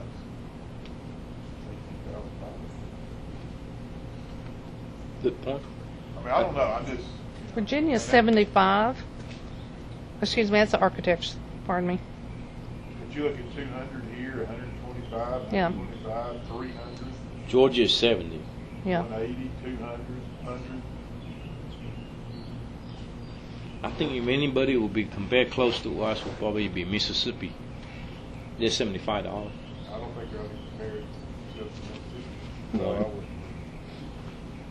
There's more people in Nashville than there are in Mississippi. Because they're poor people. I don't know. I mean, People that can count and read. Okay, thank you. Well, I agree. I mean, I agree, Mr. Campbell. I agree with you that perhaps a committee. But then I go back to what John reported this morning about in 2016, talking about the Living Act, right to work. Right to work. Yeah, and yeah, but that's for people that are currently in Tennessee. working.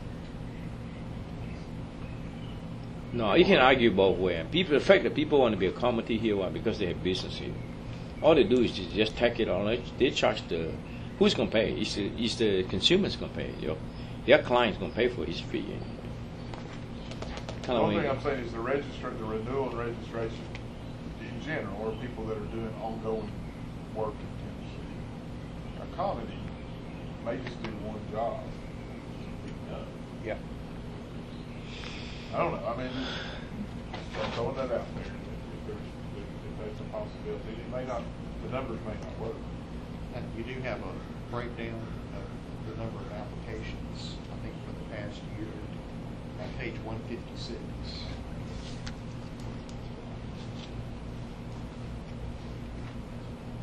If you go to page 156, I'm sure. Okay. 156. 770. Yeah.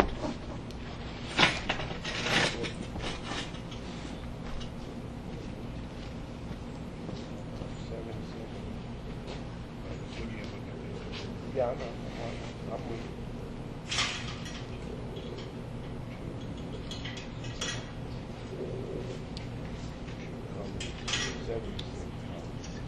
You're talking about increase.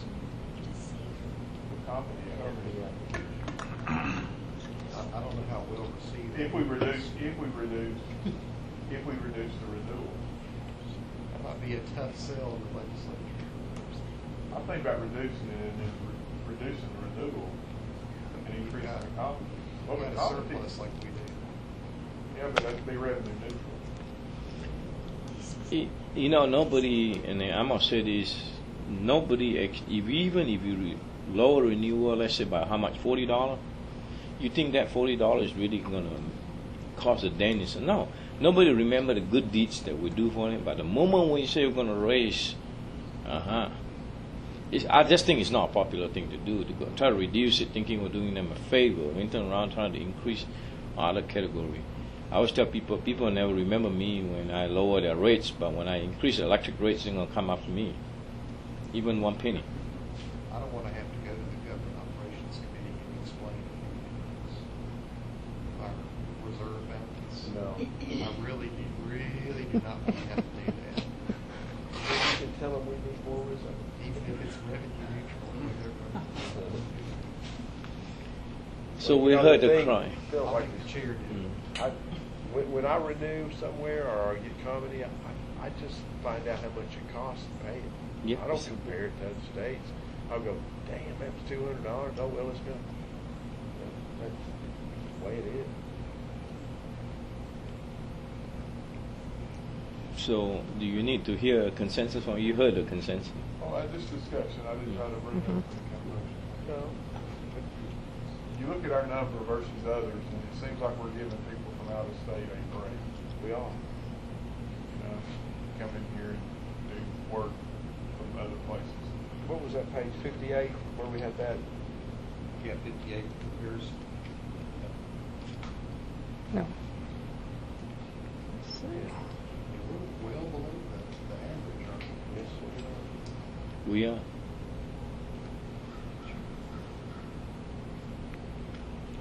Do the commissioners understand that? That's not their mindset. Tennessee's an affordable I place haven't to shared work. this with them.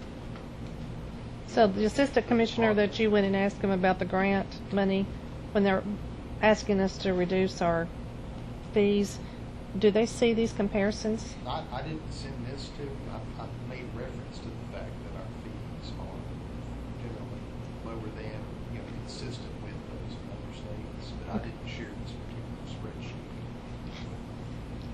Is that a political thing you didn't want to do, or is that just No, I lack just of didn't- I time? didn't want to overload it with too much information. Okay. At this time, Yep. Yeah. I could so much. If we have to go back, then I feel like this is good documentation. And I know it takes you a lot of time to do it, and like I said last year, this is a good job. I think we can prove that our fees are reasonable. And if we need to add to our mission to support the development and education of our emerging professionals, is that something that we should or could consider as part of our mission? I'm just throwing it out there. Well, I can ask the assistant commissioner at the December board meeting to Okay. discuss. Let's wait and see what he says back to us first. Anyway. Yeah, I think we should wait. And I think Robert has raised some good discussion point here. That if we are really trying to promote our people from outside coming to this state, if we have shortage of engineers, that's one thing. But we don't have shortage of engineers in Tennessee. We've got so many engineering schools trying to compete for students. It's amazing. Every one of their enrollments, did you notice? I mean, every one of them are trending up like 10. Well, except Union. Except for Union. Union is pretty sad. Because we bring it. Well, a lot of it, I believe. Well, here's their problem. I mean, I agree with you 100% what you say about the increase thing. However, we're given that money. It's not like we're doing something. We're actually supplementing another line item in the budget called education investment. Now I know it's not in the general fund, but it's under somebody's fund, and it's money that the state doesn't have to come up with to help some of these projects along. That continues to help. So. Good point. They free up the money in other line items to do other things. That's right. So, I mean, I think we say with somebody smarter than we are on the financial side, look at this sheet that you've got prepared here, John, and say, is there some way that we can help our Tennessee people and still maintain what we're able to do? I don't know. That may be wrong, but it just seems like there's a lot of people that may not have much. Okay, I'll shut up.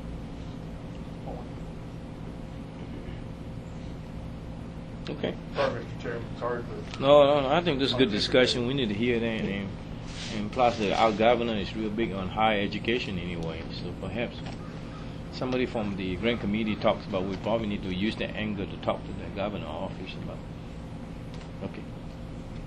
Well, I think we kind of talk about the next one is a proposal to increase grant appropriation pretty much the grant committee has asked for a raise from 350 to 500,000. If it sounds better, it's $500,000. Sounds better than 500,000 anyways. So, and John's talked to the assistant commissioner, and his reaction was he's probably going to come back and counter offer. He says it's not a good idea to have such a great jump. So the strategy from the grant committee is just let's wait for him to counter offer, and then we'll probably just talk to him. Susan, you want to add any more since you were the chair? When I was up for renewal and was, telling them about what we were doing on the board, and I apologize, I forgot the young lady's name. She was very interested in our grants program and how we were helping the schools, and she wanted to hear more about it. And so I guess and I've got to fill out more paperwork for her. Would you all want me to try to have a telephone conversation with her, or wait until after we hear from the assistant commissioner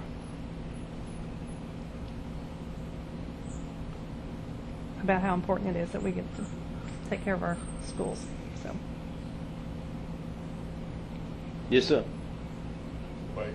Okay. You don't want it to look like she doesn't need to make a phone call to somebody that we're trying to get an answer from. Got it. Make it look like the governor's office is trying to force it. Right.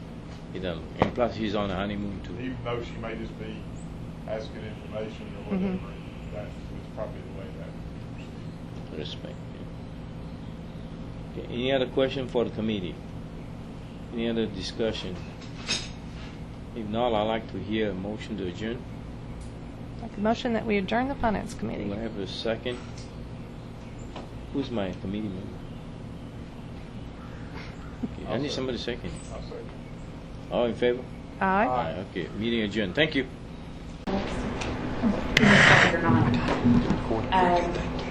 Just wanted to give you a brief update since I'm not going to be here tomorrow on all things AIA Tennessee.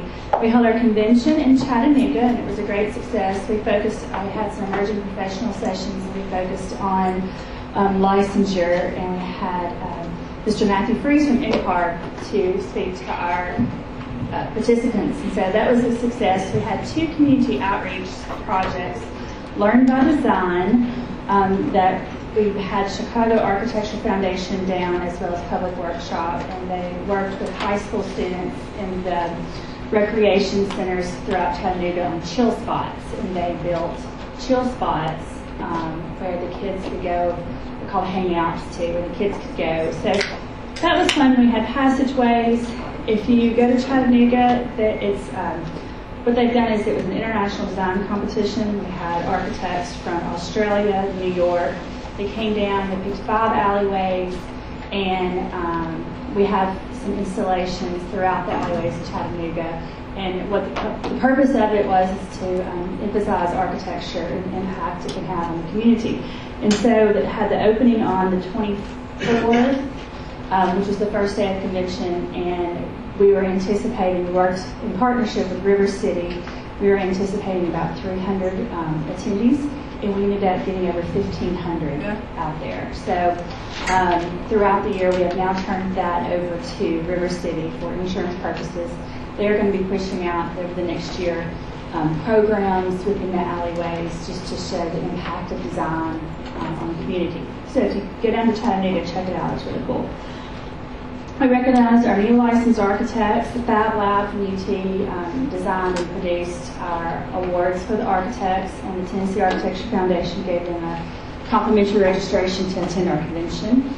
And we also worked with UTC, the interior design students, and they received free registration if they volunteered some hours to help us out at the convention. So overall, it's a success. We're going to be in Memphis next year, and I will let you know the dates. It's probably the end of July. You all are invited, and I'll get the information out to John Cothran. We'll have a retreat in November for the state board, and on the retreat we'll be promoting and increasing licensure. So the things I learned today from the colleges, I will take that back. If there's anything else that you all need to do, I'm happy to talk to John, I'm happy to talk to Frank about what the role of the state board can be in promoting licensure. We also have an EP committee that has discussed the intern topic, but they have never come to a conclusion on it. And upcoming legislation, Historic Tax Rehabilitation Credit Act, we are probably going to work and support that. We're not doing anything else because of the vibe over at the General Assembly. So we will be supporting that. We believe it's a good thing for urban and rural areas, and we'll be working with the coalition on it. And I think that the other design partners and construction partners will also be involved with that. So you'll get more information in December about it. I also want to give you a quick update, and Casey can talk in more detail about it if you have specific questions. But we were told the public-private partnership legislation that has been discussed and has been introduced by the state is not happening this year. Vertical. Right, vertical. Last year they passed one for horizontal for the transit pilot project from Nashville to Murfreesboro. So the vertical is not happening, and the facilities manager and outsourcing, yes. So there's an RFP that's out there, and I can provide that link to John Coughlin if any of you are interested in it. And we are still kind of in discovery phase. We'll be talking to members of the administration about it and what is going to happen and how it can indicate and affect the profession. So that is what we have. I wanted to say one more thing too, as far as the continuing message I hear about the value of design, and especially in the way things are over on the Hill. And I hear about educating our young children and educating the high school children on the value of profession and what it means. And I think that has implications as well when you go over to the General Assembly, because a lot of our rural legislators don't have architects. They have more engineers. They don't have architects, interior, or landscape architects in the area. So I think that it's very valuable to try to get into the K-12 system, at least the high school system, because that's also where they see the impact is in their communities. So when they're not up at the General Assembly, they're seeing what's happening in their hometowns. And so if there's any way to continue to support the colleges and what they're doing to the outreach, it's wonderful. So that's all I have. If you have any questions, please let me know. And if not, then I'll see you in December. You can ask Casey. She's pretty much a twin.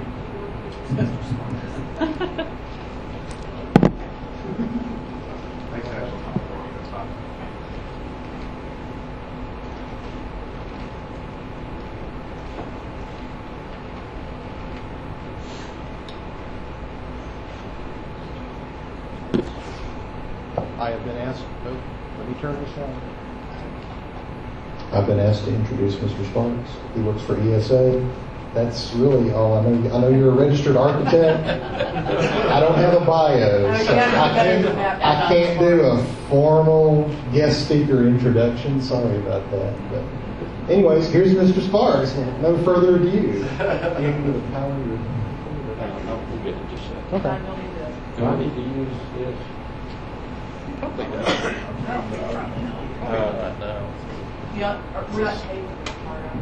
We are, but it's the microphone's right next to him. So.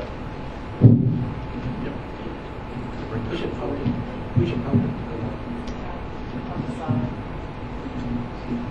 Is that it? Yeah, that's it. Oh, there it is. There we go. All right. Is that a good way? I'll tell you a little bit about myself, since you don't have any information. I've been doing this for a few years. I've actually worked with a lot of architects, and a lot of engineers, and a lot of contractors through the years. I started out working for two different firms, architectural firms, while I was in school. After I got out of school, I went to work for a gentleman who had an engineering degree from BPI and a master's in architecture from Harvard, and worked for Louis Surd in Boston for a number of years before he came back to Tennessee to open up his firm. When I went to work for him, it was just the two of us, and we literally sat shoulder to shoulder as we worked on our boards. I worked for him for about 5 years, and then I went to work for a engineering company, Cincinnati-based engineering company, 400-person firm. They had about 120 people in East Tennessee. Did I mention that I was the only architect in that firm? So that was an interesting experience. And I will say that the guys I worked with probably treated me better than any firm I ever worked for, till the ESA. So from there, I probably would still be there, except the economy tanked in '81. So I moved to Nashville and worked for Gresham Smith and Partners, for about 5 years, doing mostly healthcare work. I did some healthcare work in East Tennessee. Worked for them for about 5 years, and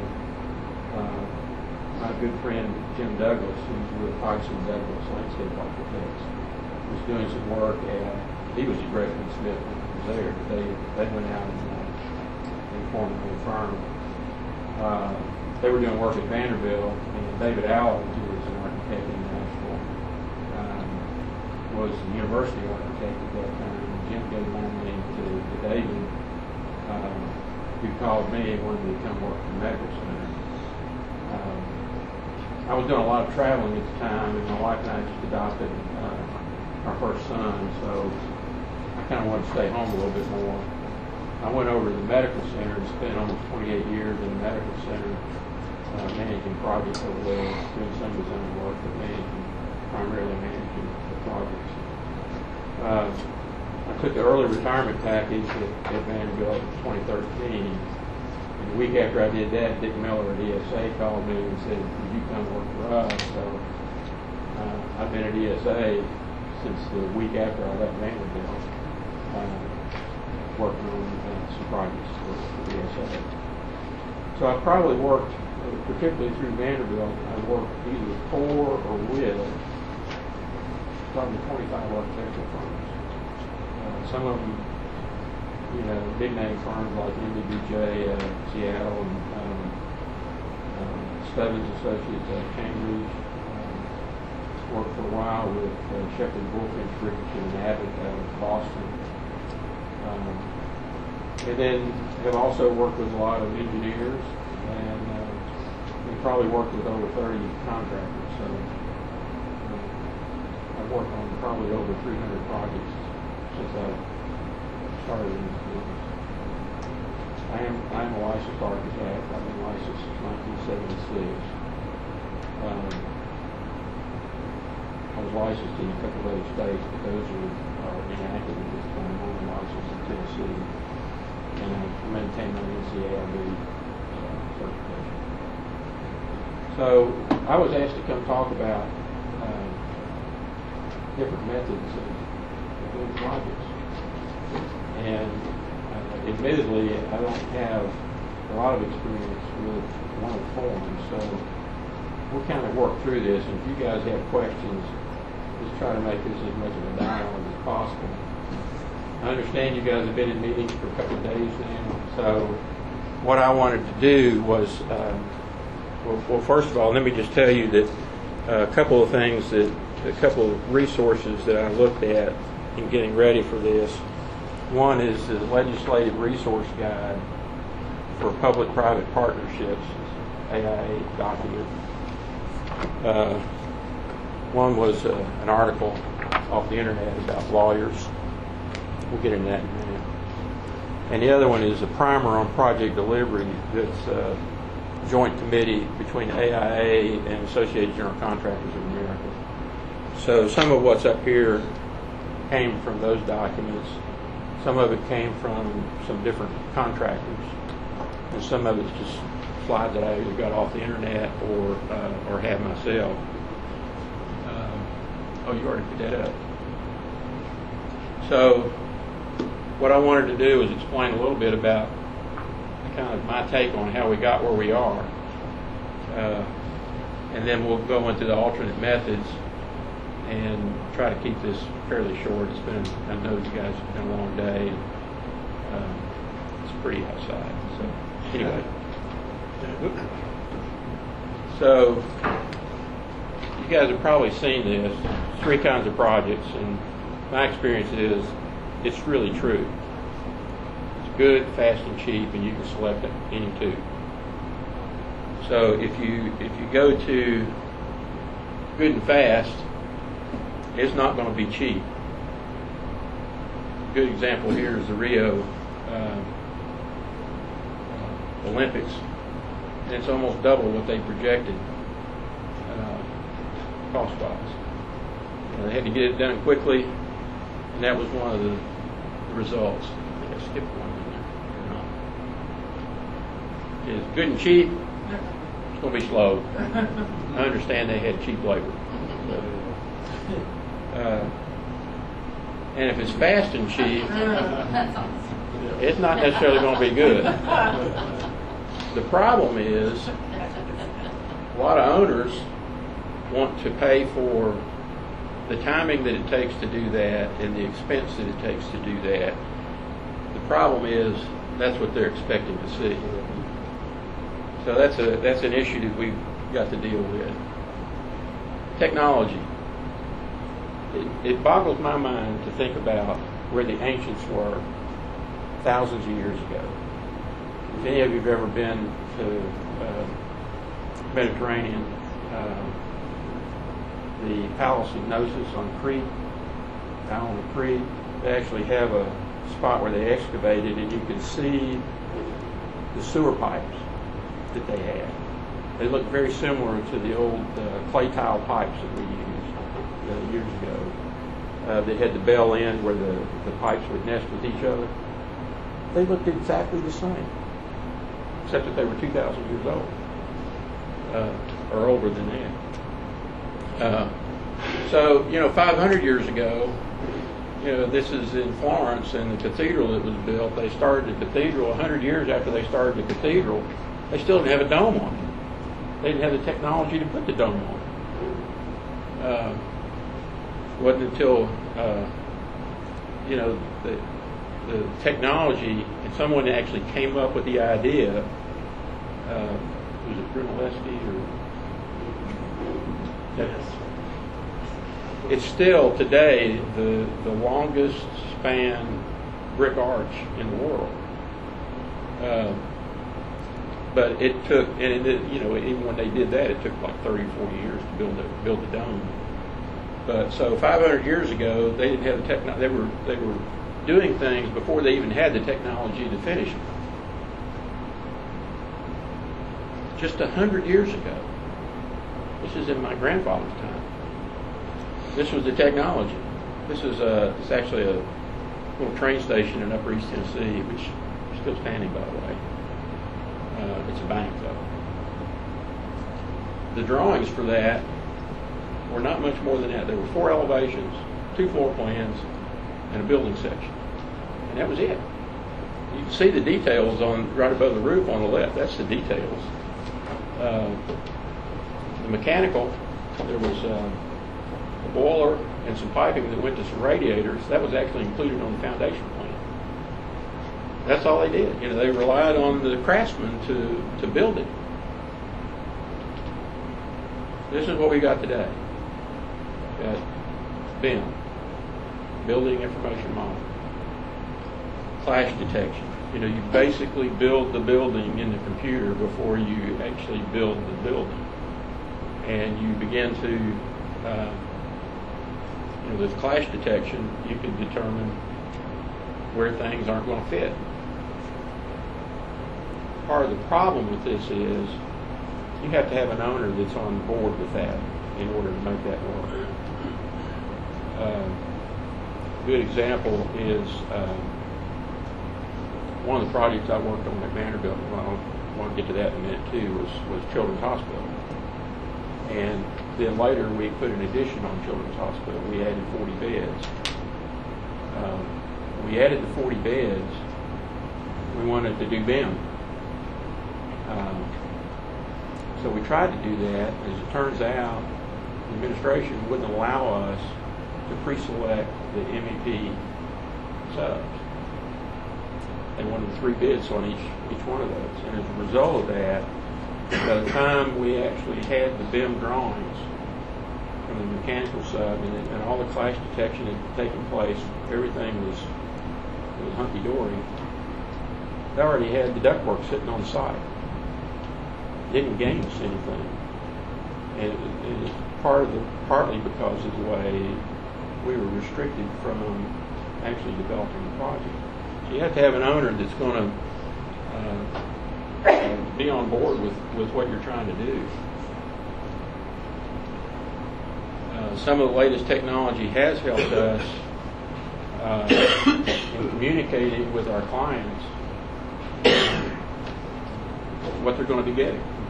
In this case, having patient rooms to look at, and we could look in 360 degrees and show the nurses how the rooms are going to be laid out and where the sinks are going to be and how everything's going to look.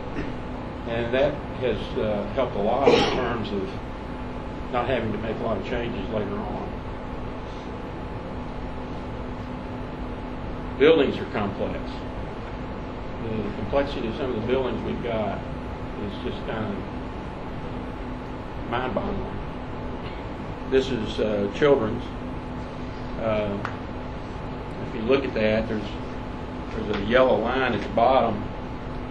That was a 8-foot diameter rock bored tunnel that was 70 feet below the sub-basement. That was bored and went over to the main powerhouse so that we could get a second feed for steam and power.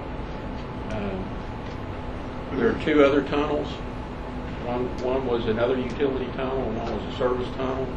There are 3 bridges, one of which is a totally enclosed bridge. Got loading dock in the basement. There's emergency generators. There's central sterile supply. Radiology had 2 MRIs, 2 CTs, a nuclear camera. Emergency department had 2 separate entrances, one for walk-ins and one for ambulances. There were trauma rooms in there. 16 ORs, 2 cath labs, hybrid room, 2 procedure rooms, all the recovery areas that go along with that.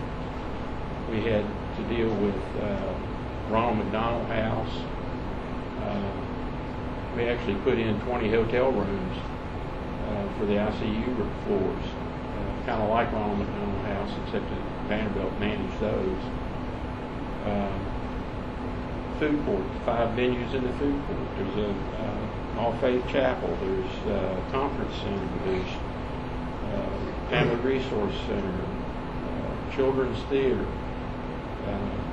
All those things, plus the technology it takes to put them in with the medical gases and the pneumatic tubes and all the power and everything. The buildings are just very, very complex. And there are going to be mistakes made. There will be mistakes made. I've never worked on a project that was perfect yet, and there never will be one. Clear instructions. I thought you might get a kick out of this. This was an email that I've saved over the years. Let me read it. It says, until something is funded, it's not funded. And that the anticipated date for when the future funding will be released is not a guaranteed date. Also, I think there's a misunderstanding that the Board of Trust approval of a project dictates we must spend this money on the project. Instead, it only means we may proceed to spend up to the total amount for the project subject to funding being made available or prioritized by management. How in the world do you plan around something like that? Very difficult, very difficult. And by the way, the funding be made available is not my typo. That was what was on the memo. So you have a lot of problems with owners not totally understanding what the situation is. At one point with Vanderbilt, I'll go back a little bit. When Ike Robinson was there, he was the associate vice chancellor for health affairs. When a project went to the board and was approved, we were automatically told, go, get this thing going. So we started writing contracts and getting things going.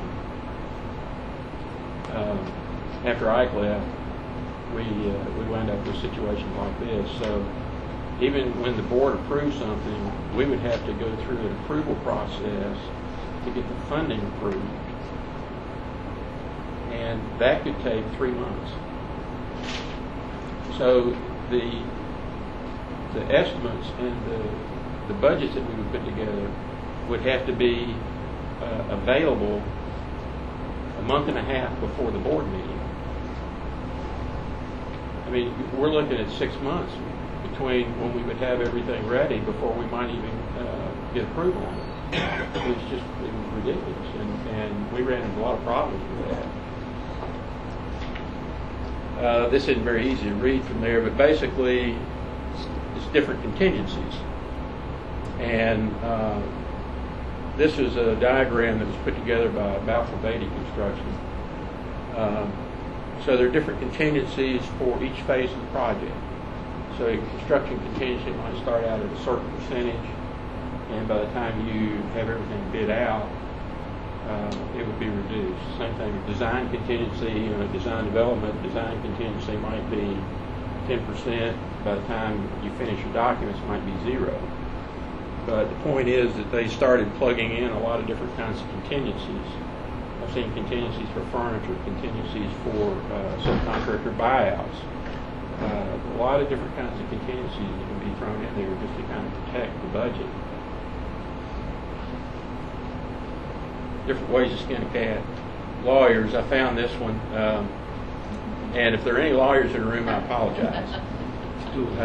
Some of my best friends are lawyers, and I'm not trying to bash lawyers because they are very valuable.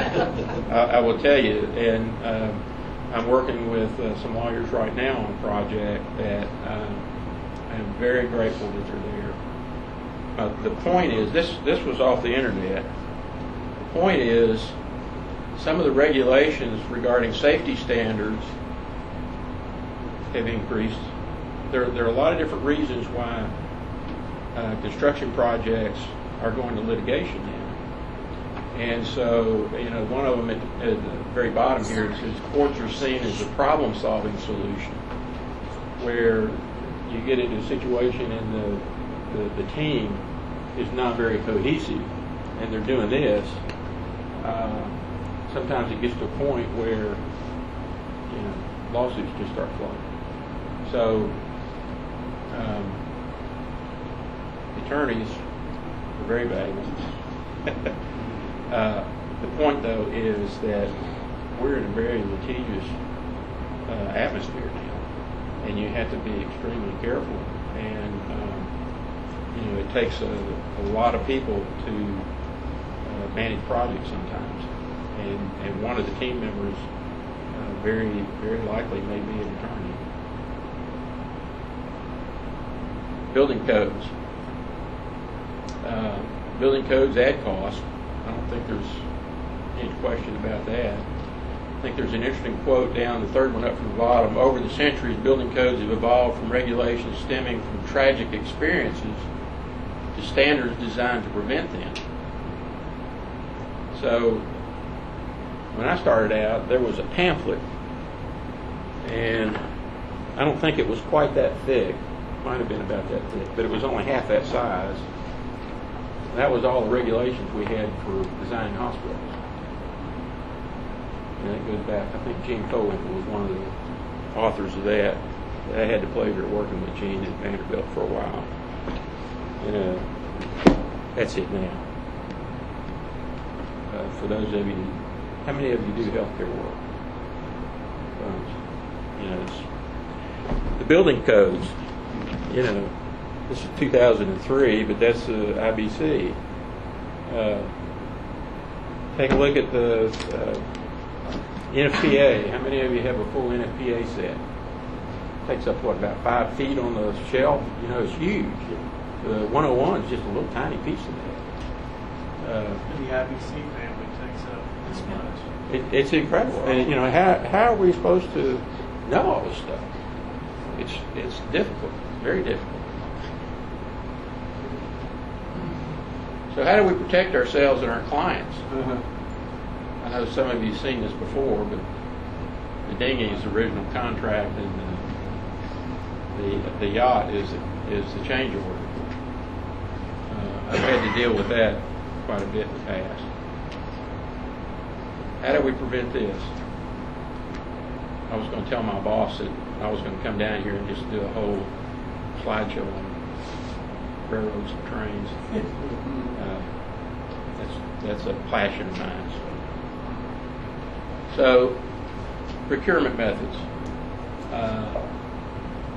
The number one that's on this list is public-private partnerships, the 3P, and then there's integrated project delivery. And when I was reading some of the articles, it was almost like some of those get intertwined. Some of the articles intertwine the two. Admittedly, I don't know a whole lot about the 3P. I'm working with a client right now that is filling kind of a niche for a lot of rural counties, but he's more of a facilitator or a project manager, pulling all the entities together to help these counties that don't have staffing or don't have the expertise to actually manage a capital project. County still pays for everything. And some of the 3P contracts or contracts that might be for maintenance or some other thing that would be it would be something where the government entity would not be out the sum at the top. It would be, on a monthly some kind of lease back. So there are different ways to skin a cat, but the 3P is probably because everybody's trying to do things faster and smarter and cheaper, but still get the same product. All these different ways of doing things have kind of evolved. Some of them are good, some of them are not so good. So if we look at this, this came out of the AIA document. Public-private partnerships. Public-private partnership is a delivery method whereby a public entity partners with a private entity for the purpose of delivering public infrastructure. Risk analysis. It's gained much attention due to its ability to provide a funding option for public entities that may be struggling to identify adequate sources of capital.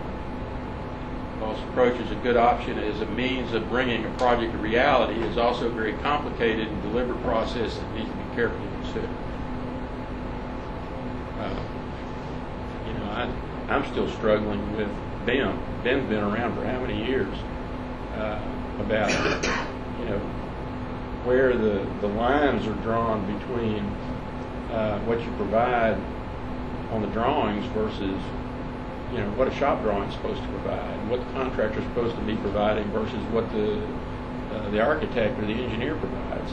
So, the 3P is, I think, more complicated than that in terms of some of the contractual relationships that might be involved. And then I have no clue of what some of the government entities have to deal with in terms of the regulations they're dealing with. So how all that gets meshed together, I'm sure there are a lot of positive things that can come out of that, but I just understand it's a difficult thing to go through. So advantages. Targets alternative revenue and funding sources. The government doesn't have to necessarily pay up front. Allows use of low-cost, tax-exempt or taxable financing. Transfers risk to the private sector. Takes advantage of private sector efficiencies and innovations in construction, scheduling, and financing. Provides efficiencies in long-term operations and maintenance. Presents an opportunity to combine public and private uses in mixed-use developments to leverage economic development. Not subject to capital budget allocations or voter referendums, so it could start construction earlier, potentially reduce construction costs. one thing that's not up there, maybe it's a disadvantage. Let's see. Disadvantage is owner may experience higher total life cycle costs. Proposal process can be very expensive for all involved, and it takes a high level of expertise which is required to execute a P3 project. Something that it's not up there. I wonder sometimes what the user satisfaction might be, depending on what the product is you're trying to do. Because I think, if the user's left out of that, then there could be some issues.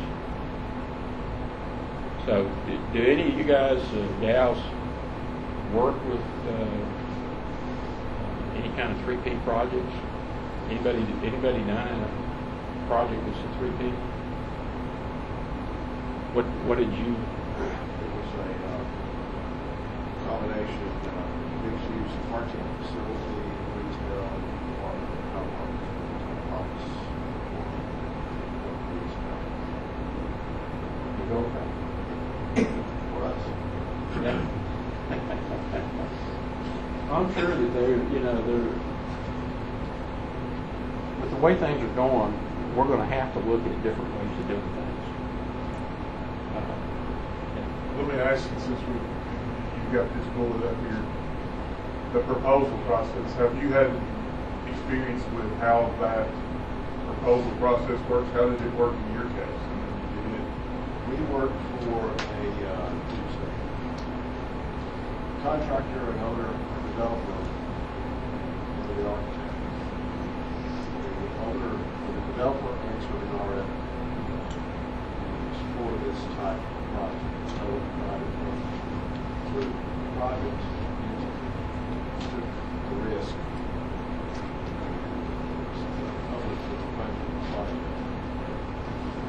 Did you work for the developer? Yes. The contractor worked for the developer? Yes. Separate contract? Yes. You didn't work for the contractor, you worked for the developer? So it was structured that way. So it worked fine. It really did. They got a great product. They didn't have any lawsuits. We didn't have any legal issues other than contract language and how they structured the deal. Other than that, it worked fine. And I've heard horror stories. I haven't. Well, there's a question. I'm not aware that the AIA produces a contract with really addresses. So we were doing contract was written for developer in the city, their attorneys developed. That's our contract was attachment to the AIA. So you just had an agreement with, I did have an agreement. But were you selected based on qualification? Were you selected on price? Did they ask you to your price at all? Okay. Well, I'm not No, I'm talking. just saying that. I'm not going to try to turn it in. I was on the It's a safe zone here. I was in the safe zone. No, we were selected to do the work, and then they negotiated the dollar. We had agreed on a fee range. No number. Contractor didn't know what his fee was. We didn't have a real budget. We presented our qualifications. The team did. And 5 teams presented, and we were the team selected. What was the contract between the municipalities and leaseback? How was the funding coming to the developer? The funding to the developer was from the city. Right, was it a lump, was it a payment for this project, or was it a leaseback situation? How was public funding? The way it was done, I take that back. The developer developed the project, and the city reimbursed him for the development fee and guaranteed construction. So he did it for the city, and at the end of the day, they took the parking fees. Developers kept the retail fees. They reimbursed them for the garage, and then they took the retail fees after that. So they, after the fact, bought? Yeah. Okay. It was part of the structure of the contract. We didn't want like that, Chad. So there were multiple developers that were defined for this project. Yeah. And so you were evaluated based on qualifications. Correct. You didn't do any pre-design work. What we did was presented our portfolio. All of us. But did the developer tell them in that qualification, not your qualification, but in the entire packet, the developer said, that thing's going to cost $7 million? There was a range in the price. But you were never asked to tell the developer. You just told him your fee was rolled up as part of the overall package. And he said, you said, our fee may be, knowing your services, probably $750,000. Or 15%. Whichever comes. Was it the municipalities? Was it the municipalities' land? Yes. They were donating the land. Yeah, they had the land, they had everything, they had a need, and they could not or did not want to try to go out to the traditional way of hiring architects, doing that, and then administering the contract with the architect, getting the project. They didn't want to do it. Plus, at the beginning, they didn't want the risk of building a retail park. And that was part of them. Right. Part of their money was grant money. And it was earmarked. So they didn't have the expertise to do it, so they asked for this proposal, or qualifications. I think there were other municipalities in a lot of counties. But they didn't select us on price. Everybody had a range. So the price wasn't the final minimum. No, but price was in the overall scheme of things. Somebody said they could do it for $7, somebody else said they could do it for $20. What is it, $6,000 parking space, $400 parking spaces, general numbers, and then take into consideration the carrying capacity, soil, media. I understand. That was just, this is what we did in the Chattanooga. So how does that work for you? Aren't you supposed to take one bidder on, you get 3 bidders, you take one bidder on government work? Yes. Qualification list, basically. You don't have to, though, if the private person's doing the funding. That's right. The government entity is the one, it's basically off the books at that point. So the private, they may lease it back or do something else, but there's no procurement that says that they have to go pay for 3 little meetings, right? Right. So we did the one up in NCAAS with the big transportation project, and it was, where were we at? Whatever state we were in, Indiana. I don't remember what state we were in. I want to say Minnesota, but that wasn't. They did this P3 on all their transportation projects. Similar thing, right? A bank or some sort of funding agency, funding person, and then they got engineers, and they made them give them it's kind of a semi-design competition. So you do a little bit, they do the design, and then they take the best design and pick from that. But there was a price component to that as well. So the engineer or whoever was doing the design said, hey, for this design, our fee will be X. And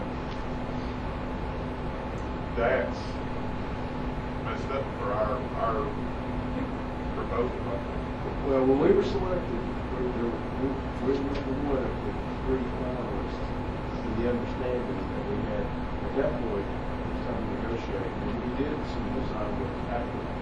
Right. And we gave them a harder price after during the negotiation phase. And it was an acceptable team and number. We had a contractor that we dealt with on another project, almost identical to this one, so everybody knew the numbers. Everybody knew what the fees would be, the contractor's fee, the developer's fee, and that was built in to that number. So the history of this team develops. Okay. I think that's the least cost. That's 15% without the expenses added up. Okay. Oh, that's no problem. Well, I'm working with a client right now that's doing some work with one of the counties that I think it's a little bit more of it's almost like a project manager that's providing service for the county to put a package together. When I was at Vanderbilt, that's what I did. I mean, work with architects, work with contractors, equipment suppliers, whatever, put the total package together.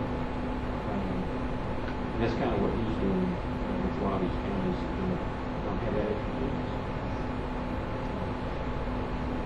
It's an interesting concept. I think we'll see more of it. Well, I will say one more thing, that it didn't hurt to have a developer who was elected mayor, and then went back into the development business and understood exactly how to risk and try to work. So that's why we. Well, it gets back to understanding the process. If you have somebody that understands the process and what you need to do to go through that process, then certainly they've got one.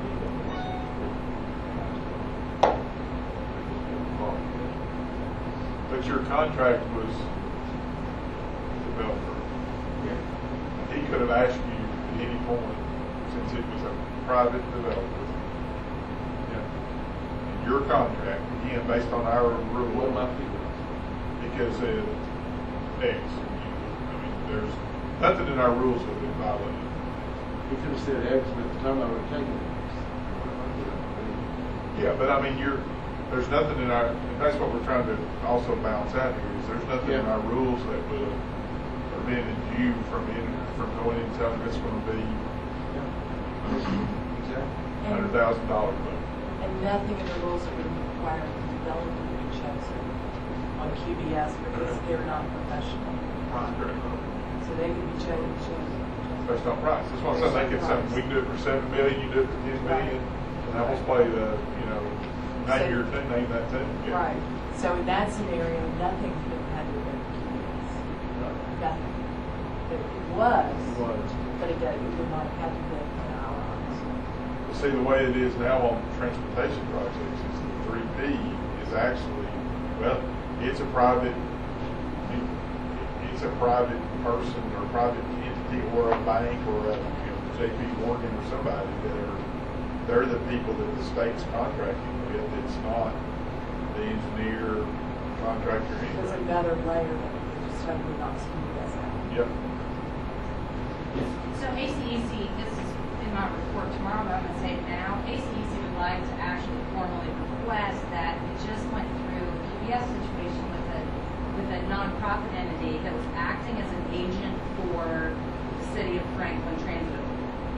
And because the rules as currently evaluated say that they're a nonprofit, QBS did not apply. But in the QBS statute, which is where I was going to look up tonight, it says acting as an agency for that entity. And so to me, it depends with P3 where the money's coming from, is where that difference lies. But just because you have a sort of shelter corporation watching over it, that's where we want to dig into it a little. Yeah, that makes sense. In this situation with the developer, they're taking a risk. They're not just a layer. They're the ones taking the risk. Yes, it's a difference. That's a very different situation. They're keeping part of the structure too. Right. Anyway.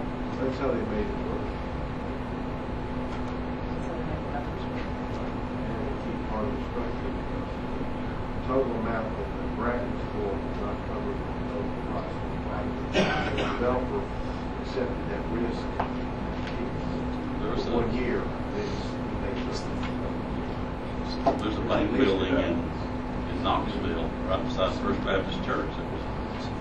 The city still owns the parking garage, but others own the building.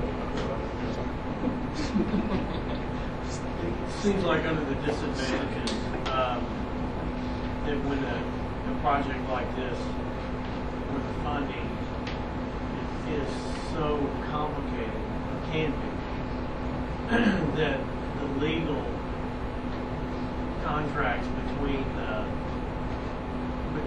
developer and the government entity can get more complicated than people might think. And what makes me think of that is the AAA ballpark that was built in Memphis. I don't know if that was officially P3, but there was just some kind of organization that AAA baseball that actually built the thing. But it was a hole in the ground for years after design because the legal hours that they had to put on the funding, the whole funding situation for that thing was just overshadowed everything else. More complicated than they ever thought. And that's maybe, it ended up, it was successfully done and it turned out great. But the disadvantage is that might be a little mild what's put there about the proposal process. I don't even know if that's what you meant by proposal process, but I would say legally the funding agreements can take a long time and be really, really expensive. Like any new process is going to take a while to work out. In the mid-70s, we were working on some elementary schools in Southern Virginia. The county hired us to do 2 elementary schools and hired 2 other arts guys. They each had 2 schools, so we each had 2 schools. And one of the other architectural firms had heard about fast tracking. They were going to fast track these 2 schools. They'd never done it before. They really didn't know what they were doing. They wound up putting out early packages, and the projects got started really quick. But from package to package, they were not coordinated. They wound up with, it was not under one CM or one GC, so you had multiple entities on the side trying to do things. It was a nightmare. We did, the 2 schools we did, we actually used a pre-engineered metal building roof structure. And it went up pretty quickly instead of brick facade. The fast track project started before our school started. We all started at the same time. The construction started on the fast track projects before our school. Ours finished before the fast track projects finished. And the fast track projects were in the courts for a long time. So you got to know what you're doing, and there's going to be a learning curve on trying to do all this. What I'm saying is not a big thing to do. I just think it's going to take trying to figure it out, and making sure you cross all your T's and dot all your I's. Yeah, and I can see a job title. If there is if people do schools a lot, there becomes a kind of a formula and a contract that can be used. I can see that, but these other projects that are totally unique, think about the park being built on the Griffin Bluffs in Memphis right now. You're not going to find probably other examples of that funding that's going on. So it's just like you said, it's all discovery. The other issue you run into is like you run into with any project that you work on. I'm working on projects that went just smooth as they could possibly go because you had a great team you were working with. You happen to get hooked in with somebody that's not pulling their weight or creating a lot of problems. They can just go sour pretty quick. Yeah, you better know who you're working with. Right. I have a couple of things I tell all the guys in my office. Communicate and document. And you got to do both of those. All the offices I've been in, I don't think any of them document well enough. It's a real issue. I've been very thankful that I've had my documentation in certain situations.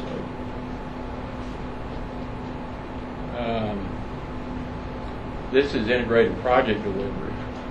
So this is a little, you say here's AIA state PPP elements, but it's talking about integrated project delivery.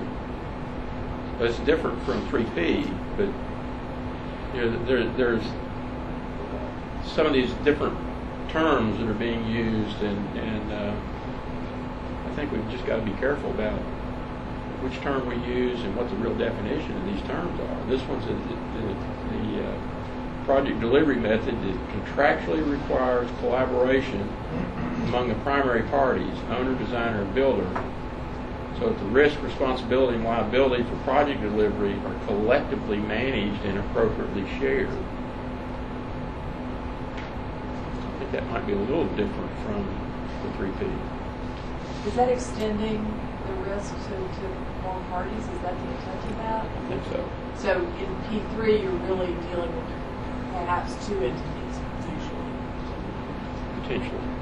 evaluating that or determining that. In this situation, you're spreading it. You're spreading it out. This is the diagram on the left is from Balfour Beatty. Yeah. They have a whole presentation on IPD. It'd be interesting to really go back through that presentation and see how it relates to 3P. I don't know. You know, I've heard a similar presentation from Turner, and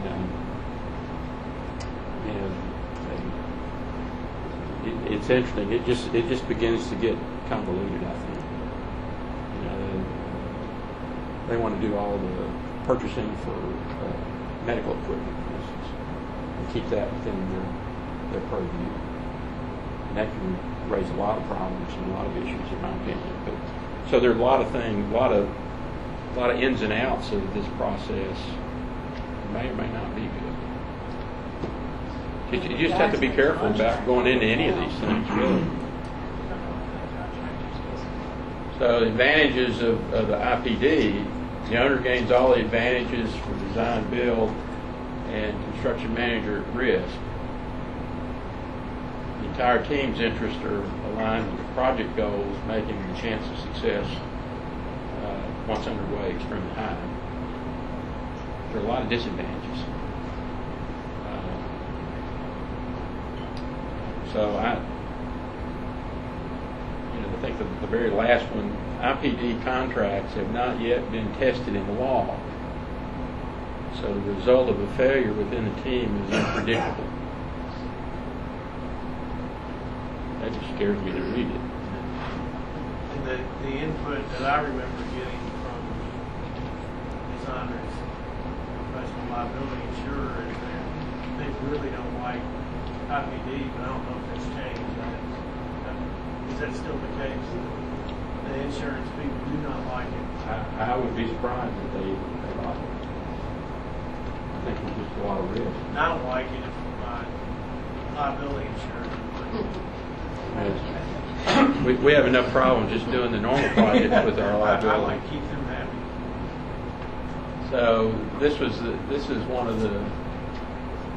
It's not really a 3P, but it's where a private entity has assisted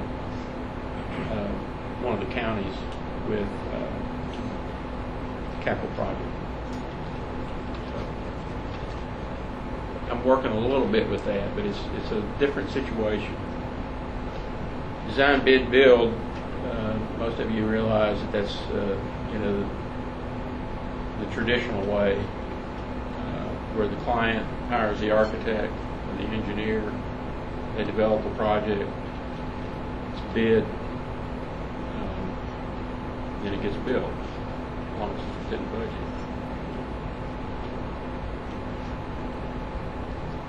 Advantages, everybody understands the process.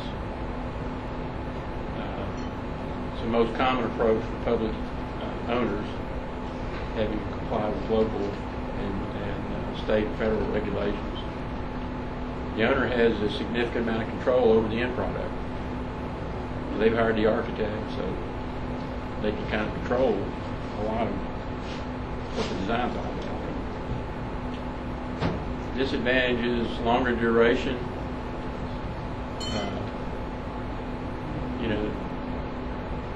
The architect really doesn't have as much input with the contractor until it's bid. The problem with design bid build, in my opinion, is that you wind up going with a lot of times the least expensive subs. That's not always the best thing to do. Somebody told me once, I don't know if this is true or not, that in Europe, they throw out the high bidder and the low bidder before they make a selection. I don't know if that's true here.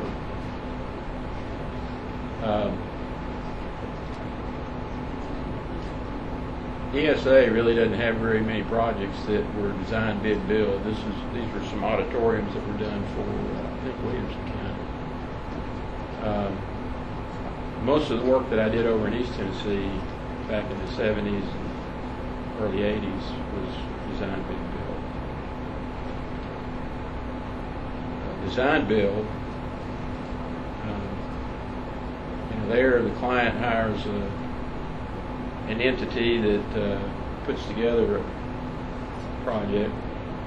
My experience with design build is that usually the contractor is the one that's hired, and the architect works for the contractor. Where that worked real well was over in East Tennessee when we did a lot of work for coal companies up in Virginia and West Virginia. We did a lot of bathhouses, maintenance facilities, that sort of thing. They were design build. We had very little input. Did a lot of manufacturing buildings. So Vanderbilt actually, well, I'll get to that in just a second. Advantages, can produce a project pretty quickly. We did turn them around pretty quickly. Single point of accountability, cost efficiencies. Change order would typically arise primarily from owner changes, not from something the contractor would do. Disadvantages, less design control, involvement by the owner. The owner must be responsive to decision making. That's important too. The owner does not receive the benefit of the checks and balances that exist when it contracts separately with the designer and general contractor. So he's relying on the contractor. If the contractor is honest, then it can work pretty well. I've spent 45 years in this industry, and my father-in-law was a general contractor. Good guy, did good solid work, honest. My dad was a Lutheran minister for 60 years. My mother was a registered nurse. She was an ICU nurse. So I've spent 45 years trying to work on projects, treating people honestly and fairly. And you're not supposed to brag on yourself, but I'm pretty proud of the fact that I've been able to do that. And I've maintained good relationships with engineers, contractors, and other architects. But that's not always the case in this industry. And you have to deal with some people that can be pretty ruthless, very ruthless sometimes. So it's difficult to keep your sanity sometimes.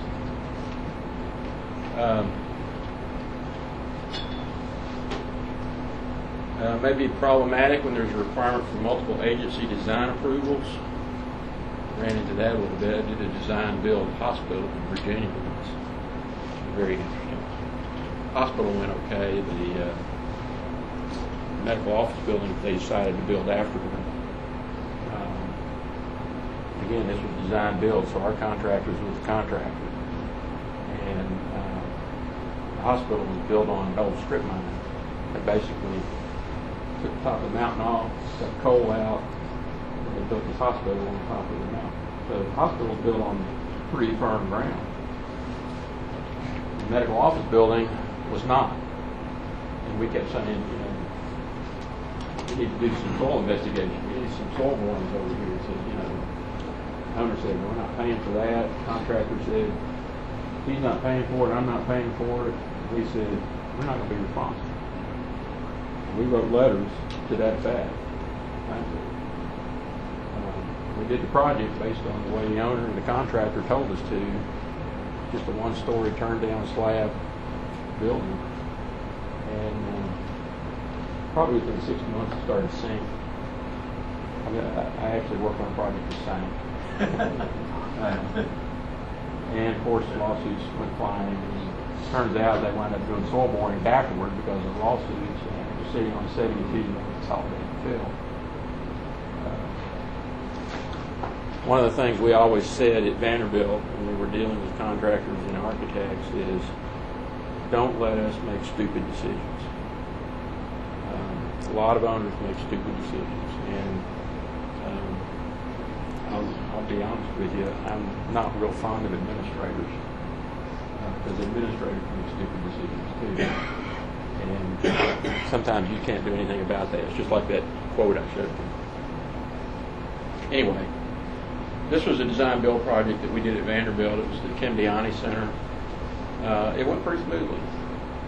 It was a $1.8 million project back in 1986.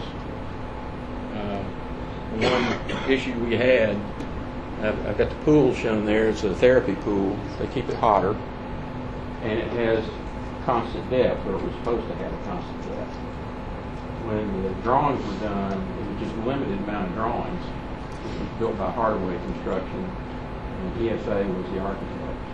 There was a selection process. There were 3 contractors that were evaluated. Hardaway was selected.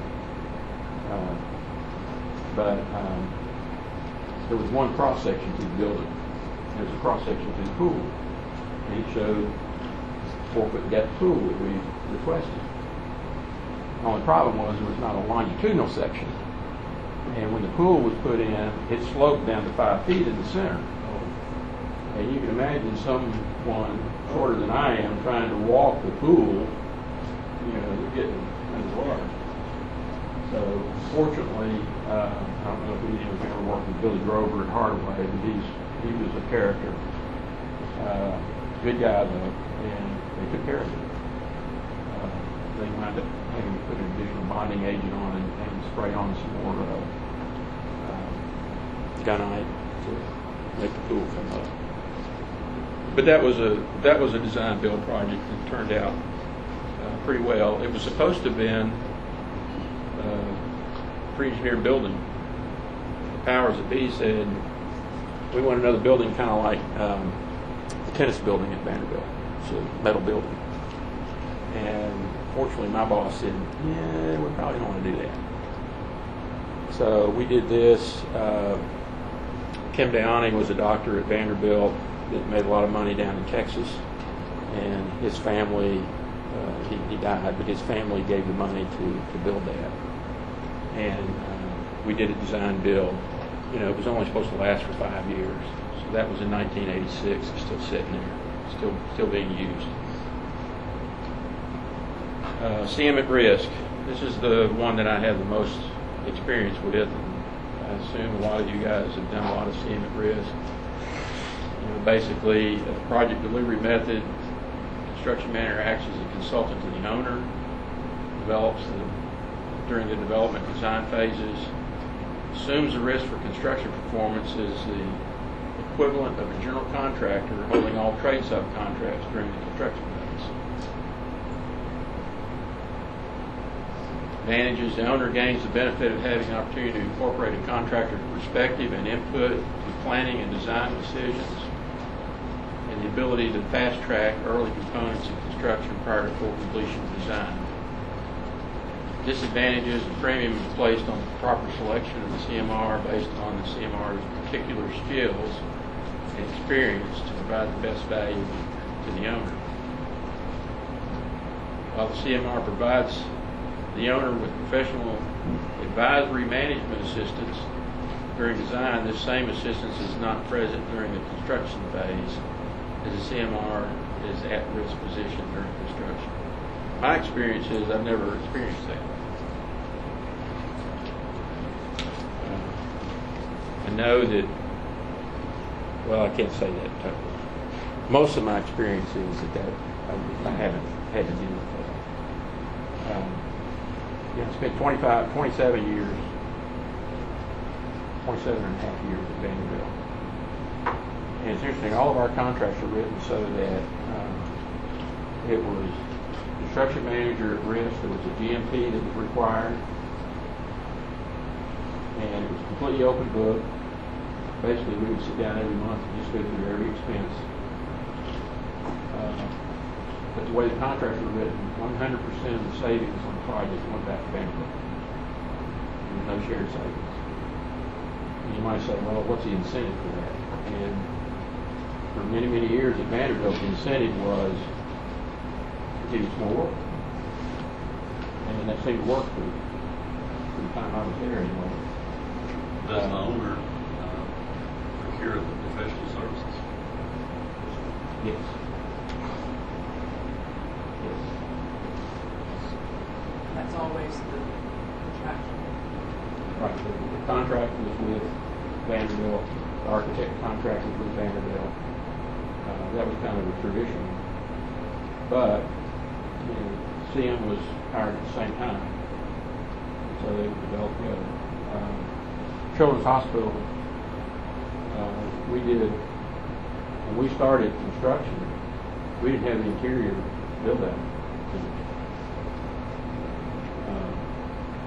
We did an early site package, then there was another package that was the structure and skin, and another package that was the interior build out.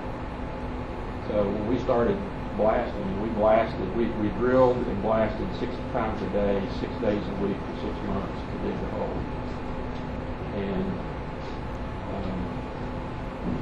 when we started doing that, we didn't have the interior worked out yet. Can we go back to design build? Do what? Can we go back to design build? Yeah. You don't have to go back. Yeah. It seems to me that the difference in what we're interested in is how is the engineering architect selected and hired? And in a design build, I guess there's a lot of different ways to do it. My experience has been that it's usually the contractor driving the ship. So one of the things this board is interested in, how if a city or a county wants to do a design build for a road or a building, we have some rules about how we want the engineer and architect professional services selected. So my experience with just talk to that. The contractor. I know when we did the design, we had 3 contractors. We wanted them to put a proposal. We didn't dictate which architect, but they each selected their own architect. Fortunately, they were all architects that we worked with. So, and the contractors were all contractors we worked with. So, from the standpoint of making that selection, it really wouldn't make any difference which one was selected from our standpoint. From the financial standpoint.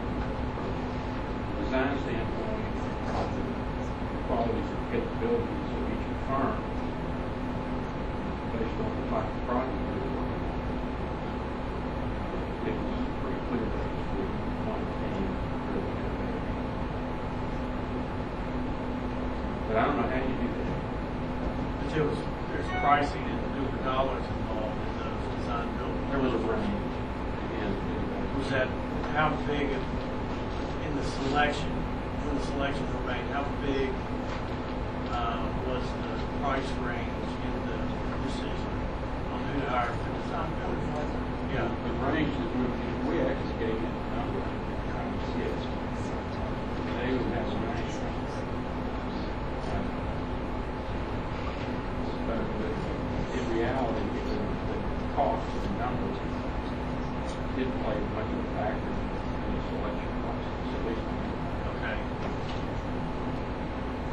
I mean, we had a budget. We were going to meet it no matter what. Yeah. The question to us is the owner hiring the contractor who's going to be managing the design build insulate the selection of the architect by the contractor and not by the owner from QBS? That's the question.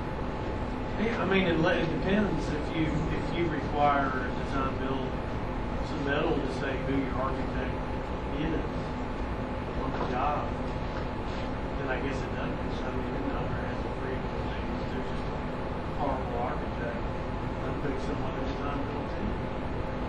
based on that. I mean, they can't.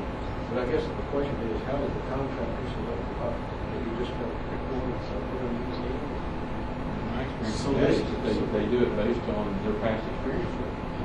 If they work with it, What does fee enter into it? I'm sure he does.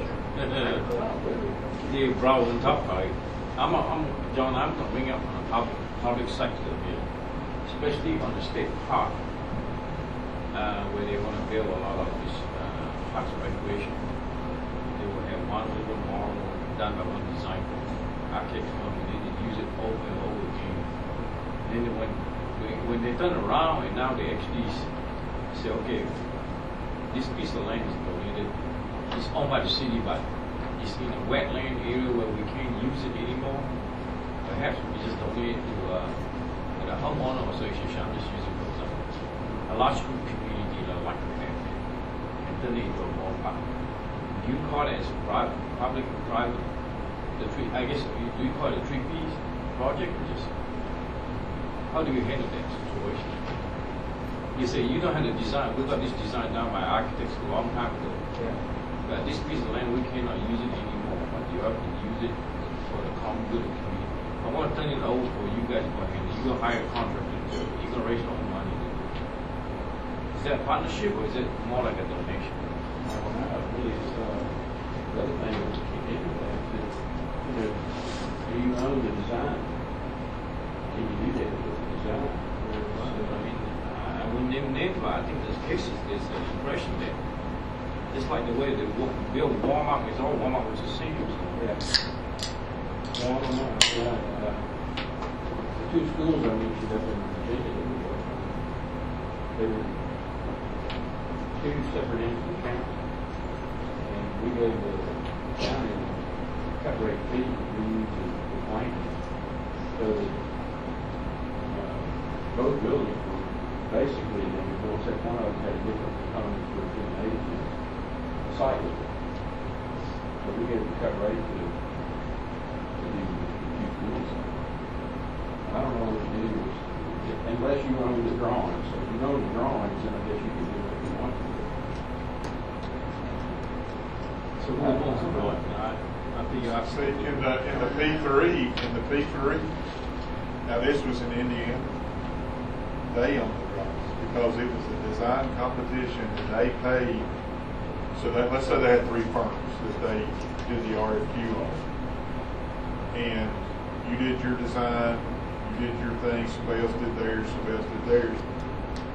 They then paid everybody $50,000 or whatever they did. They paid all 3 of them, but then they owned the design, so that if they liked your roundabout design better than they liked somebody else's interchange, better than they liked somebody else's 4-way stop, then they got that and plugged it into the final with whoever they chose to do it with. It just depends on how the contract is written. Contractually agreed to purchase. They did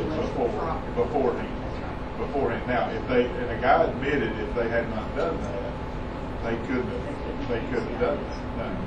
But they agreed to pay the board. What I see is a lot of gaming over there in this situation here. So what I'm going is that at the end of the day, how do you really protect the public welfare, safety, health, welfare? If you know it's a piece of land that you cannot be deemed, and the city don't have money to develop it, so I'm going to just donate it to a group of people that believe that they have enough funds they can raise on their own to turn it into a recreation park. And they also then you put up the sign that this is actually the city park at the end of the day. So you know how it gets really sticky in it. I would assume that it's spelled swimming pool. If an architect or an engineer designs a project, a specific project, and that those drawings are owned by the entity, whoever it is, and they use those drawings in another location, I would argue that the architect would be responsible for that. Being used on a different site, or different location. I don't know. I mean, they need to say that in contract. Yeah, it's all because they're absolutely, we're told about lawsuits where that has happened, and that original architect's held responsible. Yeah. You have to really put in your contract, if you use this elsewhere without our permission, we're not responsible. At least that's the liability. I think there's some wording in the AIA contract. Yeah, probably, because it's design driven, yeah. Yeah. A lot of people use non-AIA. I really haven't run into that, though, thankfully. To be honest with you, I'm kind of glad I'm in the autumn of my career. It's very complicated. It's very complicated to understand what the risk exposure is, which funnels into, as a business, how you make business decisions on your price. Because that's one factor of a business decision about price has to do with risk exposure. And if you're not certain what your risk exposure is, because you don't know what the contract's going to be, or what how it plays out, or how it's gained as well good, then you don't know what that is, and you don't have that. So that's where QBS, all of that becomes kind of an interesting concept. Really, really interesting. Anyway, it's very, very complex.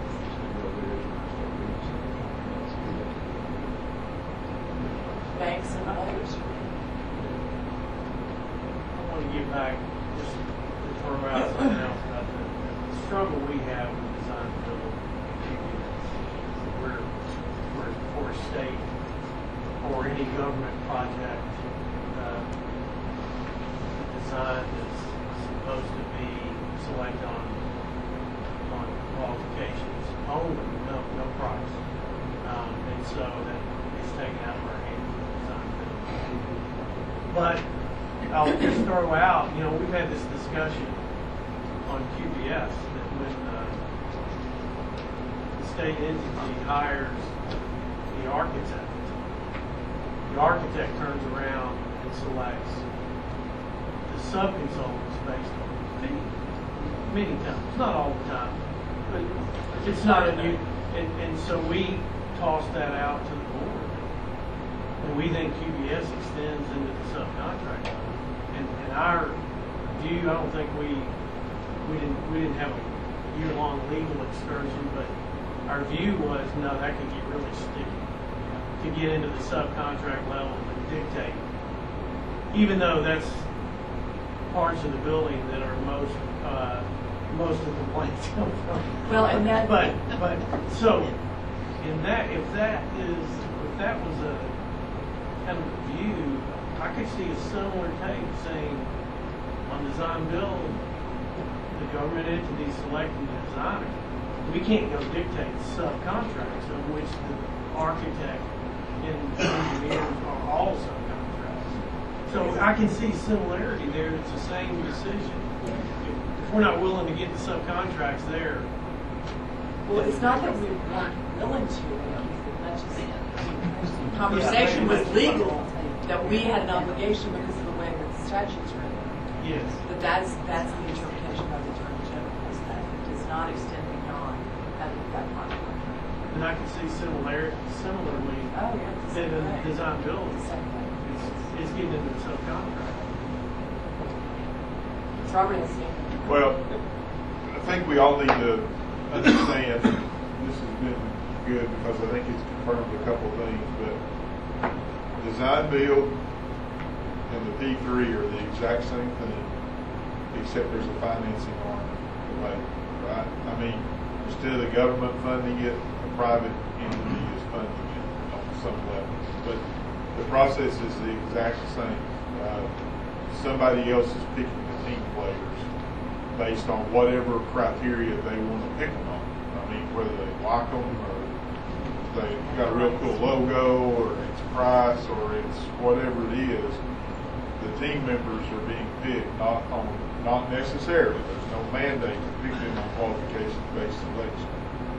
So both of those methods are problematic for our QBS as it's written because, especially in the case of P3, P3 is almost like crack to a bureaucrat because they just have to record a payment on the budget line item. They don't have to record a capital expenditure of $100 million. They just have to record $1 million for the payment for that year, whatever the thing is. And so anything they want to build, that lets them defer all that money over time. And they love that. So It's Robert, off the books back. Exactly. Robert, why do you use the word problematic for QBS? I mean, I think it's just the same as what we had in the discussion.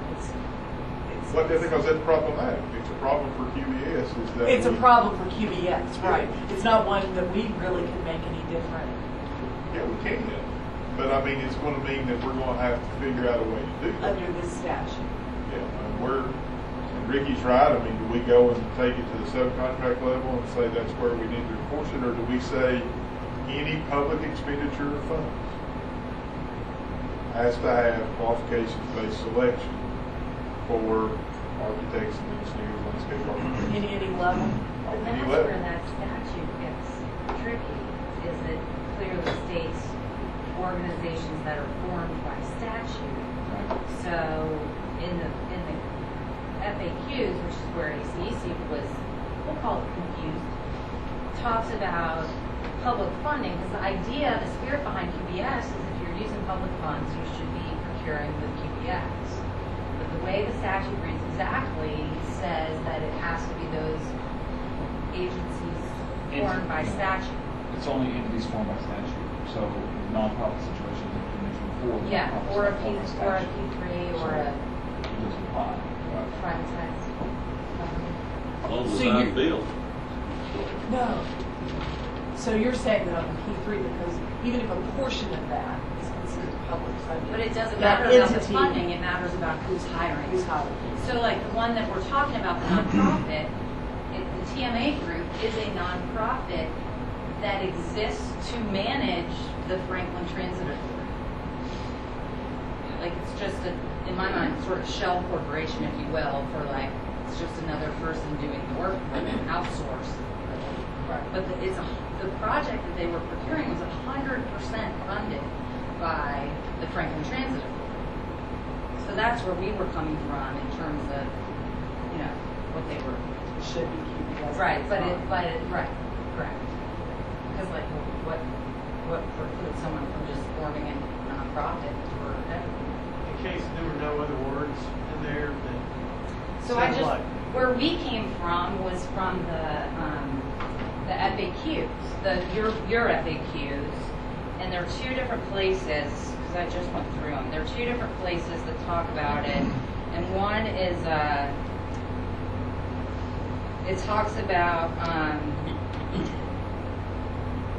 the nonprofit one specifically says, however, although TCA blah blah blah does not require QBS in these instances, the conditions of the source of funding, such as a governmental grant, may still require QBS. And then there's one right before that.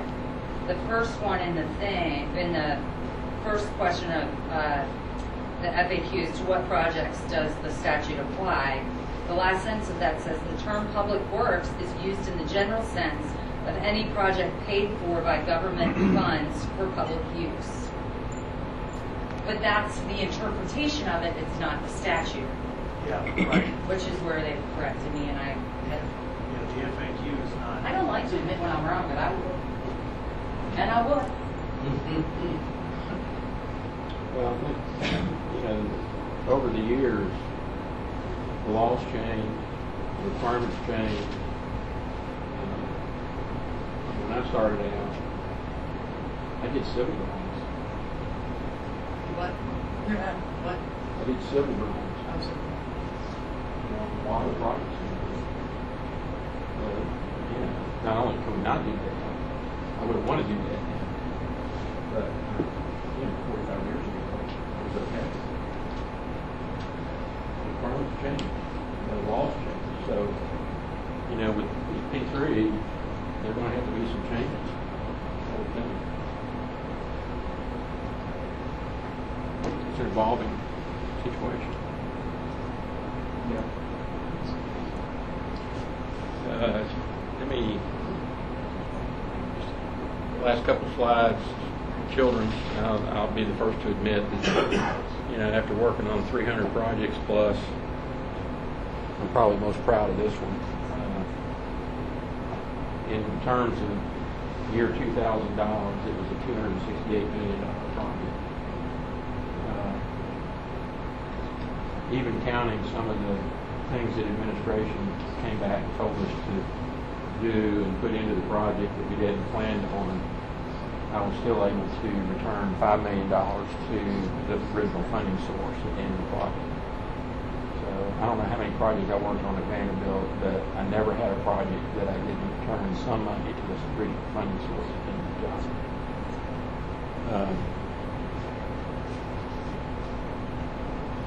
It was a project that, again, it was design build, not design build, it was CM at risk. Syntex was the CM, ESA was the architect, Swiss Rig were the engineers. We just had a great team. When things came up on the job, and obviously they did, there was never any finger pointing. It was, how can we resolve this? What can we do to try to figure this out? And it was a collaboration between all parties. It was probably one of the best projects I've ever worked on in terms of how the team worked together. We did do a 2-day partnering session before the project started. It was facilitated by an outside facilitator. That helped, but I think the team itself was just a good team, and turned out pretty well. So we were able to do some things with this project that I'm pretty proud of. One is that we obviously had to deal with a lot of different entities with Vanderbilt, in addition to plant services and security and all that. We were dealing with development office, philanthropy. We dealt with family resource, family groups. So we actually met with kids that were frequent flyers. There was one young boy that was had a lot of orthopedic problems. He was in the hospital year after year for surgeries. He was involved from the very beginning, and we would meet with them. And they'd throw out ideas, and we'd go, well, let's see what we can do. We toured all the kids through the hospital a couple of weeks before we opened it, and this one young fellow came up to me after the tour was over, and he said, "You guys did everything we asked you to." I thought that was pretty cool. But I will also say that, projects like that are a labor of love, and they wind up being a big part of your life. In that case, I wrote the first work order in June of 1998. We actually opened in February of 2004. And then it took us quite a few years after that to finish building out a lot of the shelf spaces. So there's about 10 years involved there. And the interesting thing was that the night after we moved the patients into the building, which was a process in itself, but the night after that, Misty Chambers, who was one of the administrators that I worked with very closely, her office was right next to mine. She and I walked through the whole building just to see how things were running. And for me, it was interesting to be able to see the building that a few hours before was just a bunch of brand new concrete, and now it was taking on a life of its own and was doing what it needed to do, and that was to help the staff, the physicians, to take care of the children, families. Being involved with stuff like that is kind of what rings my bell. It's the reason I'm doing what I do. You go through a lot of pain to get to that point. Pardon? You go through a lot of pain to get to that point. A lot of pain, a lot of hours. Yeah. Misty and I used to get together over at my house, and we'd work in the kitchen table all day Saturday. My wife would make us sandwiches for lunch, and we'd continue to work until 5 or 6. She'd come back on Sunday, and we'd start over again. I can't tell you how many times we did that. A lot of time. So this is kind of what I had. This is the last slide I've got. I don't know if there are any other questions. I hope this has been beneficial. Really didn't know exactly what I was supposed to talk about. I was just asked to come and talk a little bit about different methods of construction. So, Hey John, I appreciate your comment that you say you're not supposed to brag by yourself, but the fact that you have integrity and you always try to do the right thing. I think that's what the message we should promote to our profession. I work for a public entity, and I tell you, I cannot stand contractors. They will run the high corners. I catch them, I will do everything I can to make sure they get it right.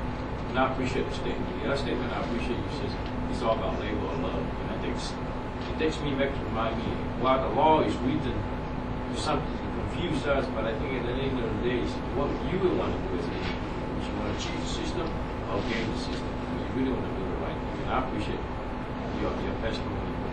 Thank you. I'll give you an example of the relationship we have with contractors. When we did the original project, we were using a pediatric tub, which was a little shorter, just a small tub. They were acrylic, so they were, preformed. When the prices came in and the plumbing subcontractor was selected, we worked with that plumbing subcontractor with their pediatric tub, and we asked them to make some modifications to it.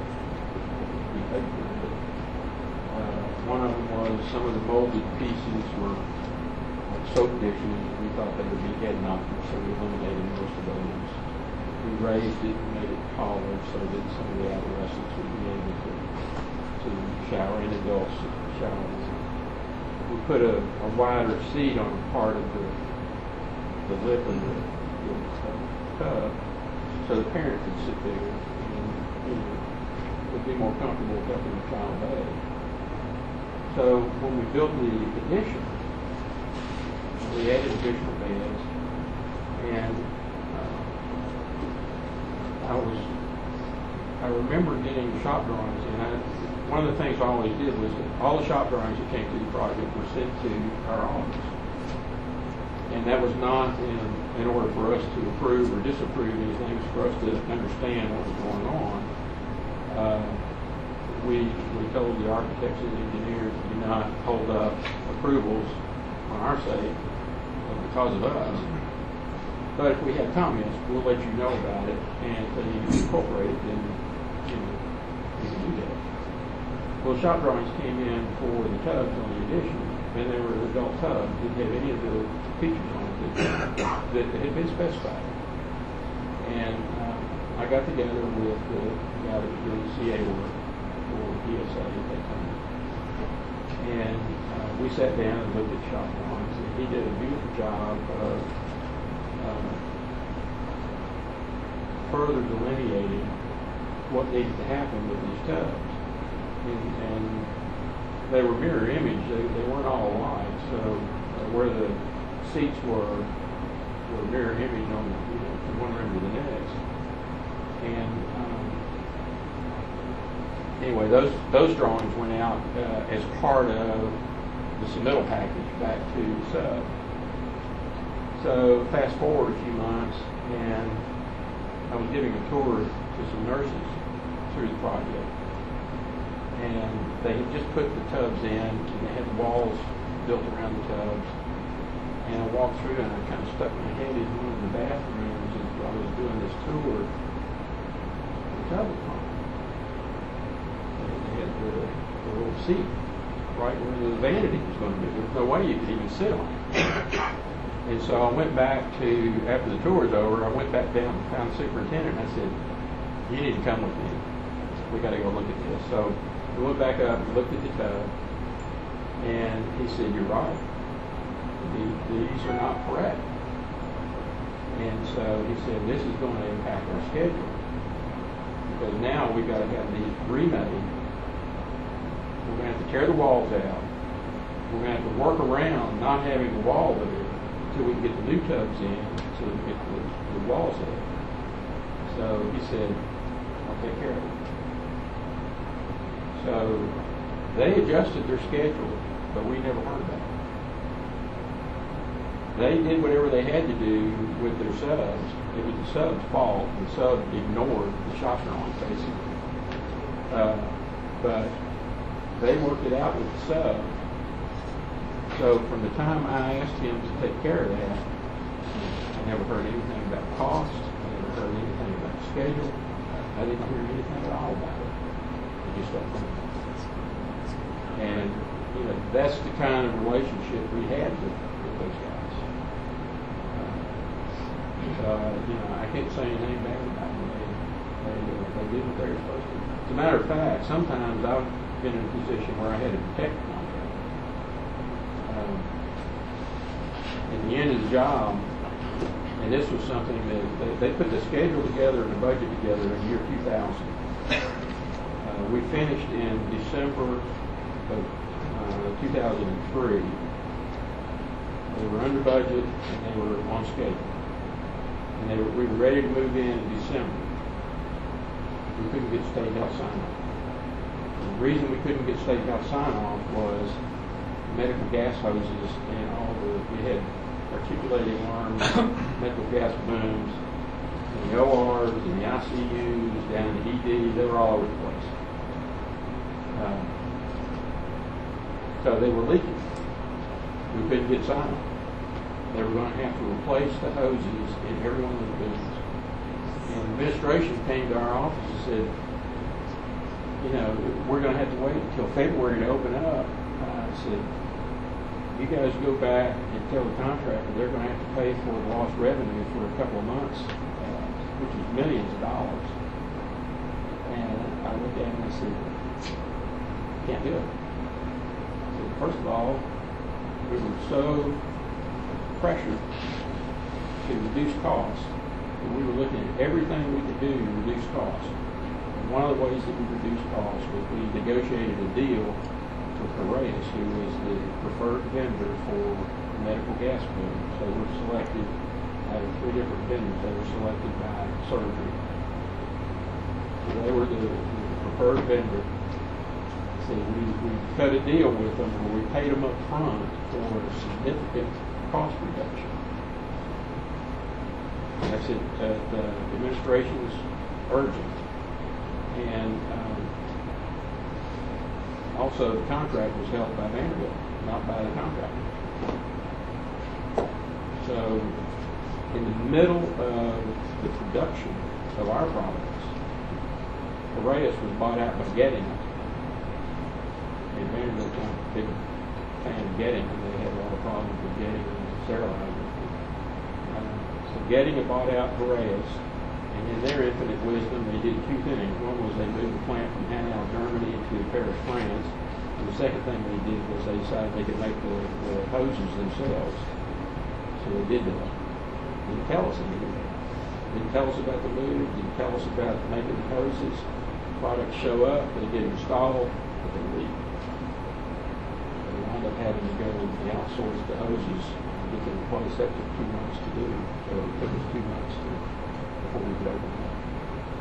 But the administration was going, they were pointing fingers at the contractor. So I had to change the contract on that. It's a team. You have to work together. I mean, if the contractor needs to be defended, it needs to be defended. If the architects need to be defended, they need to be defended. I've had to speak up for all my consultants through the years. Now are one. I just talked to some of the others. Thank you. Yes, thank you, John.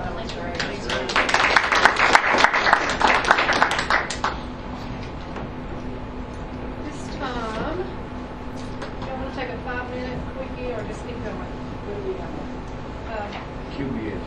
Yes. Page 59. And If we could, You want to take a break right now, just real quick?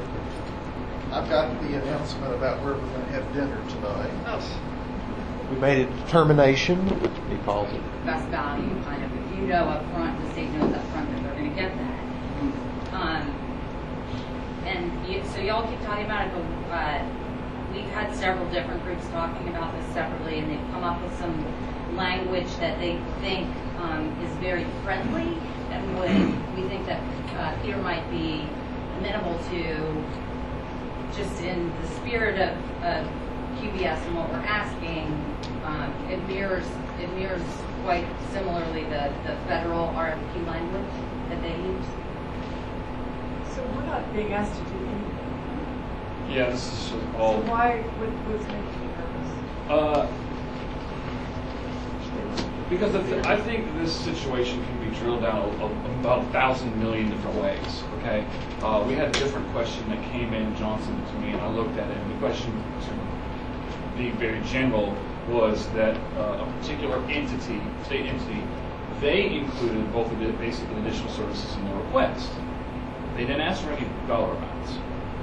And if someone were to reply to that, would they be in trouble with our rule, with the QBS law? The answer is, it depends. And that's a very general, that's not a great answer, but the fact of the matter is that just because if every firm answered with basic additional services, where's the upset level playing field? That's a different issue, because this is specific to the new contract that spells out. I understand. What I'm saying is that this is a very complicated web, and I don't necessarily think that it is as simple as what these answers that are being put in here are. Does that make any sense? You could throw in another, the best thing for us, honestly, is if we had a complaint. If we had a complaint, that we can look at the contract, we can look at the answer, we can see what the other individuals answered, that would be so wonderful for us, because then we can actually flesh out what our rule means and how that works at QBS. And I actually think that the rule is real good. It says anything other than competence and qualifications. And so if we had a complaint and we had some facts before us, then we can actually try that complaint before an ALJ and the board and make a determination as to whether this information was beyond the scope of qualifications and competence. And that's it. Because we can come up. I understand that there are a million different ways these things can break down. That's true with every single thing in our rules. There are shades of gray from start to finish. The question here is there's some expectation that the state architect wanted to know how the board was looked upon this practice of throwing in free additional services. Before the big issue is some people are responding, throwing in free additional services where everybody else is kind of following the rules, and that is absolutely saving the states a fee. On that response, they know it's going to lead to a lower fee because they're getting some free services. So, is it possible? And then respecting what you're saying is that, to write a rule to try to describe this is very complicated. Can we at least, maybe it's just an in-house thing, kind of understand if we write a scenario that's an example that is definitive, so it's not trying to write a rule or law that applies to everything. If we write an example, if this happens, then the board thinks this is not meeting QBS. The problem with that is that people will rely upon that. And that example could differ in 1,000 different ways from what a real situation would be. Quite honestly. Okay. And if we had a declaratory order, someone filed, with the APA, the board, in this situation, and that happens in the insurance division a lot. And what they do is they have this language, and I'll actually read it to you because I have it right here. The language does not bind anybody else or even the board, and it really says, please note that the Office of Legal Counsel has not made an independent investigation of the facts to determine the accuracy and completeness of the information supplied, but has instead solely relied upon the information provided. if such information is incorrect, changes substantially, so forth and so on, to say this does not really mean anything except for this very specific question that you just asked with the facts associated with it. And so, until we get that, we have a complaint, Right. It's so difficult to talk about these things and come up with some sort of a rule or a statement which will apply in the abstract to things in reality. And I'd like to Yes, ma'am, I'm sorry. follow up with Robert. Yeah, we got 2 things. First, my fear is that our state architect comes in front of us tomorrow and presents his information. If we have no negative reactions to it, then he goes back and says, I presented it to the Tennessee A&E Board. They were okay with it. Well, I don't know what he's. Yeah, I don't know. None of us know really what he's presenting yet. I understand, but I'm saying that's So how my can you fear. have a reaction? That's my fear. Yeah. The other thing is, the other part is the question is, what reason did he write this in that manner in the first place? And the only one I can think of is to get a low fee from the architect or the designers. What other reason would you want to do this? Is it to have somebody that's got no experience in roofing to clean roofing contractors, so now you've got experience you didn't have before? Free, so you're more in line with somebody that's done 1,000 roofs? What was the reason for doing it that way? Was it to give some guy that doesn't have the experience and the ability to level up, probably lose a lot of money, but to level up in some way? Or is it to force people to give free services? Is that? Are you asking that? I'm just questioning why it's done that. So you've read that? I just skimmed it real quickly. Yeah. Try to say this sort of.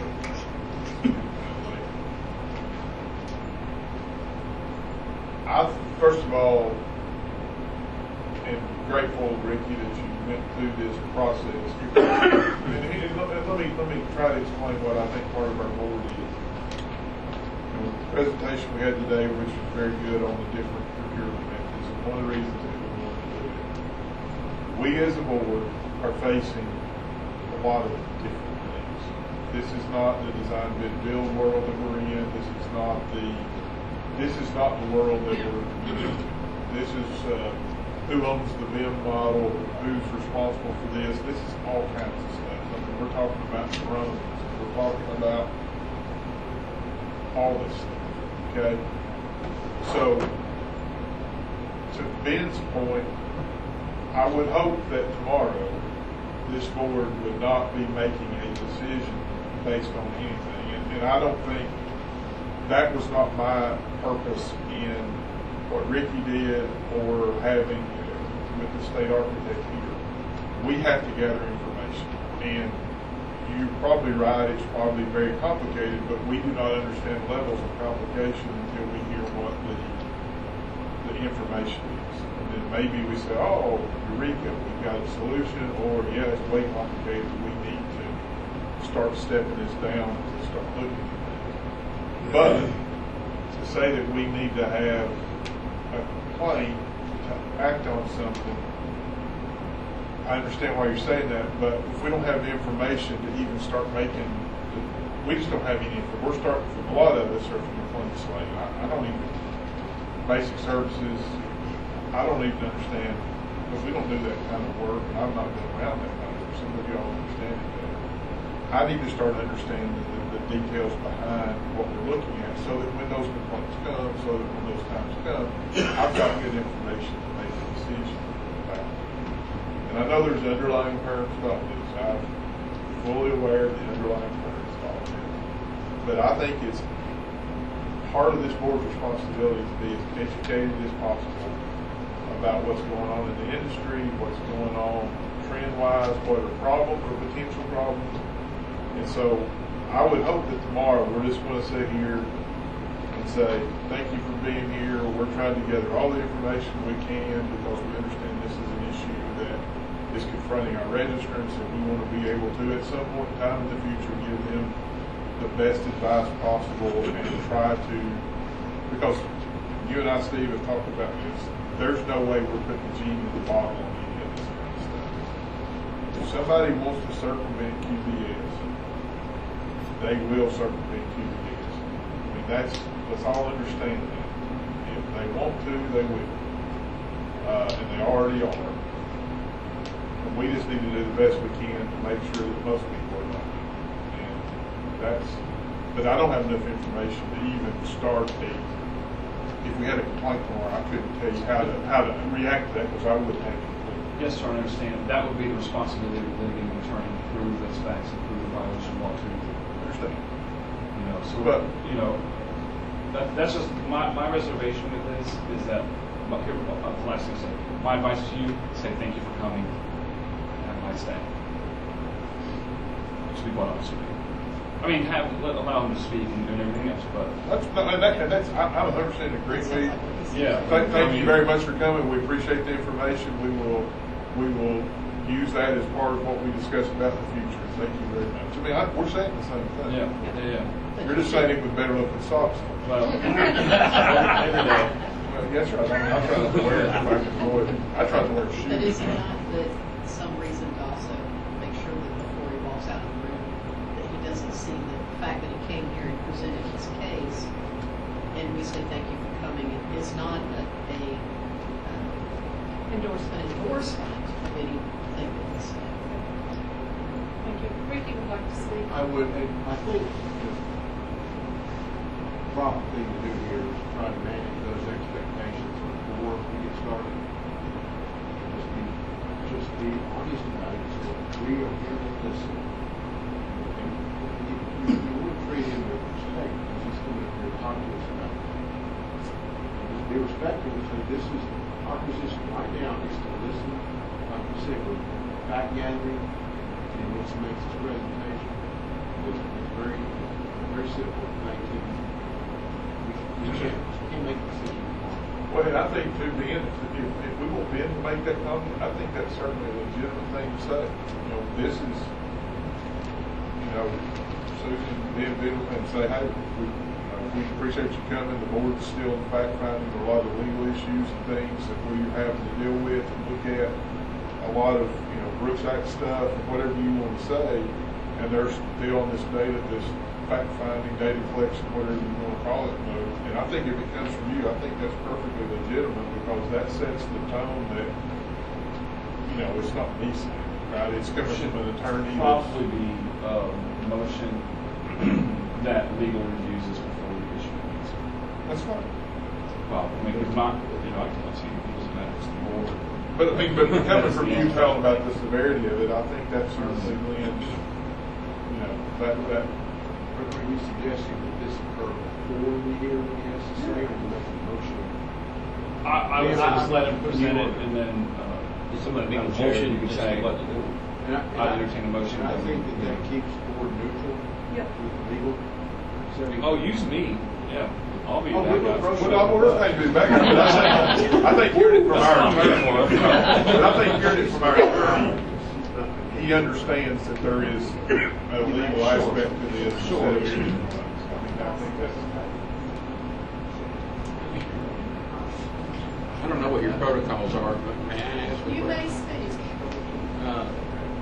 The additional services that were requested or identified. Are they are they claiming additional services that would normally be the traditional basic services? Say like there's an acoustical consultant is listed in the state contract as an additional service. When you read the state contract, basic services is architectural, mechanical, electrical, fire protection. It's listed. And then you have things like acoustical, theatrical, on and on, that are listed as additional. The basic services, the fee for that is all figured by formula. So every respondent that presents qualifications, they're all going to have the same fee. If you take your response to an RFQ to say, we're going to provide you, by the way, we're going to provide you an acoustical consultant as a basic service.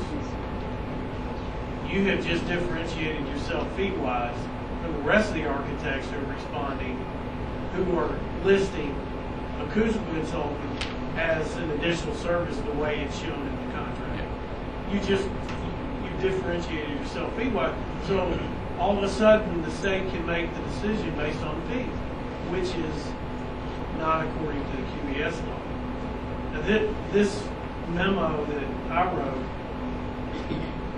after the last meeting, it was requested that somebody take a stab and write this. I never thought this was ready to go in front of the state architect because we hadn't talked about it, and then we haven't given it to legal to get their reaction on whether this kind of thing has any place or not. But we've got to decide as a board if the state is taking responses like this to RFQs. Are we going to try to warn, if we don't think this meets QBS laws, are we going to try to warn our architects and engineers in advance, or are we just going to let a case decide? That's where I think the conversation maybe is over the next year. It is how are we going to proceed? Is it going to be a case, or is there something we can do to kind of warn our consultants that this practice, we may not have control over whether the state does it, but our architects and engineers, we do have, that's our role. Historically, in the last 50 years, we've taken an education approach rather than reactionary. So proactive. But your point is well taken. That's how the law. That's how precedence is set. That's how the law identifies how the law is interpreted in certain cases. But the board has. That's why the climate is to analyze this ahead of a case.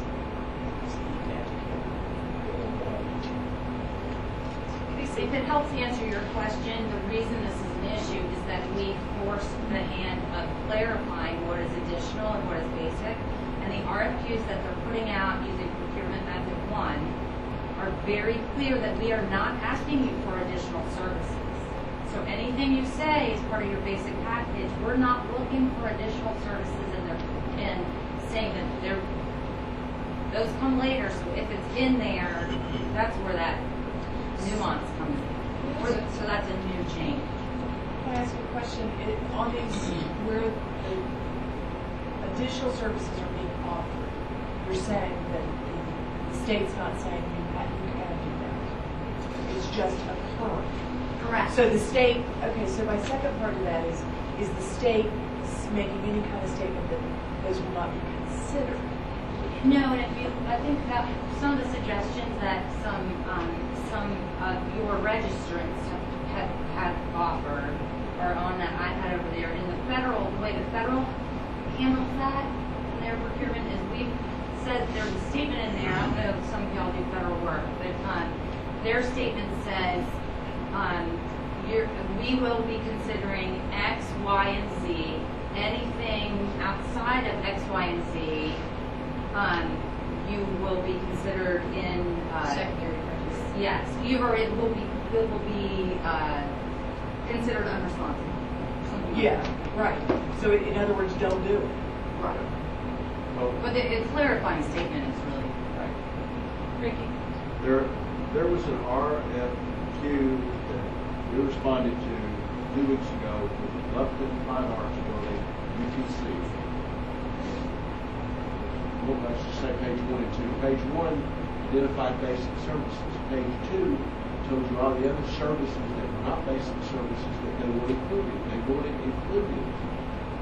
And they were additional services, but they weren't them included in the basic services qualifications. It doesn't, it stinks.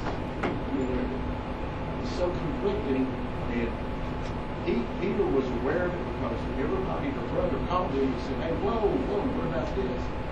Then they met with the State Building Commission and they sent out a notification that the RFQ had been delayed until they could rework some language. So they went back and made the language as correct as it could be, which took all those additional services out. So that's what they're asking for is additional services that are base. And it's not, read the contract. Okay? The contract is just, I mean, if somebody goes by the contract, but we're going to hear more about that tomorrow than what this letter says. So we're speculating here about what we can and can't do, and I agree with Ben. Let's listen to what the man has to say, and then we're going to take it all into consideration, and then we'll worry about it later. I'm not going to vote yay or nay on anything tomorrow that's going to put anybody, state architect, or anybody that's going to jeopardy until we know what the facts are. And we're just spinning our wheels. Yeah, I was just going to say that the situation you described is a problem, but it's not a QBS issue. If somebody puts out something that says all these services are to be part of basic services, everybody's on the same basis and they respond with qualifications.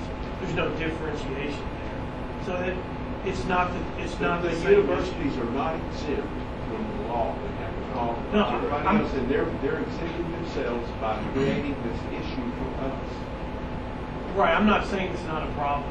I'm just saying that's a different issue than this QBS response issue you're talking about. It's just a different issue. It's a contractual issue. I mean, legally, they're related. In one instance, somebody's asking for more than they should be asking. In the other instance, someone's providing more than they should be providing. So, is it fair if someone wants to follow the rules in the first instance where you recognize that someone's asking for more than they should be asking for, and you want to follow the letter of the law, and you want to follow the rules, is it fair to that particular firm to then be put up against another firm that's not following the letter of the law and the rules? Right? So that's an issue. So it is interrelated. And that's where I'm saying it's very complicated. Yes. And so and from a legal standpoint, we have elements in place to handle this.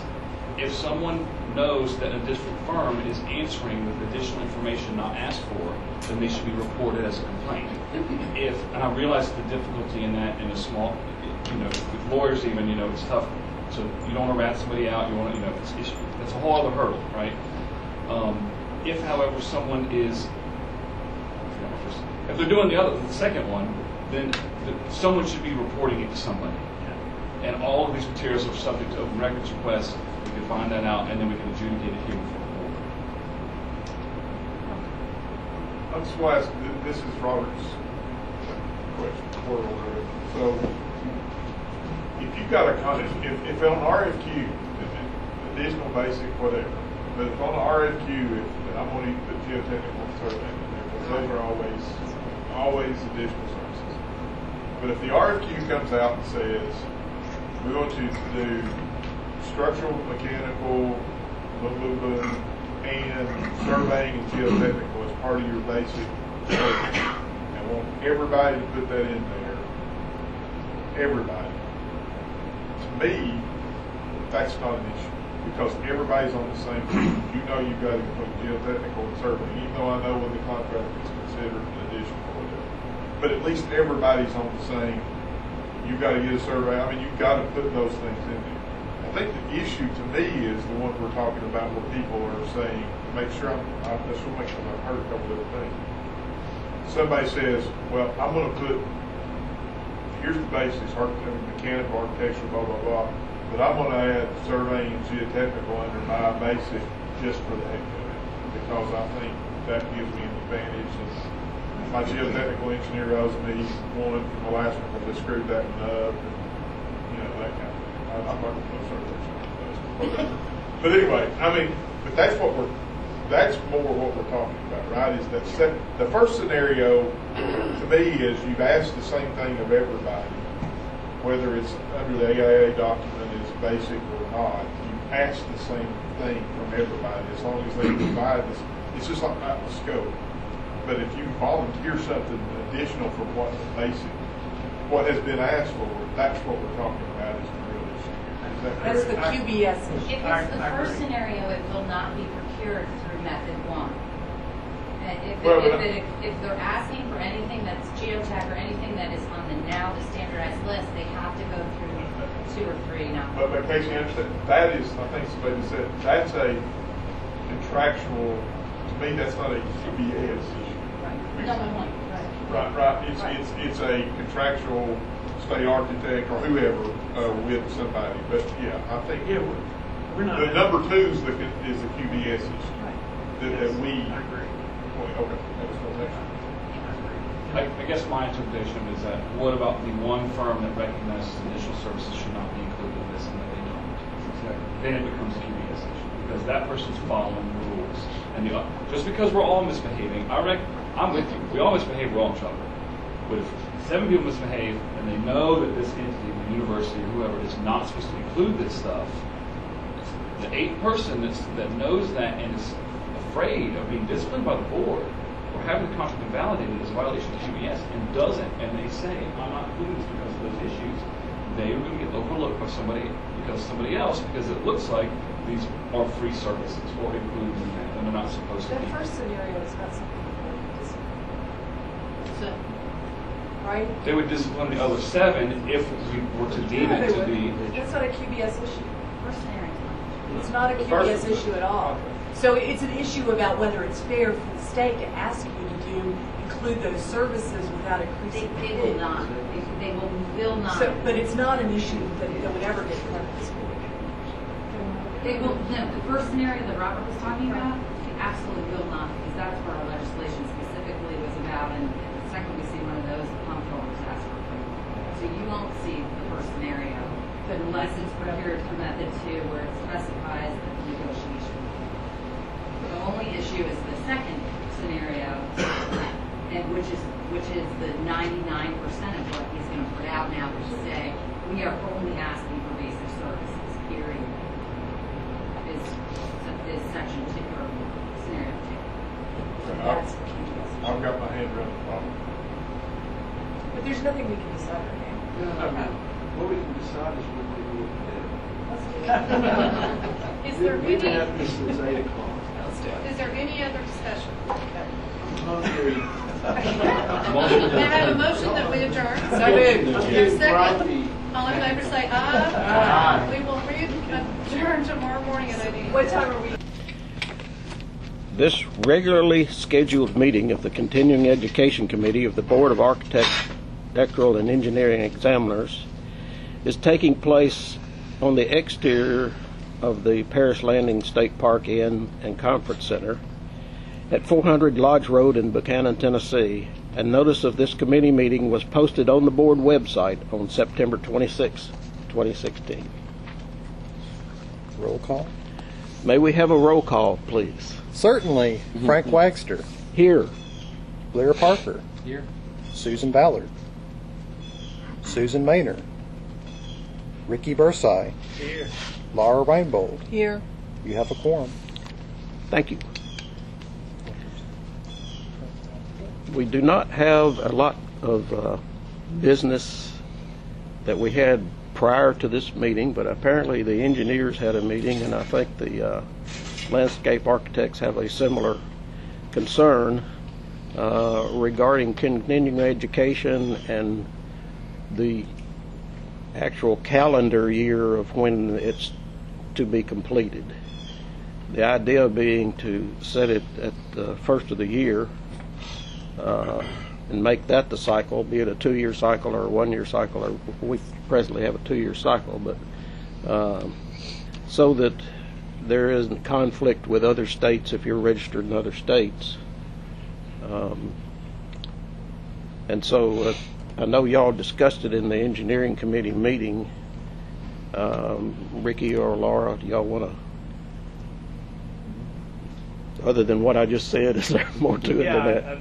We discussed having, the way John Cochran put it, is already with the architect rules an option to meet the calendar year or Right. or have it as your renewal date. And there wasn't any opposition to doing that for the engineering. And there was some support for that expressed by some of us. So like that helps. Right. Get it in line with what the other states do, or where we want it to move, which is more uniform. Yeah. Now, John, remind me, the option, does that go away after a certain amount of time, or does that continue? Oh, it continues. It's still in the rules. I mean, the option for them to report on the calendar Yes. basis. Yeah. All registrants, architects and interior designers have the option, either reporting hours based on their renewal cycle in the city or based on the calendar. So there wasn't any plan to, within so many years, that go to be the calendar year. Does that make keeping up with the records any more difficult to you at all? No. No, when we audit, they just have the option of either reporting calendar year or based on their renewal cycle. Okay. And Blair? I concur with everything Rick said. We're in. Okay. My notes, I have down that you wanted to refer this to the CE committee for them to potentially work on including some HSW definitions for engineering and landscape architecture, like we have in the rule for architects. Because the alternative option does provide a definition of health, safety, welfare. You'll remember, I think that rule actually requires that 100% of the hours be health, safety, welfare. Right. And there's no carryover provision in that rule. Of course, we don't have to do that for the engineers. You can still allow carryover hours if you want to, landscape architects. But the way it's drafted for the architects, it doesn't allow carryover hours. Partly because that complicates the audit process when you have carryover. Unless you go back and audit their hours until 1998 when we started the program, you don't really know for sure that they're not double dipping their hours. Yeah. There's no way to verify that for certain. So, Take a lot of research to you follow got to them. go all the way back to the beginning to be sure that they're not claiming hours twice. I think as far as the engineers are concerned, I think that's a new topic. I don't think we've talked about getting rid of the carryover yet. But if we're talking about it, my reaction is that I think I'd be fine getting rid of the carryover. There are other states out there that have no carryover. So generally, if you're registered in other states somewhere, you're going to have to get your hours anyway. And the 12 is on the low end anyway. I think Florida's the only one lower than that. The rest of them seem to be more like 15 or 16. So if you're looking for feedback at this point, I'd be fine getting rid of the carryover. I don't know what kind of flack you get throughout the state for that, but that would simplify. I mean, I never know year to year. Yeah. You know, I had to go back and see how many hours I'm carrying over. Right. I'd rather get the hours than spend the hours looking at the Yeah. Learning stuff. Yeah. Instead of looking. Well, what about the HSW aspect? We touched on that. I thought it was a separate topic, but maybe it's all tied into this. Our rules have a description about what counts for continuing education, what is examples, that sort of thing. But then we have a policy, that a whole page of what is considered health, safety, welfare. But it's a policy, it's not a rule. And so one thing we may want to do is actually bring some of that language over into the rules so that it's enforceable, according to what Ben is saying, that it really would be better, if we really want it to be better as a rule than a policy. And the other aspect we just barely touched on was our policy on health, safety, welfare. Pretty much everything counts as health, safety, welfare. I mean, they have, you know, if you took a business class about bookkeeping or whatever, that would be health, safety, welfare. Not all states, most states are not like that that I'm aware of. They don't, like if you took a class on, you know, spreadsheets, Excel spreadsheets, that would not count as health, safety, welfare. Whereas in our rules, it looks like anything does, anything that can help you. Well, do the continuing education programs that you go to that are they registered in any way, or you just have to? Not in So Tennessee, you don't. Tennessee, they're not pre-registered. They're not pre-approved, pre-registered courses. They just have to meet this criteria that they're pre-planned and that they have an instructor. It lasts a certain amount of time. You get signatures. Oh, you know, okay. that sort of That's thing. the 3 Ps. Philip Lim would call them. 3 Ps? Person, plan, and pre-plan, and purpose. I like that. I think he It's called like the 3 legs of the stool. Can we decouple that? Oh, no. Can't hear that. Yeah, so Well, it's surprising.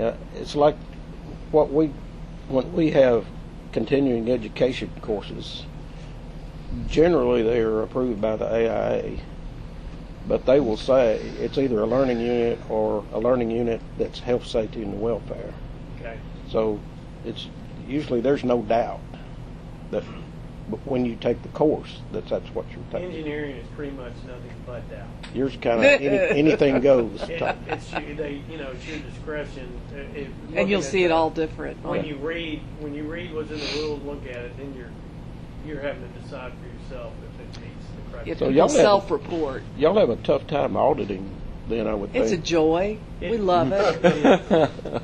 And I do it quickly, usually within an hour. We have scars. Hour each. 3 weeks later. And is there any?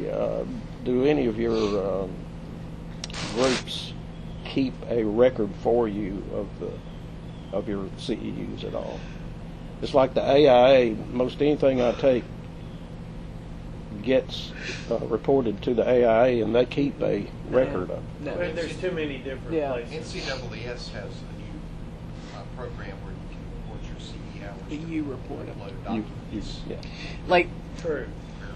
it's not like AIA where if I'm the person giving the AIA course, I have to report it. Right. It's not like that at all. It's self-reported again. No, I mean they count. If you have an in-house seminar, I mean a lot of PDHs are in-house seminars where you get signatures of everybody and keep up with that. Yeah, it all looks very different. That's why it's hard to All audit. Right. It's hard to audit because it's all different. There's no consistency. What about the CLARB? Ours is self-reporting. It's much the same. ASLA does a pretty good job when there is a ASLA sanctioned event. You will receive at the end of that, typically, you will receive a document from ASLA stating that it was a PDH that may or may not fulfill health, safety, and welfare. So ASLA is pretty good about that. But as a landscape architect, I also go to engineering functions, or I may go to architectural functions. And so you sort of have to grab what you can from those groups that would fit into that as well. So it's self-reporting. I frankly think that the LAs need to clean their act up a little bit, that we need to clean our act up. And then on the subject of overflow hours, I'm not sure where I am on that. I typically have 25 to 30 hours minimum per year, so it doesn't really affect me.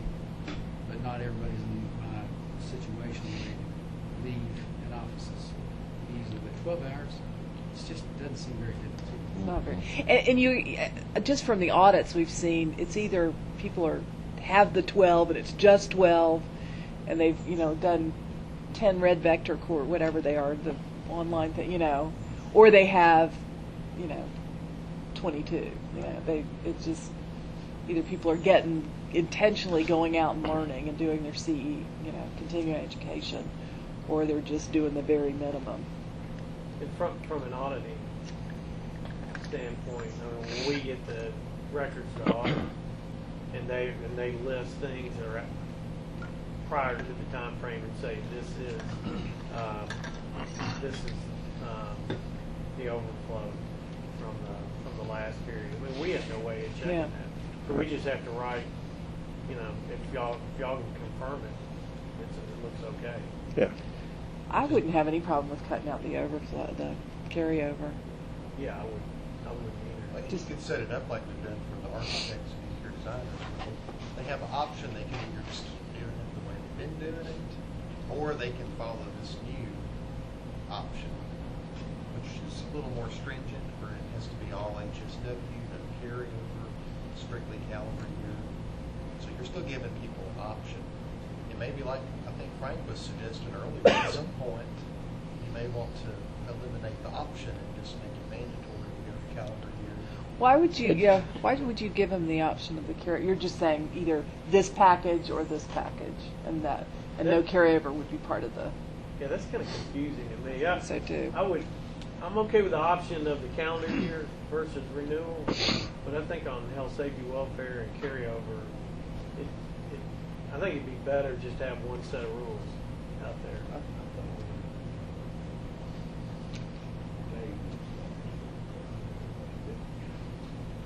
We need to. What's that? I thought we had a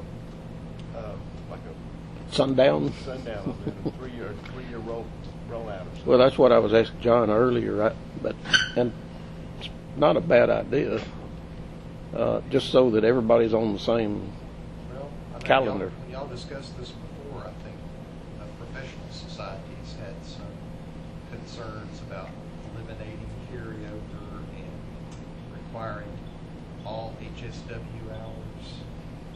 So you're going to get some what professional opposition. What professions is that? I guess it'd probably be AIA. Y'all discussed the optional. Okay, Ashley. Yeah, but I don't know. I thought we had 3-year period or something like that. We could do both. Well, do that. I think we need to.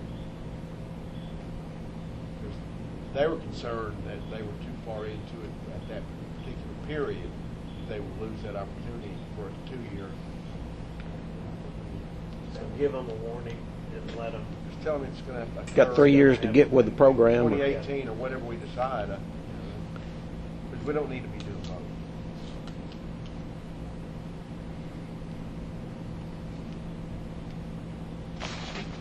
Unless you're doing.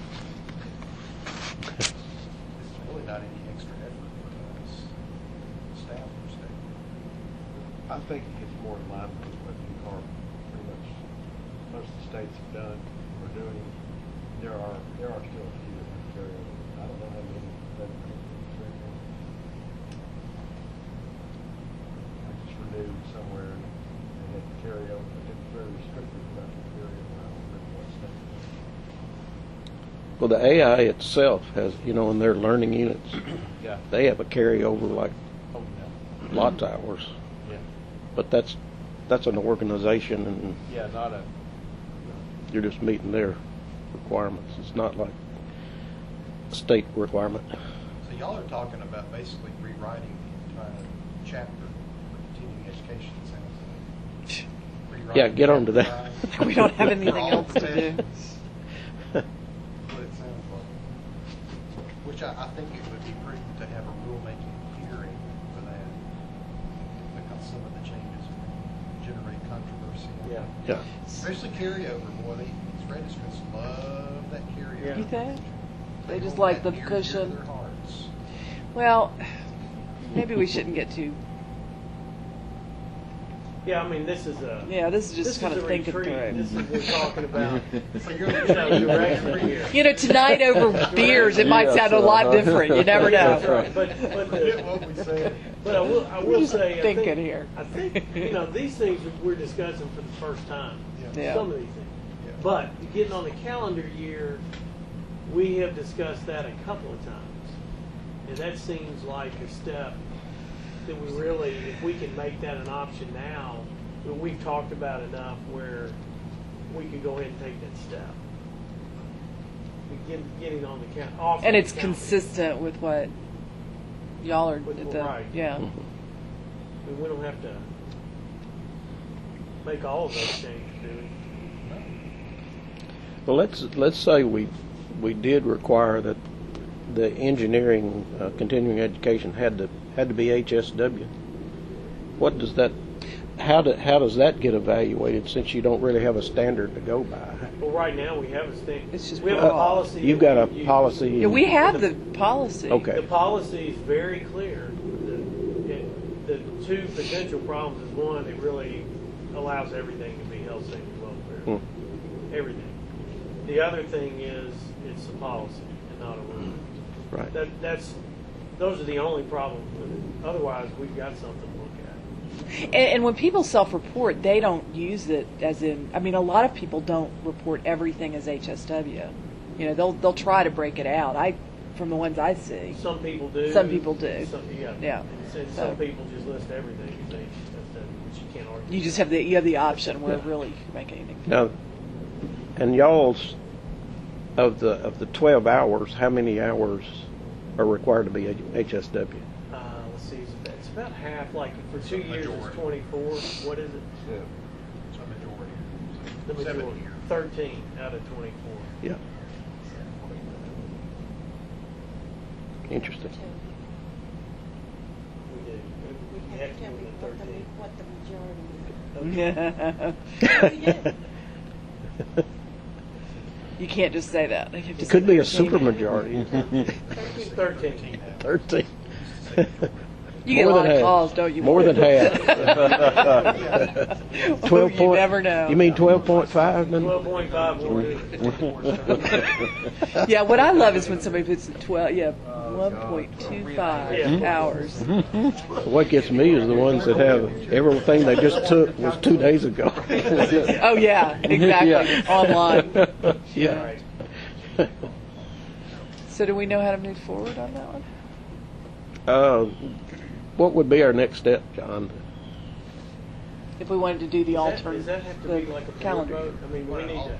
An alternative rule for engineers and landscape architects that allows them to report on a calendar year basis? Yes. As the architects do. Are you wanting all HSW for that? I'm defining HSW? What I was suggesting is right now we don't touch the HSW or. So just the time period, time frame. That's Right, that's a baby step. That's just the first step. Okay. Yeah, I guess the committee could move to recommend to the board that as a rule change. To explore that as a rule change. Yeah. I mean, yeah. Would anybody like to make that motion? I'll make a motion that we offer an option to go by the calendar year for continuing education credit. I'll second that. All right, we have a motion and a second. Is there any more discussion? All in favor say aye. Aye. Opposed? Motion carries. Now, back to the HSW. Personally, I think it's good for it all to be, and this is just discussion. I'm not trying to talk you over. But I know, and there are certain architectural learning units that are like architectural basket weaving. I'm joking, but you know what I'm saying. It's like,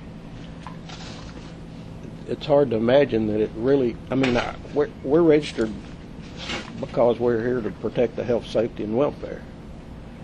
And so why wouldn't the continuing education hours that we get be in health, safety, and welfare? Well, there is a minimum number. I mean, what are you suggesting that they all have to be? Yeah, all. Why?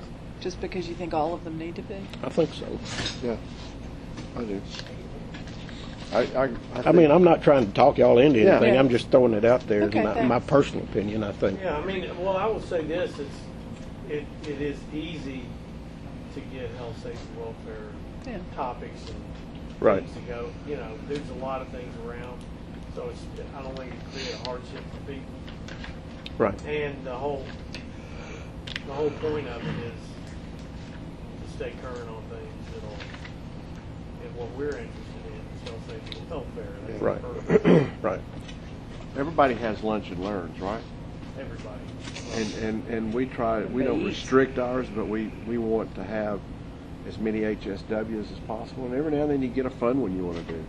You know, somebody come in and do something goofy, and, you know, and it's fine. And we just require everybody in our office to have 12 a year, 12 HSWs. What else we got? Do we have any other I need to run me. unfinished business or new business? Well, the only other thing on carryover is if in the future, I guess what John's suggesting is to have some public forums or something like that to If talk we about thought. carryover and maybe the health, safety, and welfare thing. I'd be, besides simplifying the record keeping on carryover that we talked about, it also, since it's no trouble getting, it kind of accomplishes the whole purpose of continuing education is stay current. Right. And if you're relying on carryover, you know, I mean, it's not going to. If you had 50 hours, well, Yeah. you can only carry over certain. Yeah. 12. But I think it's good to do it the way we're doing, is take the calendar year step and then bring the rest out and see what the reaction is to it. Yeah. Yeah. Yeah. I agree. Anything else? Thank you. If there's no other business, I guess we'd entertain the motion to adjourn. So moved. We have a motion. I'll second. Motion and a second. All in favor? Aye. Let's move on to the next. The Joint Publication Center. Lifestyle outreach. The new committee.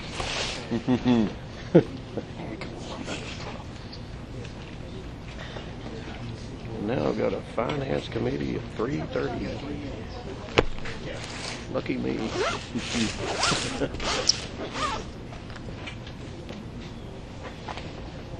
You know,